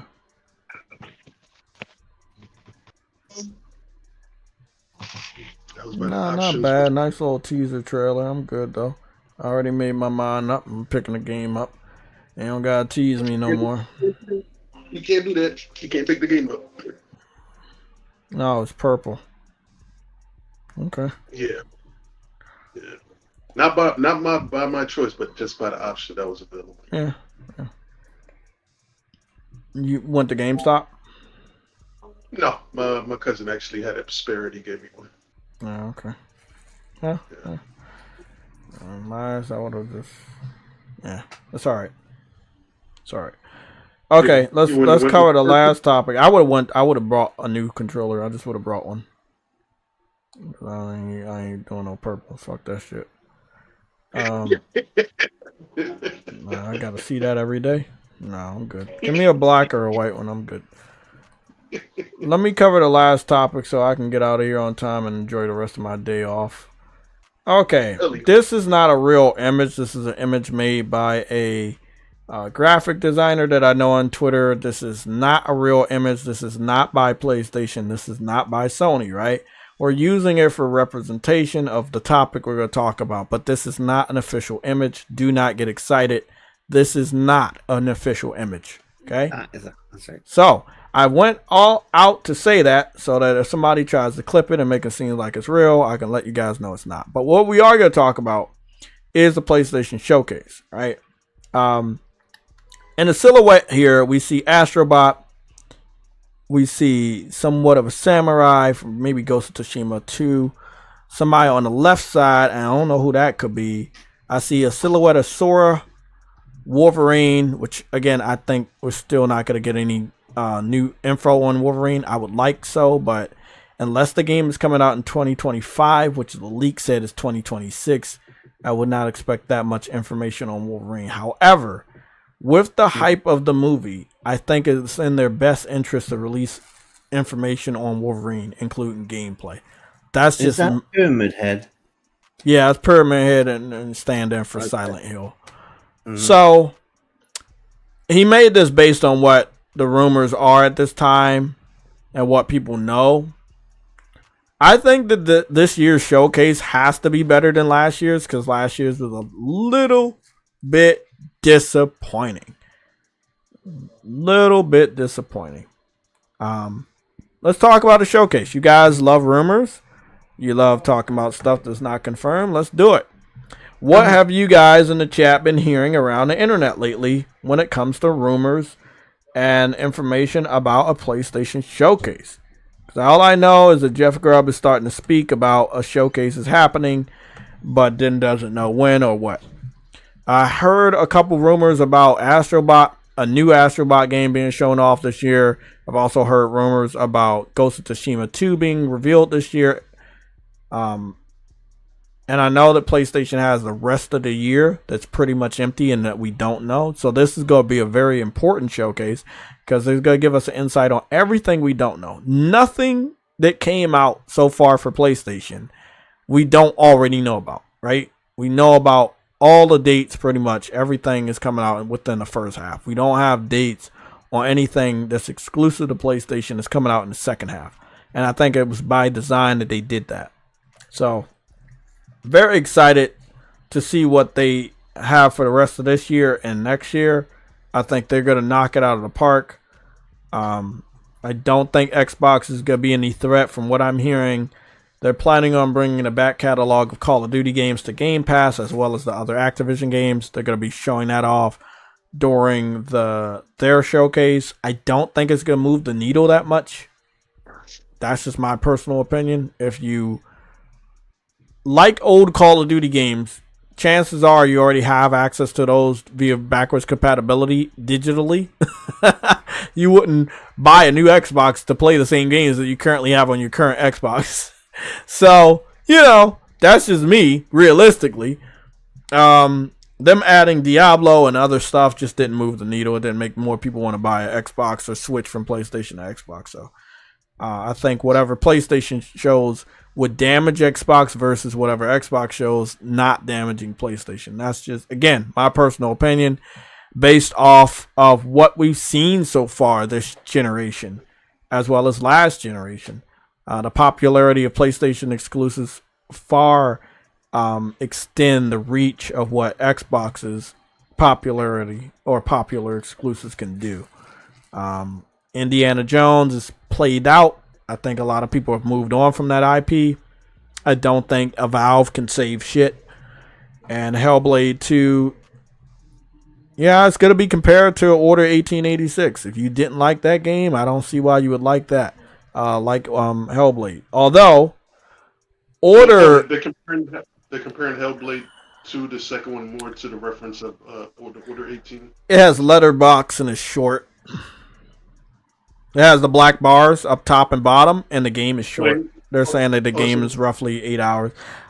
So they went for this cinematic presentation. Yeah, but sadly, it's not a lot of detail. Like, on Order, you have a city and detail and stuff like that. You don't have that in this game. Is the black box there all the time? Yeah, it's there all the time. It's all the time. Okay.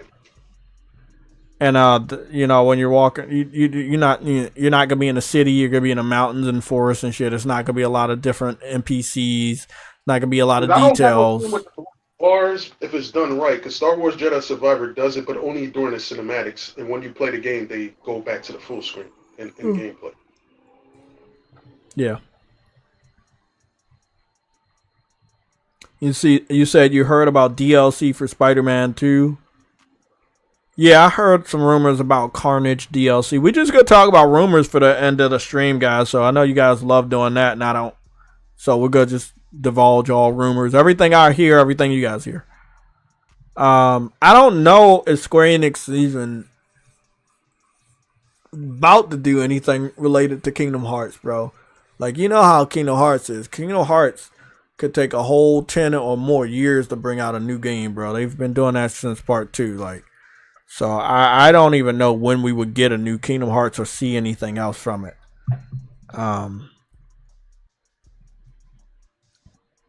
I don't feel comfortable showing Wolverine gameplay, although it is still available on YouTube. They weren't able to get rid of all of it, and the videos that are still available to this day, I guess they just chose not to delete them, or they haven't found them yet. You know, no, some of them might be using tactics where they like manipulate the screen, and that's what makes it hard to do. No, it's pretty blatant that it's Wolverine gameplay that was leaked. It's very, like, they didn't even change the thumbnail. The thumbnail is the gameplay. And when I clicked on it, I was expecting to have some clickbait, but it was actually just the gameplay. It's like hide in plain sight. Like, you think they're not dumb enough to do it, and they did it. Yeah. Let me see if I can find it. It's this one right here from 3 months ago. Marvel's Wolverine PS5 gameplay leaks, authentic fight scene, and then leaked gameplay of Wolverine PS5 Project X mission, 1 minute. That was 1 month ago. Leaked gameplay of Wolverine PS5. All of this shit's leaked, bro. Like, so much of it's leaked, and it's like they didn't get it. They didn't take any of it out yet. Like, they didn't take none of this shit off. They just kept it there. I got you. But I'm about to go take a look at some of this shit, though. I'm just not. I can't show you guys. I don't want to get fucking banned. Let me go block the screen. I want to see what this Project X mission is. He got the classic yellow and brown suit. He probably got a whole bunch of alternate suits, but I do like that he got that classic yellow and brown suit with the red belt. Let me go take a look. Let's cover the screen real quick. I'm not trying to get banned. There we go. Go take a look at this. Turn down the music. Call the music turn down.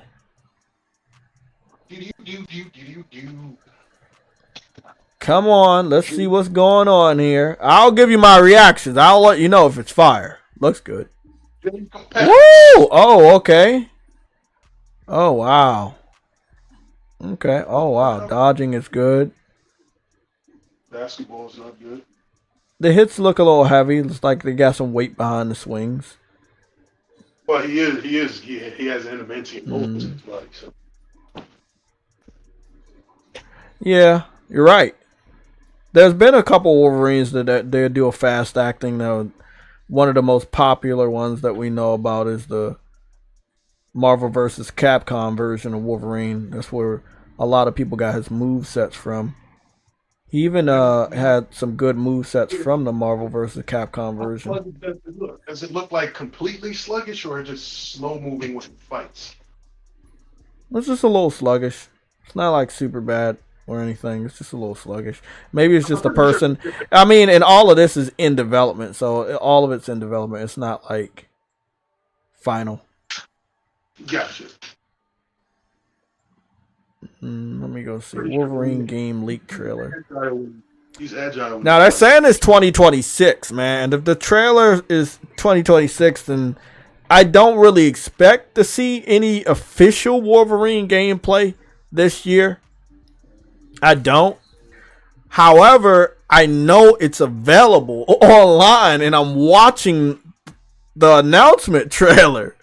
So, if I was Sony, even if you think it's not available, you have to capitalize on how many PS5s you can sell if you announce that there's a Wolverine game and you got a little bit of teaser gameplay that you could show off while the Deadpool and Wolverine movie is out in theaters. You know, you gotta like off of that hype. You gotta go off of that hype. Obviously, the Wolverine outfit from Deadpool is gonna be in this game, and I can't wait till that's confirmed. But it's like combat is dope. It's very brutal. It's like a mix of God of War 2018 and Uncharted 4. You know how like it's brawler. You know what I'm saying? It's like that. So if you're next to something, you can slam somebody on a wall or shit like that. I got you. Pretty nice. What the fuck?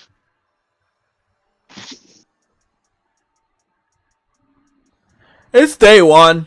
It was always gonna be day one. This is a good trailer. It's just very pixelated, but it's real. It's a really good trailer. I can't show you guys that out of fear of me getting fucking blocked and shit and banned from YouTube for showing something that's on YouTube. Look, I'll be that one unlucky person that would get fucking banned for showing shit that's already available. Shit.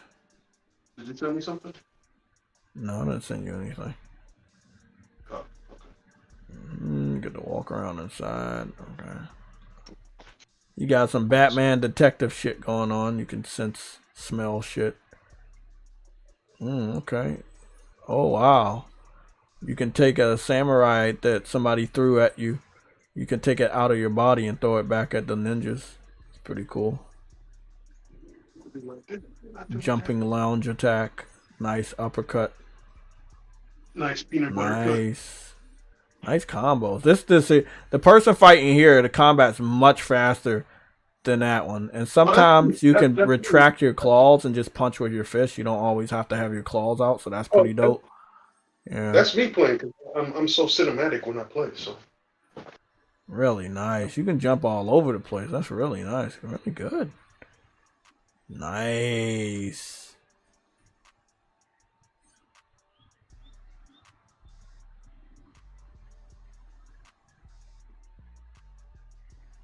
This is day one. I can't wait. It's sad that I'm going to have to wait until 2026. It might even be longer because, those dudes hacked into them and everything was exposed. So I don't know if they feel like they can salvage it or not. I believe they can. Wolverine is the second most popular Marvel character. So you're definitely going to be able to sell this shit. Definitely.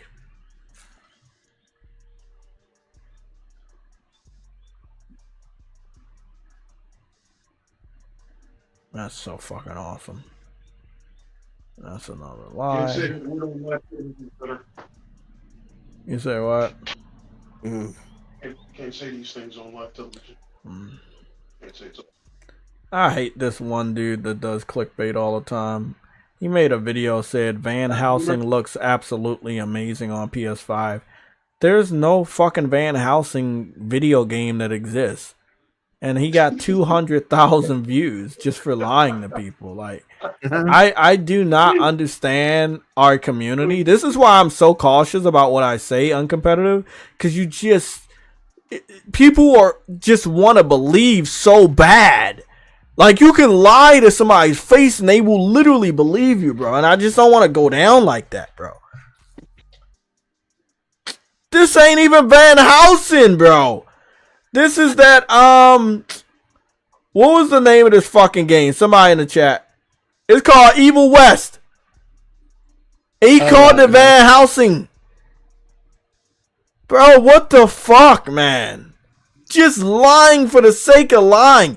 If you can't get somebody to watch your normal gameplay of a normal game, then just don't do it, bro. Oh my god, bro. I think everybody on YouTube they're so lucky that they don't have what's that shit called? It's called something when you're lying, like misinformation. Like, they don't have any rules against misinformation on YouTube. You can basically lie about almost anything and call it clickbait. That's not this misinformation about anything, man.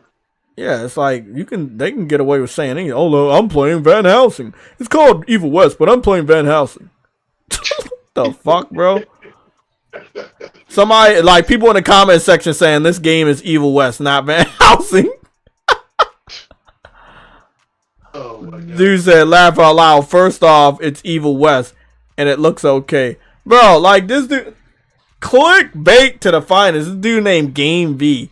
We talked about him multiple times on this channel. He did a lot of clickbait for Wolverine. I thought you was gonna say the guy saw that whatever the other guy was talking about. Yeah, he's another one. But Game V is one of the worst ones.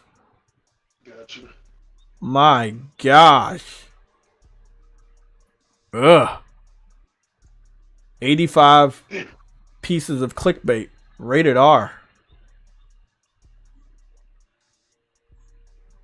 I'm going to show some Wolverine gameplay. Because I feel So comfortable. Norman is gonna sign with PlayStation. Yay! Let's go show some Wolverine gameplay because I trust you guys. Let's go show some Spider-Man gameplay.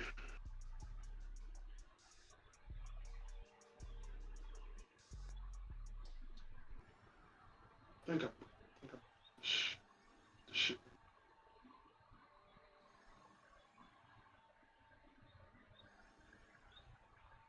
Wolverine gameplay.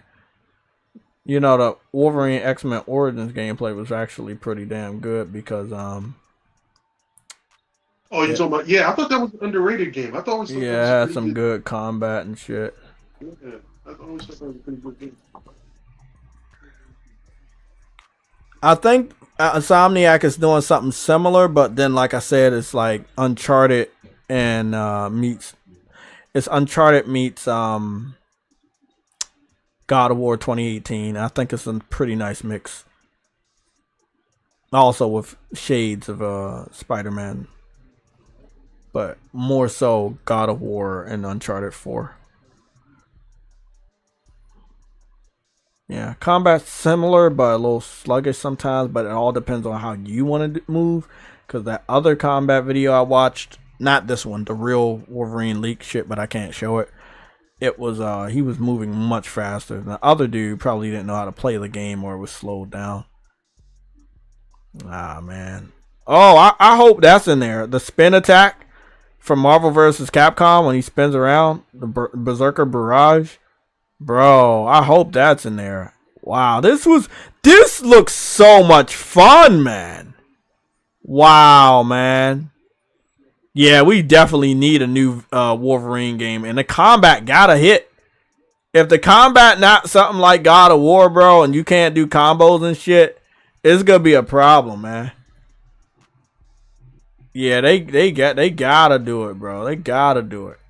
I like that they had this classic outfit in this game too. You could find it unlocked. A lot of his outfits was in that game. Yo, to be honest, I'm hoping, as much as you know, I'm a big Wolverine guy. By the way, I'm not telling you to watch this, but I'm saying it exists and that I watched it. Hold on, Somatic. I'm not saying to the viewer. I'm not saying to watch it, but to the viewer, not Somatic. I'm letting you guys know that I've watched it. It is hot fire. YouTube, Insomniac has not taken it down. I don't know why they haven't, but I'm just letting you guys know it's there, and I watched it, and I don't know if Insomniac wants to take it down or not. It only has 10,000 views. It was posted a month ago, but it's pretty hot fire. I would say Wolverine could easily come out next year, holiday season. But knowing that Grand Theft Auto comes out in 2025, I assume that PlayStation would want to keep Wolverine far away from the fallout of Grand Theft Auto 5. Because like months and months and months, even a year, maybe even more years, after Grand Theft Auto 6 comes out, people still going to be talking about it, people still going to be hyped for it. And you don't want Wolverine anywhere near that. So I kind of understand why they have this in 2026. I kind of do. Now, this would be the weirdest thing. If for some weird reason they have to get Grand Theft Auto 6 out of 2025, then you need to push Wolverine up to 2025.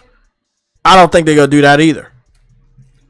But all I'm saying is that if for some reason Grand Theft Auto can't bring that game out next year, you need to take the opportunity to give Insomniac more staff so they can hurry up and finish this game and put it out wherever it's not near Grand Theft Auto. I think it would be best for this or any other PlayStation exclusive to come out before Grand Theft Auto. Agreed. Because once Grand Theft Auto is out on the battlefield, no one's gonna care about anything else. Yeah, you don't want that game getting lost in that. Lost in the applesauce. No, but I was saying about Wolverine's. I'm kind of, as much as I love the classic yellow, I want more of a military outfit for him. In this one. They have a lot of outfits. I've seen already 5 outfits, so you'll have your. It's by Insomniac, so they'll probably have some original created outfits and just a lot of iconic stuff. They're gonna have all the fan favorites, all that. I'm no doubt the way they did Spider-Man. I'm pretty sure they're gonna do the same for Wolverine.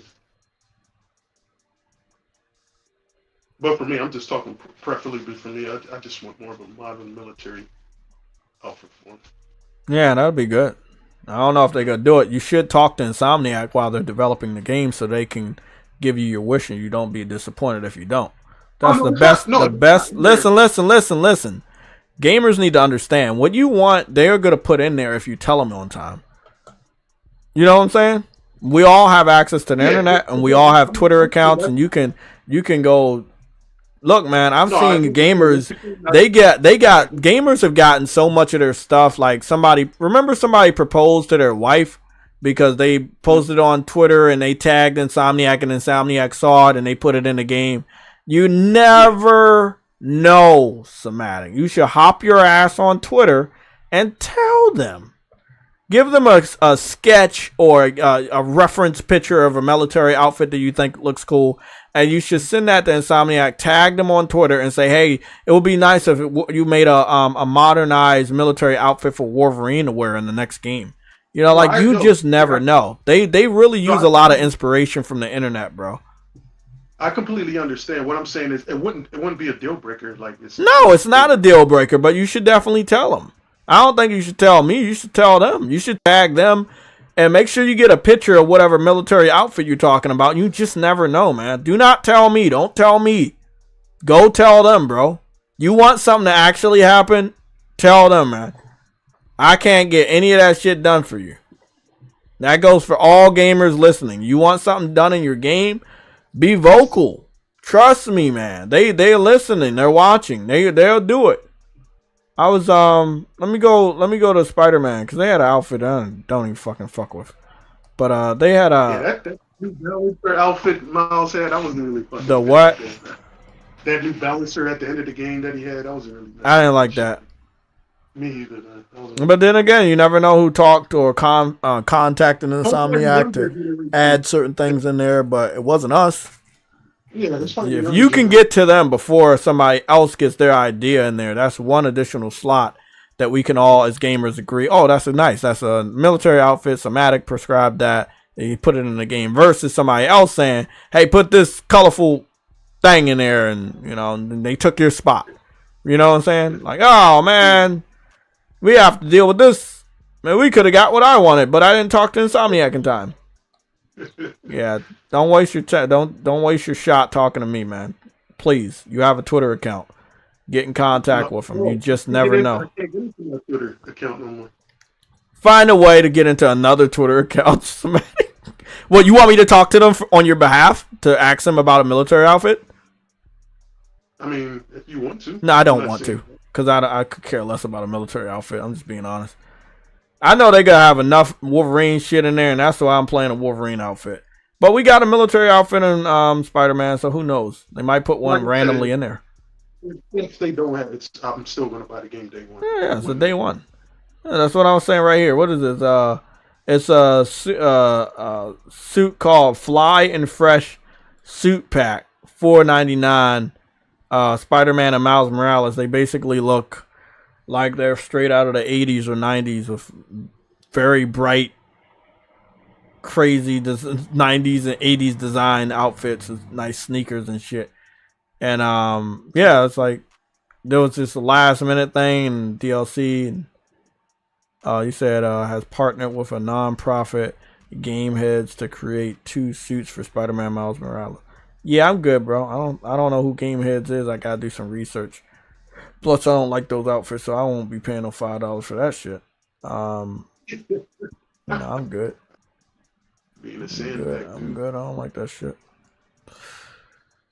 Guys, it is 4:02. I'm going to try to enjoy the rest of my day.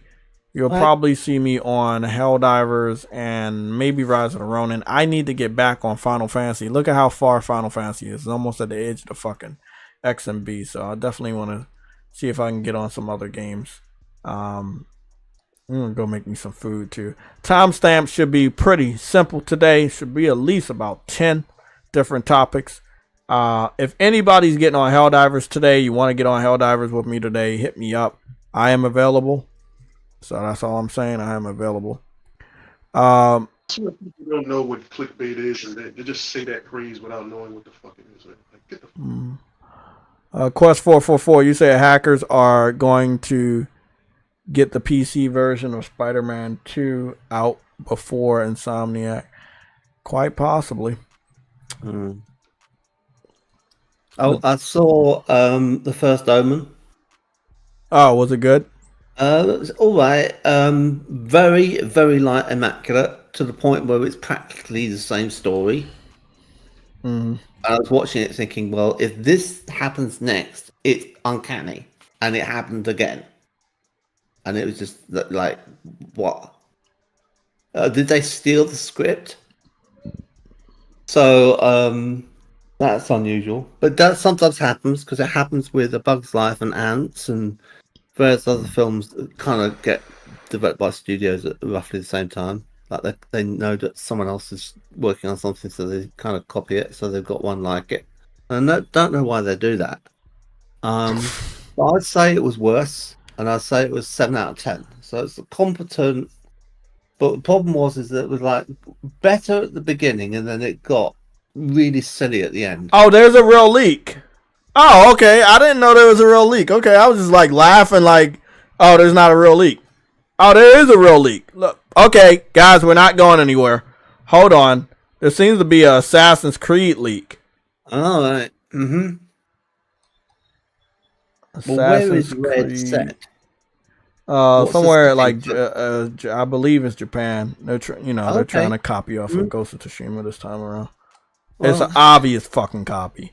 Cause you want to know why it's obvious? Because the fans, not me, fans wanted them to go to Japan for a while, and they never went to Japan. But that's not the real name, is it? It's gonna be. No, I think that's the code name, like codename Red. Right. Okay. Let me see what we got. They said Assassin's Creed codename Red, real footage. Oh, let me go analyze. Oh shit, we might be here for another 5 hours. 5. Give me some time to analyze this shit. I thought I saw somebody post some clickbait shit. I was like, oh man, maybe it's fake. Sometimes some of that clickbait, it looks so fucking generic and fake, but in reality, it's not. And that's the ones that like kind of throw you for a loop, man. It's like, it really make you, nigga, stop. Are you talking? Are you just talk? You're just talking. You're gonna talk about what you saw. You didn't show it. Okay, he's one of those people. Okay, no, I don't want to see that. That's clickbait. Frankie Boy is clickbait. Don't trust him. Let me go to this is big news. What are you showing? Blah blah blah. Let me see what we got. Post was suspended. Blah blah blah blah blah blah blah. Okay, where can we go to get footage? I'll just go back to Twitter anyway.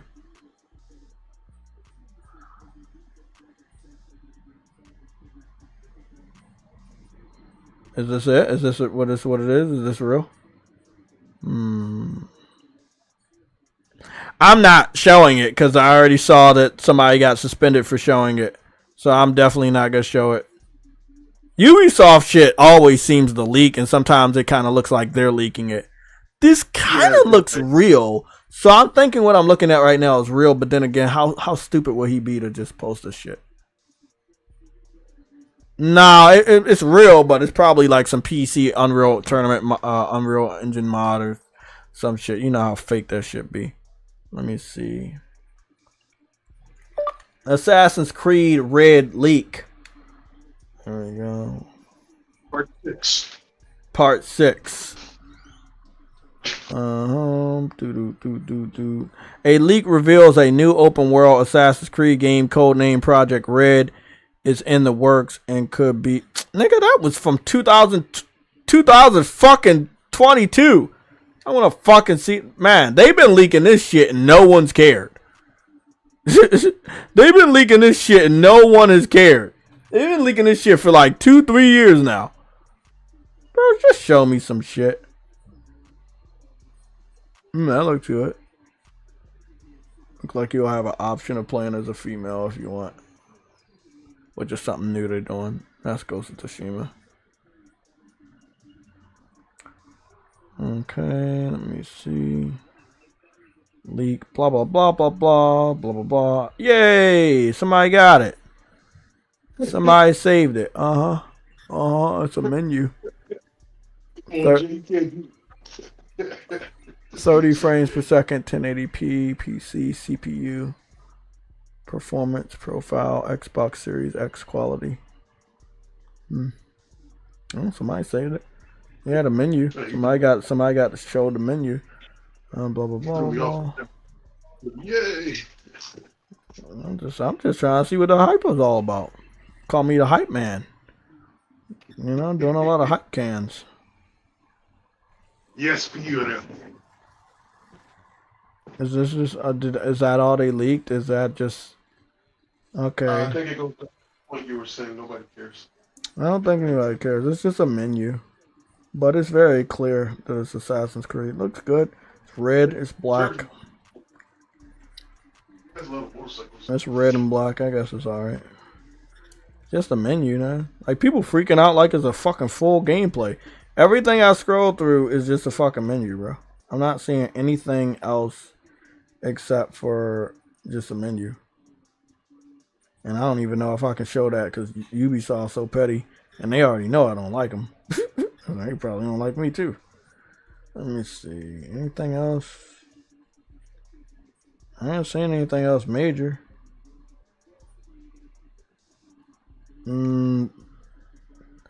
Gameplay focus on infiltration, stealth, combat system close to Valhalla.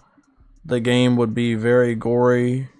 Camp system with customizations, overhaul of animations / parkour, dynamic weather.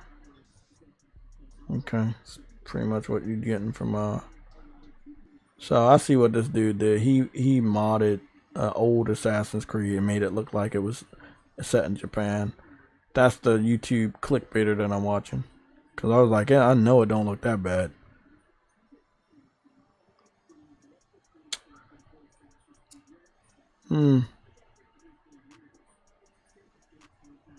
Every time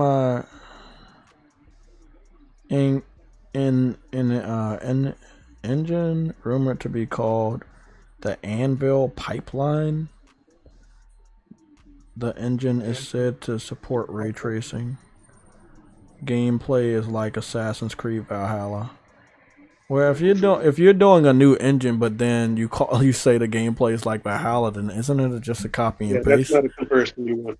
Yeah, I don't think that's what you want.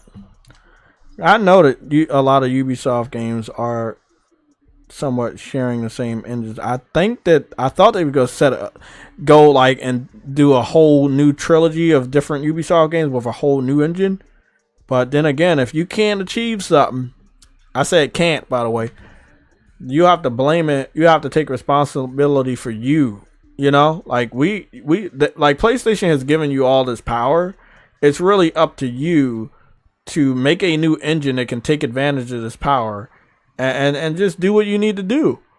But if your new game sucks ass because your last game sucked ass and used the same fucking engine, then whose fault is it? I think it's your fault and your engine. I would only hope that that's not the case. But every time that I see these leaks, I start to see this Black Samurai. Now, I know there was a real story about, I think his name Yusuke. I'm not 100% sure. It's a Black Samurai, or they claimed the legacy of him. He was a black man, and he either was a slave or he was brought to Japan or washed up on Japan, and he trained with samurais, and he ended up being a samurai. That's what the story is. It does seem, from what I'm seeing, I keep seeing every time somebody talks about this, they have that picture in the background.